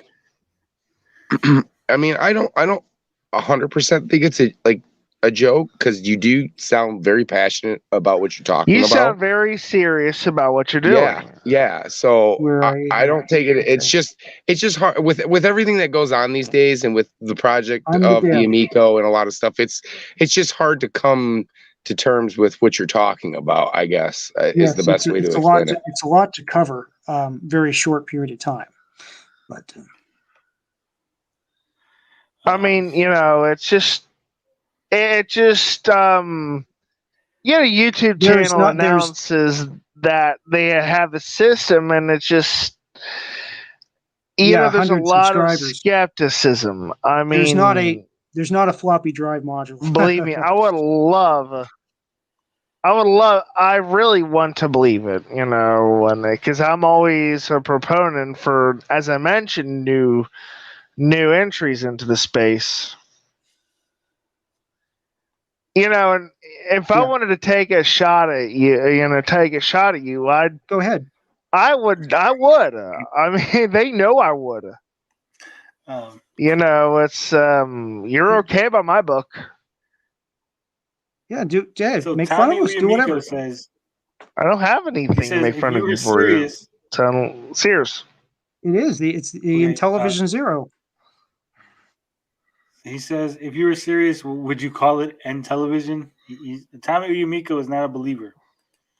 Well, our hope is to save Intellivision. If we can't save Intellivision, the Zero is still going to come out. Do you have a backup name in case the Intellivision name does not clear? Intellivision Zero. We'll just leave the I out. But what if the Intellivision still doesn't clear the trademark? It has. I got a question about the expansion stuff. So Okay. How are you going to plug them in? Do you plug them in from the top? Yes. Okay. There are three bays. See, the Laser Active had one bay. We have three bays. One bay is for the disk drive.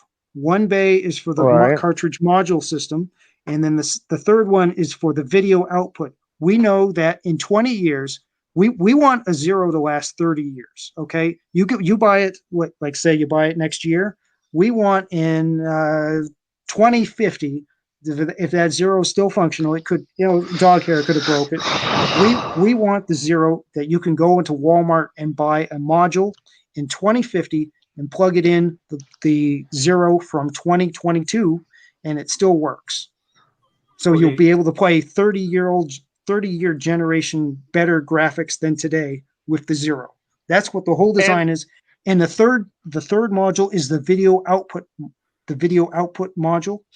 You'll plug it out, you take it out because it's HDMI today. Who knows what it will be in 20 years?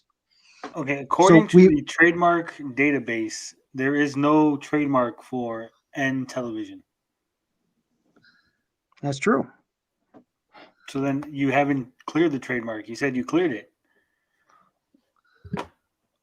We did it 2 months ago, so I don't know what's going on with that. We'll have to check it out. And for the record, I don't take shots at people who I don't think deserve it. You're okay in my book. You've been fair to me, so. But we'll definitely have to check that out. I treat people how I want to be treated, so. You're all right in my book, at least so far. Mike has a question. Mike says that he can't get Intellivision. It's not Intellivision because it's Intellivision Zero, one word. Well, it's got a space in it. So if we just had Intellivision, that would be a problem. But Intellivision Zero together would work. Not necessarily. That's not how trademark works. I don't know anything trademark, so I don't know. In Intellivision, Zero is not the model name. Zero is the name. Intellivision Zero. So it's kind of it's not like Ford Granada. It's Granada is the model name. It's Intellivision Zero. We don't need Fury together, basically. But it's not a model. Anyway, it doesn't matter. We believe we're going to be part of Intellivision at some point. Okay, that's pretty crazy, huh? Like I said, what if you're not? What if they block you? Bankruptcy, man. I mean, that's their choice in the end. I mean, I don't want that. But... Johnny's Disney World. It sounds interesting, if you can pull it off at at least. That's for sure. And I'm not saying you can't. I'm just, we're pretty much using last generation hardware that was from 2016, except for the extra RAM. I mean, why not? I mean, the hardware's a lot cheaper these days than it was when Sony had to release it. Right. It's basically an old concept kind of revitalized with, last generation hardware. It does sound interesting. And we're able to pick up these developers because they're getting pushed off, and then they won't have to upgrade their huge giant systems to make PS5 games. They just keep on making what they already know.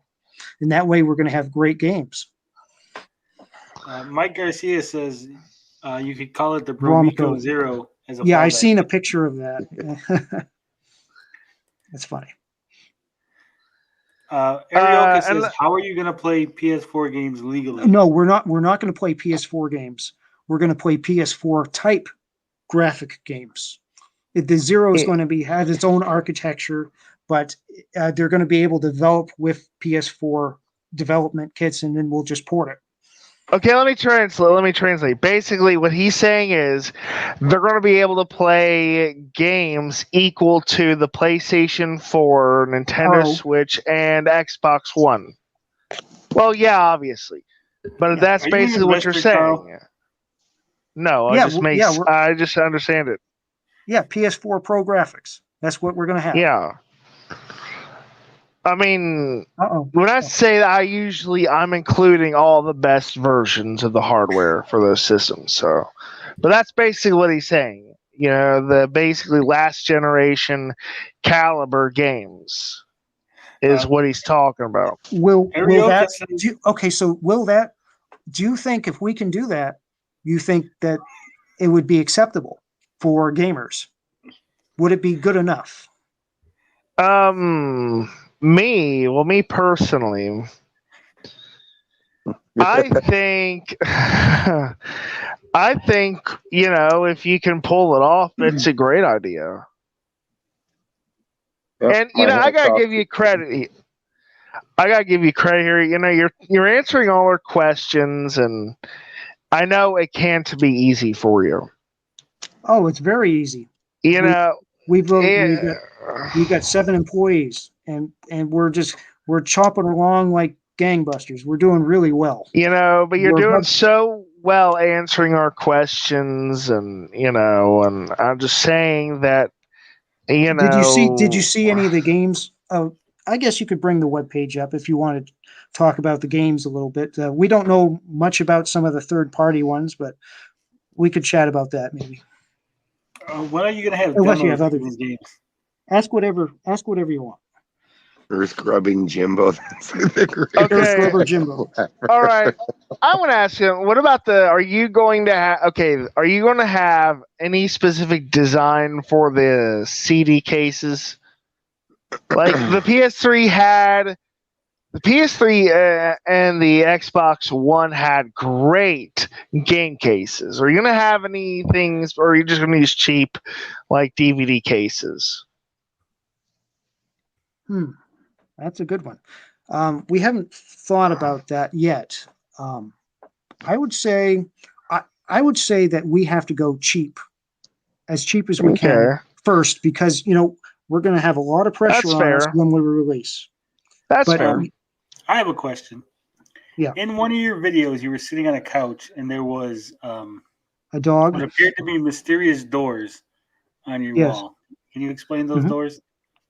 Yes, that's my house. I've got a trailer. What I've got is basically a giant living room and with a giant bathroom in the back, and then it's connected to a garage that's open to the one side, and the trailer's in there. And when I go on vacation, I hop in the trailer, I pull the trailer out, and it take half my house with me. Oh, so I know it's kind of stupid. I got a question: Lamborghini or Ferrari? Which do you prefer? The Fiero. Oh, my dad had a Fiero. Did any of you see the video where the two idiots there, the Amico fans, they were talking about a couple of my videos. You have to be specific when you say Amico idiots and Amico fans. Well, I don't know. Can I post a link? Yeah, you can post a link if you want. Okay, let me try to find it. You try. I got some people talking. I don't know. What do you think, Tony? Are you sold yet? I'm not sold. I'm not 100% yet. He's convincing.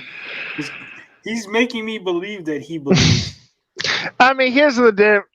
I've talked with Tommy Tallarico personally, and I've talked with you, so I kind of having a better understanding of him. You seem to more the kind of like the honest. You seem less like a politician than he does. Here's a link. I think if I can go through this one. Why don't you play it? Why don't you play this one? It's not going through. Put it in the private chat. Okay. Why don't you play this one? It's hilarious. I mean, but yeah, you seem only 3 minutes. Legitimately honest, about. Hold on. Stop video. Stop it. This video is hilarious. We will be the judge of that. Don't tell us what's hilarious or not. Okay. Okay. You're gonna think it's funny.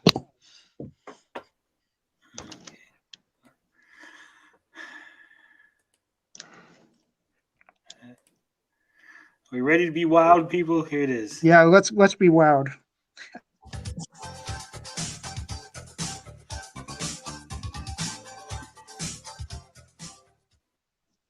I watched this video and I'm like, what the hell am I watching? The Intellivision Zero is a revolutionary, multi-replaceable, upgradable core unit.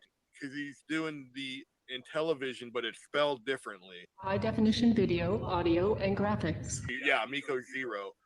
But he's like at his grandma's house. Criticized the Intellivision Zero on this design. Everything is like 1960s. In our testing, about 5% more horsepower performance than PS4 Pro, and will have twice the amount of RAM. He's claiming he's going to go head to head with Sam McMahon. Yes. The way he talks is like, yeah, we talked to the factories. We got this component came in, this component came in. We're all ready to put this stuff together. We will have a 2022 release. We're looking for somewhere around the end of June, 1st of July. And it's like, and the guy saying it with such a straight face. It's like, it's hard.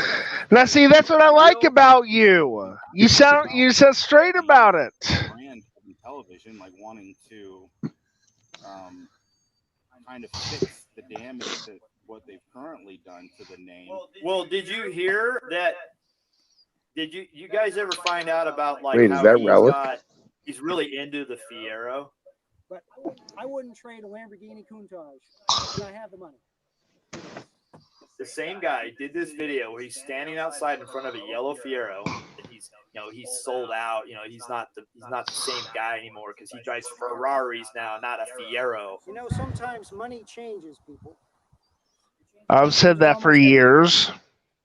I think money changed Tommy Tellerico. But someone's saying they can't hear it. It's a little low. It's a little low. I heard every bit of it. Well, the part that I was paying attention to, yeah, I understood it more or less. You and your bionic screen, Carl. These are really No, I just have. alternate universe. I have really good hearing. Who the hell is this guy? He's always in your videos. Who is he? He's done other stuff. I can't remember his name. Come on, tell us who this is. Oh, who that is? Oh, yeah. He's a photographer. I'd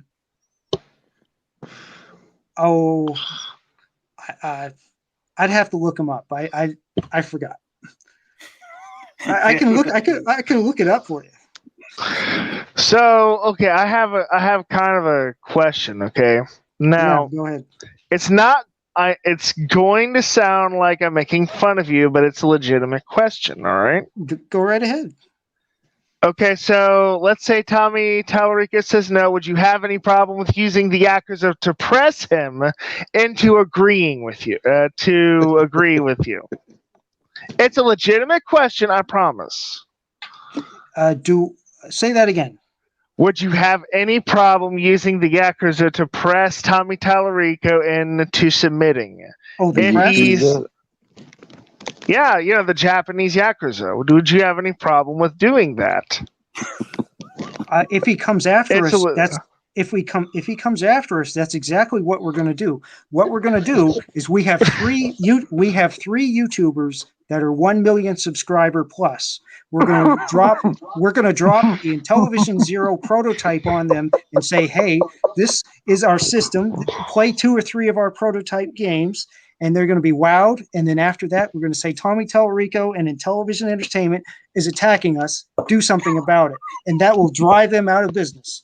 I like this guy. You get my seal of approval. Horrific creepies. So he's talking about how Tommy's lost his, his like connection to the past. He's gonna take you Back to the past. And so Play some shitty games, suck ass. That he is actually got a game for his new Intellivision Zero.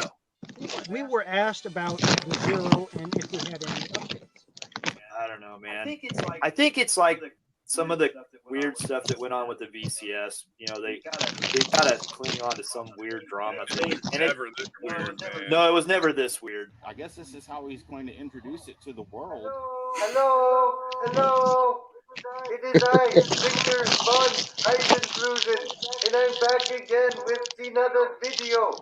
High definition video, audio, and graphics. The Intellivision Zero. Intellivision Zero console. Television Zero. Television Zero will compete with the big systems. There is literally zero competition. Zero competition. Why didn't you just call it the Intelli something? Because we're going to save Intellivision. I mean, okay. I don't have an answer to that. I can't reply. I mean, it sounds logical to me. No jokes. No jokes, no gimmicks, just performance. Intellivision Zero, backward and forward compatible forever. If you could pull, I could see you doing really well if you could pull that off. It's the only way Intellivision is going to be a company.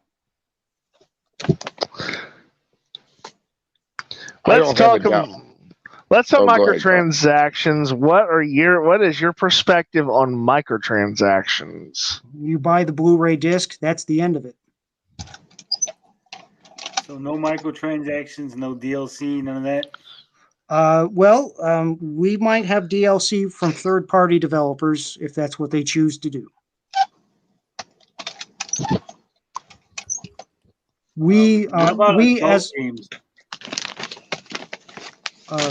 Intellivision Zero should have everything that people want. Mm-hmm. That's the. It sounds okay to me.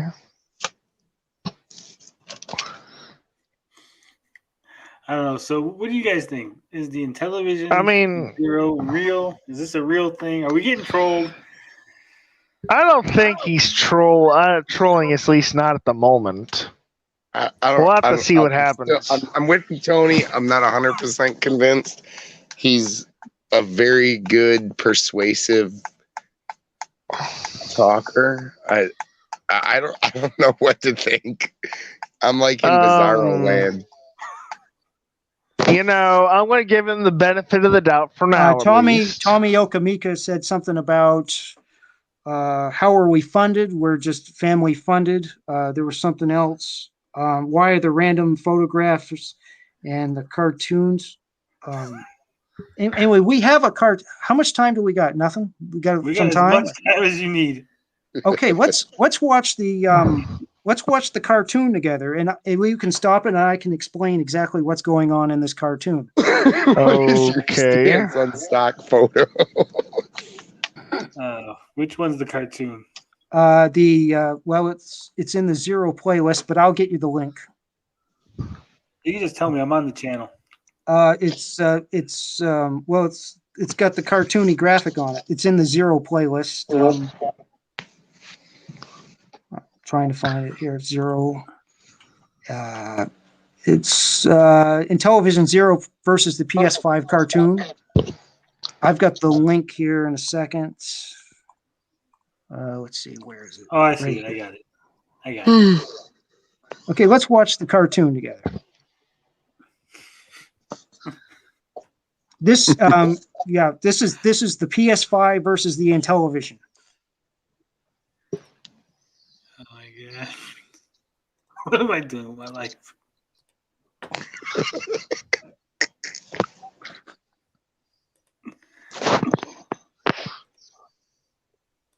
This show was on CBS in 1997. Only had 13 episodes. Get the volume.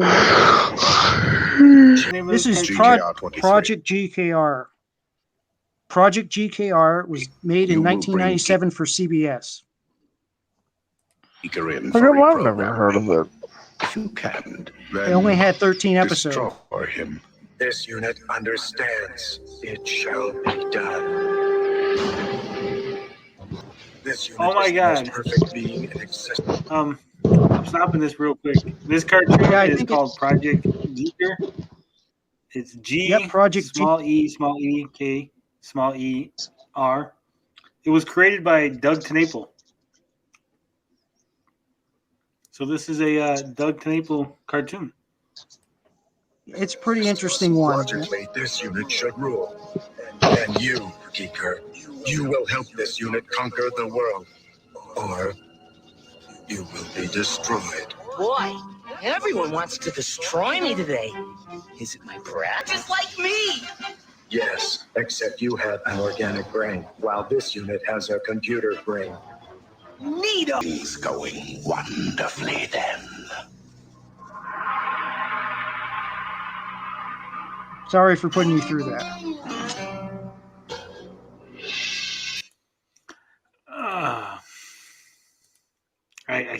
I don't know what to say.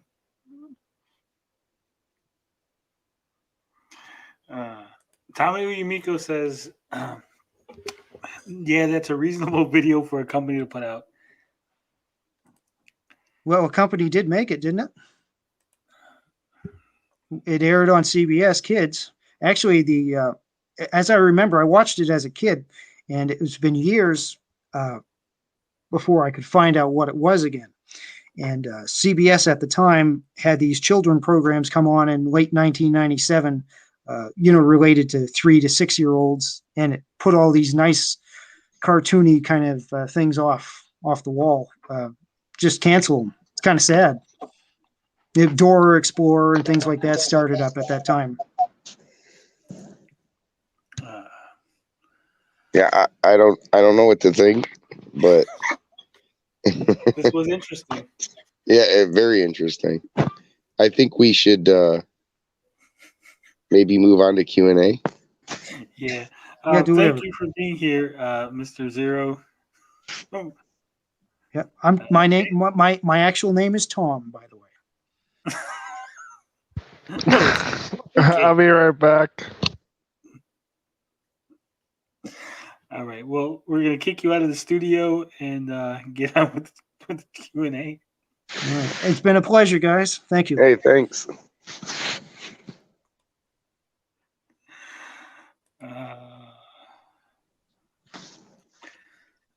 I think we're all kind of speechless after that one. I don't. Did Carl leave? Carl said he'll be back. I don't know. Once again, Carl went to go get a shot of whiskey. Yeah, I need a real stiff drink. I think I got a beer in the fridge. Reyes says everyone here is now stupider for having watched that video. I would no points, and they got it. All right, I'm back. Are you alive, Carl? Are you okay after that presentation? I just ignored the cartoon, to be honest. I thought, what the hell does the cartoon have anything to do with? That's a shitty metaphor. Well, I think Tony touched on one good point, and that was the trademark. I will say that. I don't know. I mean, I gotta be convinced. It's gonna take more convincing. I mean, now that got him out because here's the thing. He describes this as this ultimate future-proofing thing, and it's like, I don't think that's going to happen because of the way some parts are often replaced down the road. Like a console like that, so that's supposed to be several generations and future proofing. I mean, it's just, I don't know. I'm doubtful. I mean, I think there's a lot of the viewers are pretty doubtful on it. Here's what I'll give him. He's convincing. He's convincing. He speaks with conviction for sure. Although I'm not sold on the goofiness of the whole idea. I mean, you could tell. I mean, you could tell, like, he has that "don't make fun of me" tone. I mean, it's. I just, Johnny's having a I'm hard too time. man. nice to kick somebody in the balls while they're down. I will say that if this is a legitimate thing, then we were the first to have him on. So we have that going for us. I think we did pretty well. And if this is not legitimate and Mr. Tom has some sort of psychological issues, I am very sorry that we made fun of him. I mean, I really did try to be serious. I was kidding and serious at the same time on a few points, but it's. I mean, I don't know what to think about it. Yeah, see, this is where I'm at. I'm right here with Lorenzo. The idea of having an upgradable console is cool, but we have zero reason. Hey, the Intellivision zero reason to believe this random anonymous dude's capable of pulling such things. I mean, $500. Damn. I mean, I could understand if he really was pushing for a 30-year use out of the hardware.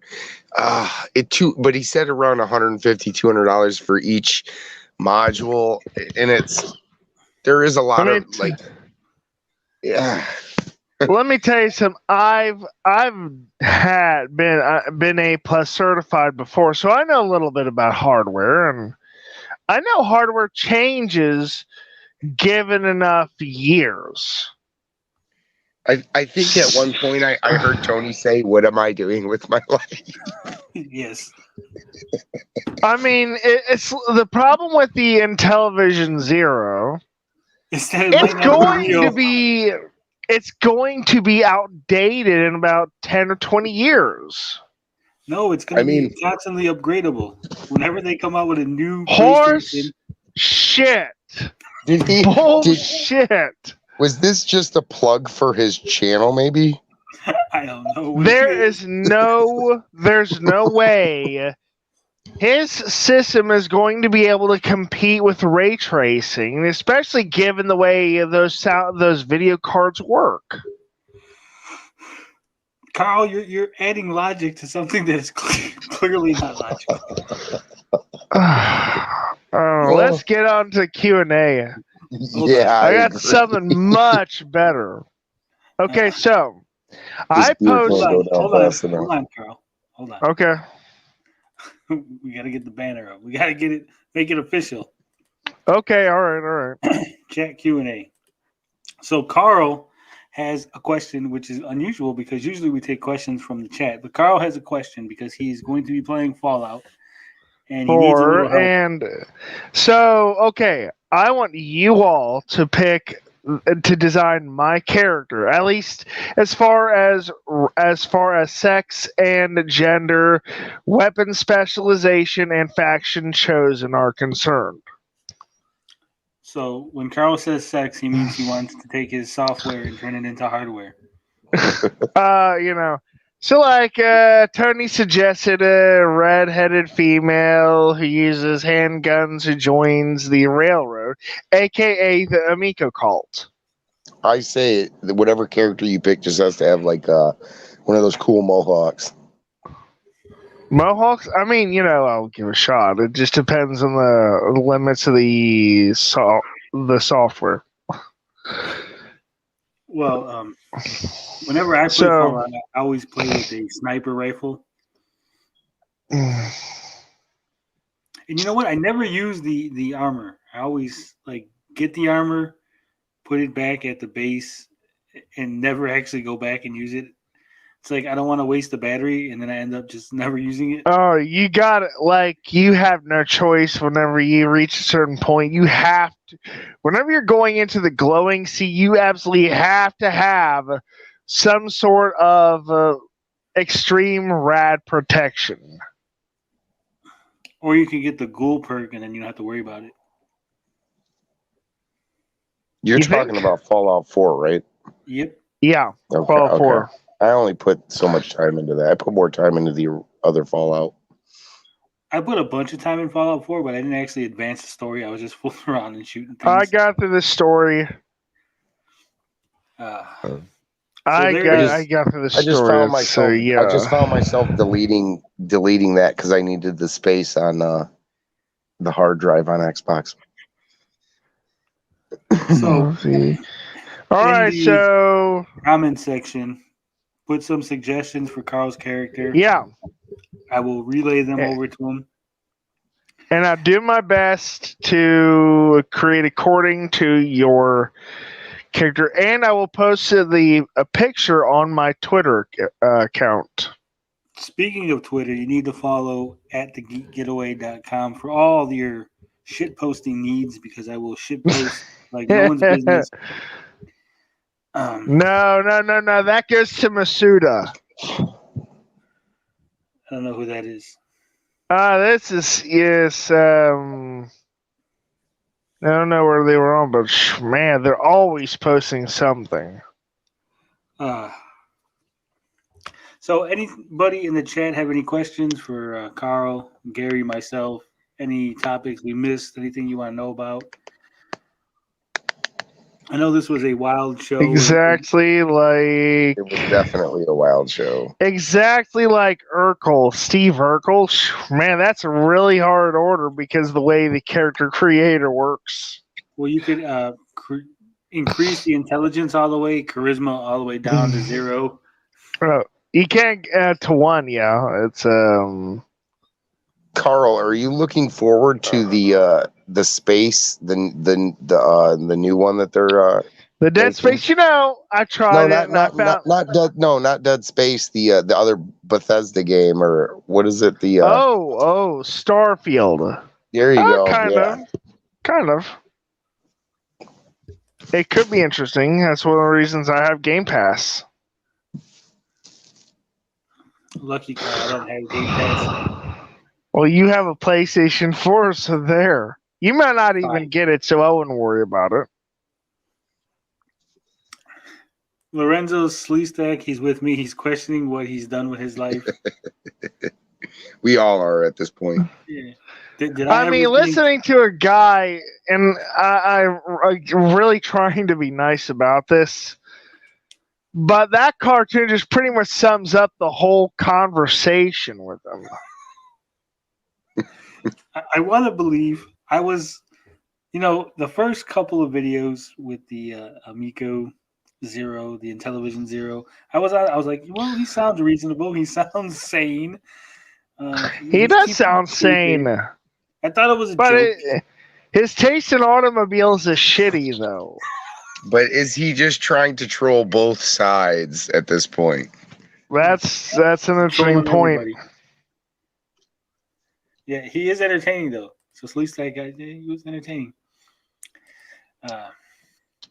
Let's see here. I just would like to announce here on the Q&A section that we have no affiliation with the Intellivision 0. If you're gonna sue anybody, don't leave us out of it. We don't know anything. We just put them on the show. We're like a variety show. We just put people on. It might be a spectacle. It might not be, but we have no affiliation. Please don't sue me. I've been sued enough. Please don't send your Yakuza lawyers. You can't joke about Yakuza. You can't joke because taking. What are you looking at, Kyle? What are you reading? Something that Anthony said. Says, can you stop making strippers give you their money? It's not fair you have that much swagger. I don't know. It's people say I have gangsta status now, whatever the hell that means. I will agree with Lorenzo. Lorenzo's bringing up a good point here. It was much more interesting than hearing about the Amico. I actually wouldn't have sat here and listened to the Amico chat. So, I mean, here's the thing, and notice that he does the same kind of thing that Tommy does. Yes, It says with an AVGN flair. Yeah, it's like this console will have this, and it's like he's telling you everything you want to hear, except the price. That awful, awful price. What the fuck is wrong with him? $500. No one's gonna buy that over only a 40-year-old basement dwelling virgin is going to buy something like that. Damn it! So you're getting 2 of them, Carl? Fuck you, buddy. I don't live in a basement. I got 3 ordered right now. We all know Tommy. Says, what did I miss? Ninja Kitty, we had the Amico Day. Oh, you missed it all, brother. Oh, you missed it all. So I have a question for the chat, for the people on the stream, for anyone who's going to watch this video. You may have noticed that I take the streams down, I unlist them, I chop it up during the week, and I put 1 video up a day. Would you prefer that, or would you prefer I keep the stream up and just keep the stream up and timestamp it? Yeah, just keep the stream up. I think you could. You could leave the stream up, and then you could still even chop it up and throw those videos up separately. Yeah, even you could do that if you didn't want to timestamp it. But I think it's going to take less work on for you. Is the thing. It's like, you should just leave the stream up and be done about it. Well, see, here's the thing: if you leave the stream up, then someone watches, say, just the Intellivision 0 section, right? It's not going to give me a good watch time percentage because YouTube's going to be like, well, they only watch 10% of your 5-hour live stream, so it looks bad on their end. So that's the problem with leaving the live streams up. I mean, because eventually I want to be professional here. Well, I guess you do it. Yeah, you do it. Whatever's helping you the best way possible, I guess. The only time it really benefits me is if I'm trying to skim through and look for something that we said and rewatch that segment, and then sometimes it's not there because you haven't posted it yet. That's the only bummer, but whatever's helping you out. Hey guys, he's still in the chat. Who? Yeah. Amico Day. The Amico Day guy. Tom. Ninja Kitty says use a second channel for streams. That's a good idea. Shirtless Internet Dad does it. Rich from Review Tech USA. He does. Secretly, Amico Day guy is just fucking cracking up as he sits there alone. You're still a guy. You're still cool. It's just a lot to take in. Is all. It's just. A lot of it I find puzzling. It's nothing against you, believe me. So what I'm thinking is I will create a Gabbing with Geeks channel and we'll do the live streams on that channel and then cut it up and put the cut up edited stuff on this channel. Yeah. Sounds like so for a reminder for those who just came in, Ninja Kitty, I am taking ideas for my new Fallout 4 character that I'm going to run through. For specifically faction chosen, sex, aka male or female, race, or whatever, and weapon specialization. All I know is you have to name him Tommy Tallarico and put all your points into charisma. You mean? I don't know. He does. That guy has crazy charisma. He really does. He could sell an Eskimo ice cubes.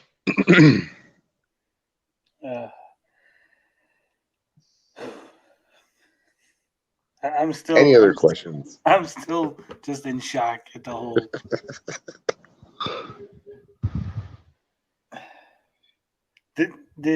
sometimes I think that the Amico Day he's working with Tom. He's working with Tommy to troll us, to keep me occupied, to keep us occupied and not paying attention. This is all smoke and mirrors.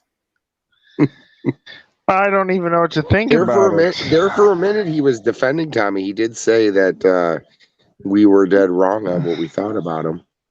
The guy is a liar. Tommy is a liar, though. He got caught.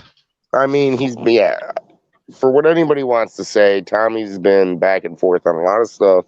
He's been trolling other people. He's been dead wrong about certain things. He's missed deadlines. I mean, there's only so much credit you can give him. And at this point, I'm not going to give him any more credit. I've went out on a limb months back and said, hey, look, this could be the case. I don't see it that way. And at this point, he's just disappointing the people who are left that still have pre-orders in. And I'm not invested into this, so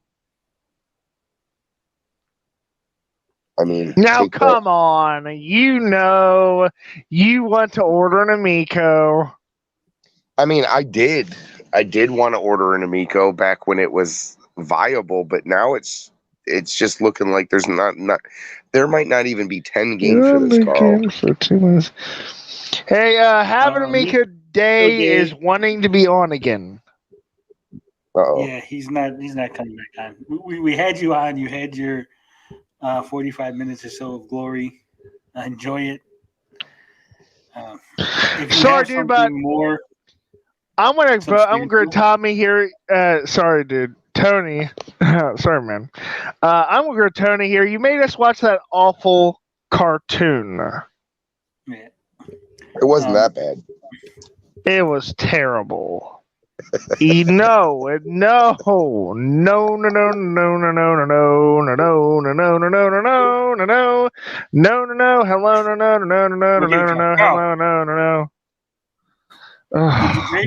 no.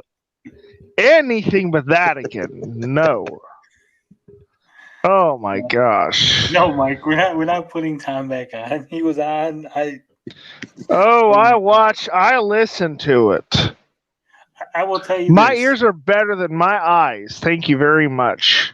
What kind of video is he gonna piece together on us tomorrow? I don't know.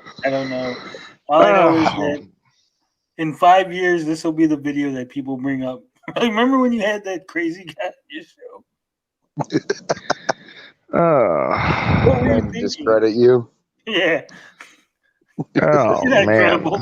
Look at this. All right. I think we're going to end it here. It's 5 hours. It is 12 o'clock. I need to eat some dinner. I need to get going. And by the way, getting me to want to watch to talk to you again, accusing me of lying is not a good way to do it. Yeah. Carl never lies. I don't lie about important stuff at the very least, and that's important. Yeah, I heard it. It was awful. All right. We're ending it before we get into fights. Thank you all for coming. Thank you for our guest. Moron. Amico Day, Tom. That was interesting. You lost all my respect. You know how we do it here, Carl. Love, peace, booty grease. Booty grease.